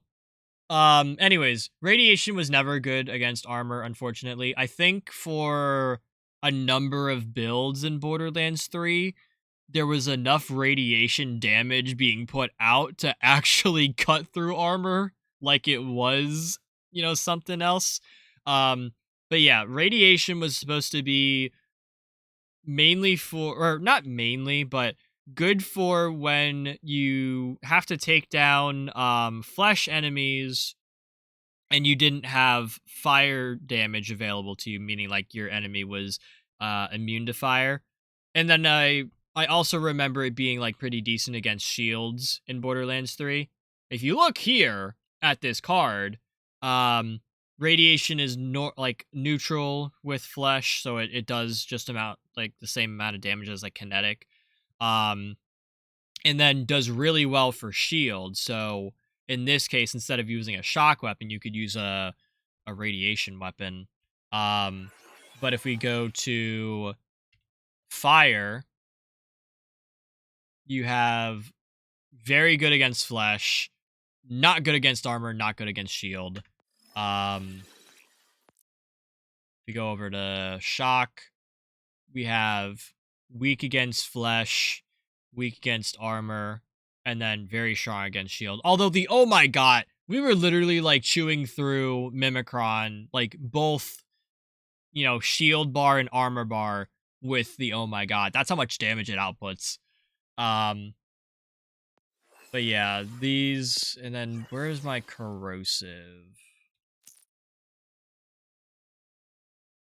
Corrosive is specifically very good against armor. I don't believe that corrosive is very weak against flesh. Corrosive does decent work against flesh, like even in like a real world situation. Shield, it probably doesn't do shit. Remember the opposite color? Yeah.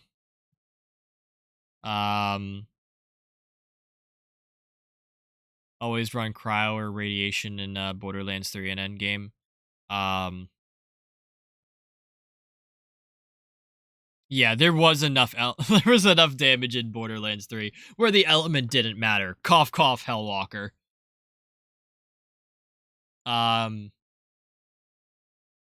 but yeah, like certain, like when I ran my Zane Zerker Zane, um, for Zane specifically, he gained a lot out of using like cryo weapons just naturally. So for most encounters, I would be running some sort of like cryo weapon. I would still have like a fire element monarch on Zane for if I needed to like just chew through an enemy um of like particularly a lot of health. Um and then if I couldn't use cryo or if I couldn't use fire, I would swap off to radiation.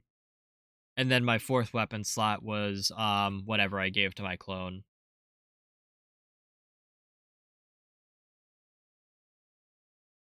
One shot Trant with cryo damage. Dude, I never really set myself up to actually like chew through Trant like that. I was not one of those Borderlands 3 players. I just didn't give a fuck about Trant. I didn't care for regular Trant. I didn't care for the haunted Trant. Didn't really care for general Trant. I think they gave him like a raid boss thing. I didn't really care for that. I don't know. There was just wasn't really a lot of reason for me to like go back to Trant. I didn't really want too much from him. I also didn't really care for his character. Oh, chat. This is the interaction I'm talking about. So this is an explosive cryo thing. I can't grab the rift because it focuses on the cryo thing first, and I have to move it out of the way in order to get close enough to that. I hate that shit, man. Now, like, level 13 just nuke him. Oh my god.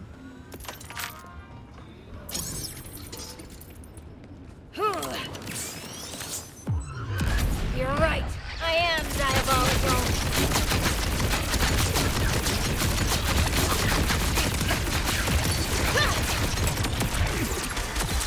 Ooh, I should not stand in that. Ouch.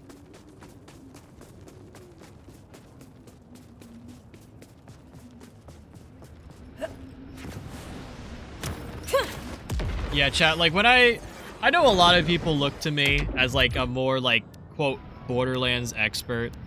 At least like within my community where we don't really like I'm like the only one that really does Borderlands, like I don't want to say professionally, but like does Borderlands more than anyone else. So like technically I would be the person to go to for like build suggestions or like how do I take down this boss and everything.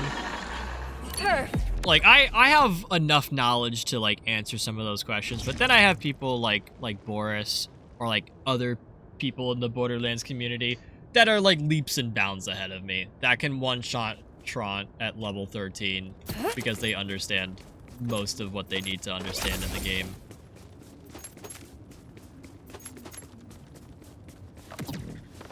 Ten after 3 here, gonna head to bed. Boris, thank you for stopping by. Greatly appreciate it. We should probably, maybe we'll go like 5 more minutes here on stream and then we'll wrap up there. But yeah, we should be clocking out soon. But thank you for stopping by. Greatly appreciate it, and I hope to catch you around again soon. Hello. Just hang out then. I mean, like I usually try to tell people, take care of yourself. If you gotta head out, go head out. It doesn't, like, I don't want to say it doesn't matter if you're still here, but I would rather you, like, take off now and take care of yourself, rather than, like, stick around for longer than you should be sticking around for. Like, I always prioritize, like, my viewers, like, you know, well-being over the stream and everything. I mean, if you want to, like, you know, leave a lurk up and, like, go get ready for bed or grab some food, then by all means do that. I can't control you. Actually, I can't even tell you to not watch. But, all I will say is please take care of yourselves. Make sure you guys keep yourselves well. And don't let the stream stop you from doing that. Convergence? Convergence? Normal convergence. Very normal convergence. Oh my god, chat, we've gotten our phosphine convergence. I'm glad about that, but we have not gotten, like, the perfect convergence with Atlas and Jacobs on it. Shower, then eat, then head to bed, but I'll stay up a little bit. You could just go now. You've already stopped by, you've already said hello, you've had a great conversation, you've like gotten everything off. Pause. You've like checked off all the boxes and everything. I feel like you're good to like clock out and enjoy the rest of your night. Definitely get some rest, dude. Unless you're like looking to like get a few more channel points for whatever redeems I have. Chad, I do think I still need to like fix my channel point redeems and like put something else on. Like, I feel like we're missing something. Or like I need to add something else to the redeems so that way you guys can use channel points a little bit more.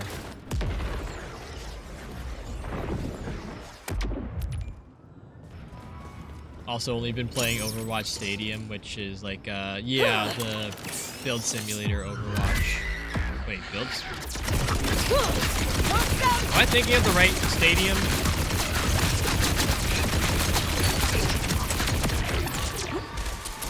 I thought Stadium was like the Counter-Strike of Overwatch. Man, where's Hollow Mirror? To like know the different Overwatch things. Well, where's Wave? Third person, every character has a bunch of okay, it is the same thing. Well, I kind of view it as like it's like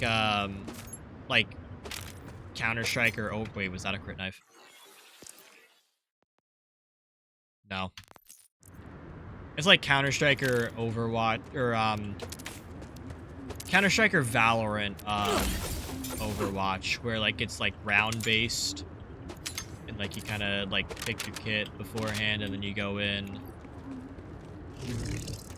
I don't know, maybe I'm like I don't know. I haven't played Overwatch Stadium. I got out of Overwatch before that update was implemented, and that update was not enough to get me back in, which is unfortunate for Hollow because I have not played an Overwatch game with them in quite some time, and I feel really bad. But also, chat, I do not miss playing Overwatch. Like, I miss the game sessions I would do with my friends. Like, I will say I miss that. But the action of playing Overwatch was not as enjoyable as I would hope it to be. Started playing because of it, I see. Yeah, I mean, everyone's different. Overwatch is a game that stresses me out, and unfortunately, the addition of Stadium was not going to de-stressify Overwatch for me. But I'm glad that you found something good out of Overwatch. People do not know how to build things, like, they know a degree, but it's, like, definitely something to see. Alright. I think we've farmed enough for today. I don't know if I would want to potentially do, like, a Bloom Reaper run of, this new Borderlands update. I don't think it's really going to be worth it. I especially don't think we are not jumping back into true UVHM6, by the way, chat. I know that was kind of like my next challenge, especially to take down Bloom Reaper on True UVHM6 and try to get like a platinum finish, but I lost too much money to that, and I would like to never do that again. So, yup. Let me catch this Pokemon first.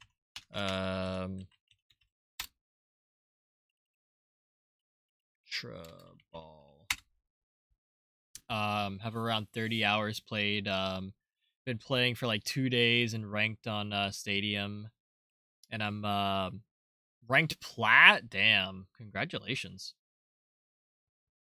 But anyways, chat, that is gonna be all from me tonight. Thank you guys so much for stopping by and hanging out. I really do appreciate it. I'm not gonna lie, before I kind of like settled in before stream and everything, I was not in the best mental, or not the worst mental state, but like I was kind of having a little bit of a rough day. So I really do appreciate all you guys coming to hang out and just talk and chat and forget all the stresses of the world. Stream Elements, where's my purple band then? Look, look, you guys know how to be respectful with the backseating and everything. Most of you do. Um I do also have that there as sort of like a liability thing where if someone starts like blatantly backseating me and everything, which I've had some pretty bad issues of that. I can like say like, "Hey, this is here. Shut up." But anyways, yeah, thank you guys so much for stopping by. Like I said, you guys made this a really worthwhile stream when I thought this was gonna be like a max of 3 hours and I wasn't really gonna get much out of it. Um, so thank you for making it a super fun time. If you guys did find yourselves enjoying, like I said, you can drop a follow. Feel free to join the Discord. Hang out with the rest of the community. Where Yodi is going to be mentioning to us to take care of ourselves and drink water and all of that. Blah blah blah. Apparently, Yodi's my manager now. You can also come and chat about Borderlands, share your memes, talk about music, um, or you can just lurk around for all of these stream updates, whether that be the go lives, the schedules. Schedule will be posted soon. I also say if I have to postpone or cancel streams, and I also occasionally do bonus streams, whether they be in Discord or on other people's streams, or just on my stream. You can find all of that information over there on the Discord server. It is the best place for all things cheese. Otherwise, you can find a lot of the information on Twitter, Blue Sky, and Threads, along with me remembering that I can share my thoughts with the world on Twitter specifically, or you can just like save yourself the time and not care about anything on the internet. Um, if you guys have missed any previous streams or would like any more content from myself, you can find the short form content over on Instagram. There will be a new reel going up tomorrow, as long as I get a thumbnail put together in time. But shouldn't be too difficult, right? But you can see a whole bunch of other clips from stream over there. And if you have missed any previous streams, like the previous Borderlands streams, like such as building up Vex, or if you want to see Borderlands-a-thon, where I go through all the Borderlands games, or if you just want to see me play something other than Borderlands, you can feel free to check out the YouTube channel down there at the bottom. You can watch all the VoDs there at your own pace, at your own time. You don't have to worry about like tuning into a stream or missing out on a stream because it is all there. The only thing you potentially don't get are the live interactions. So if you're watching this on YouTube, hi, hello, thank you for stopping by. Thank you for giving me a chance. Remember to like, comment, subscribe, whatever the YouTube algorithm tells you to do. And also feel free to come over to the Twitch. Come hang out with us live. Come listen to me yap about shoes or Borderlands or whatever whatever we get into. It's always a good time over here, and you also get the in real time interactions. But yeah, that is going to be all from me tonight. Let me see. Do we have anyone we can? Ooh, how long have you been live? Oh hell yeah, we are raiding Hollow. I did not mean to name drop Hollow this stream, but we also haven't rated them in a while. Um so it's going to be a little bit of a content shift from what we were just doing. Hollow is currently playing Assassin's Creed Black Flag. Is the 4th Assassin's Creed game in the series. They're going through, I believe, the entire Assassin's Creed series. I don't remember where they had originally started, but definitely feel free to stick around for the raid if you can. Otherwise, I definitely hope to see you guys around again soon.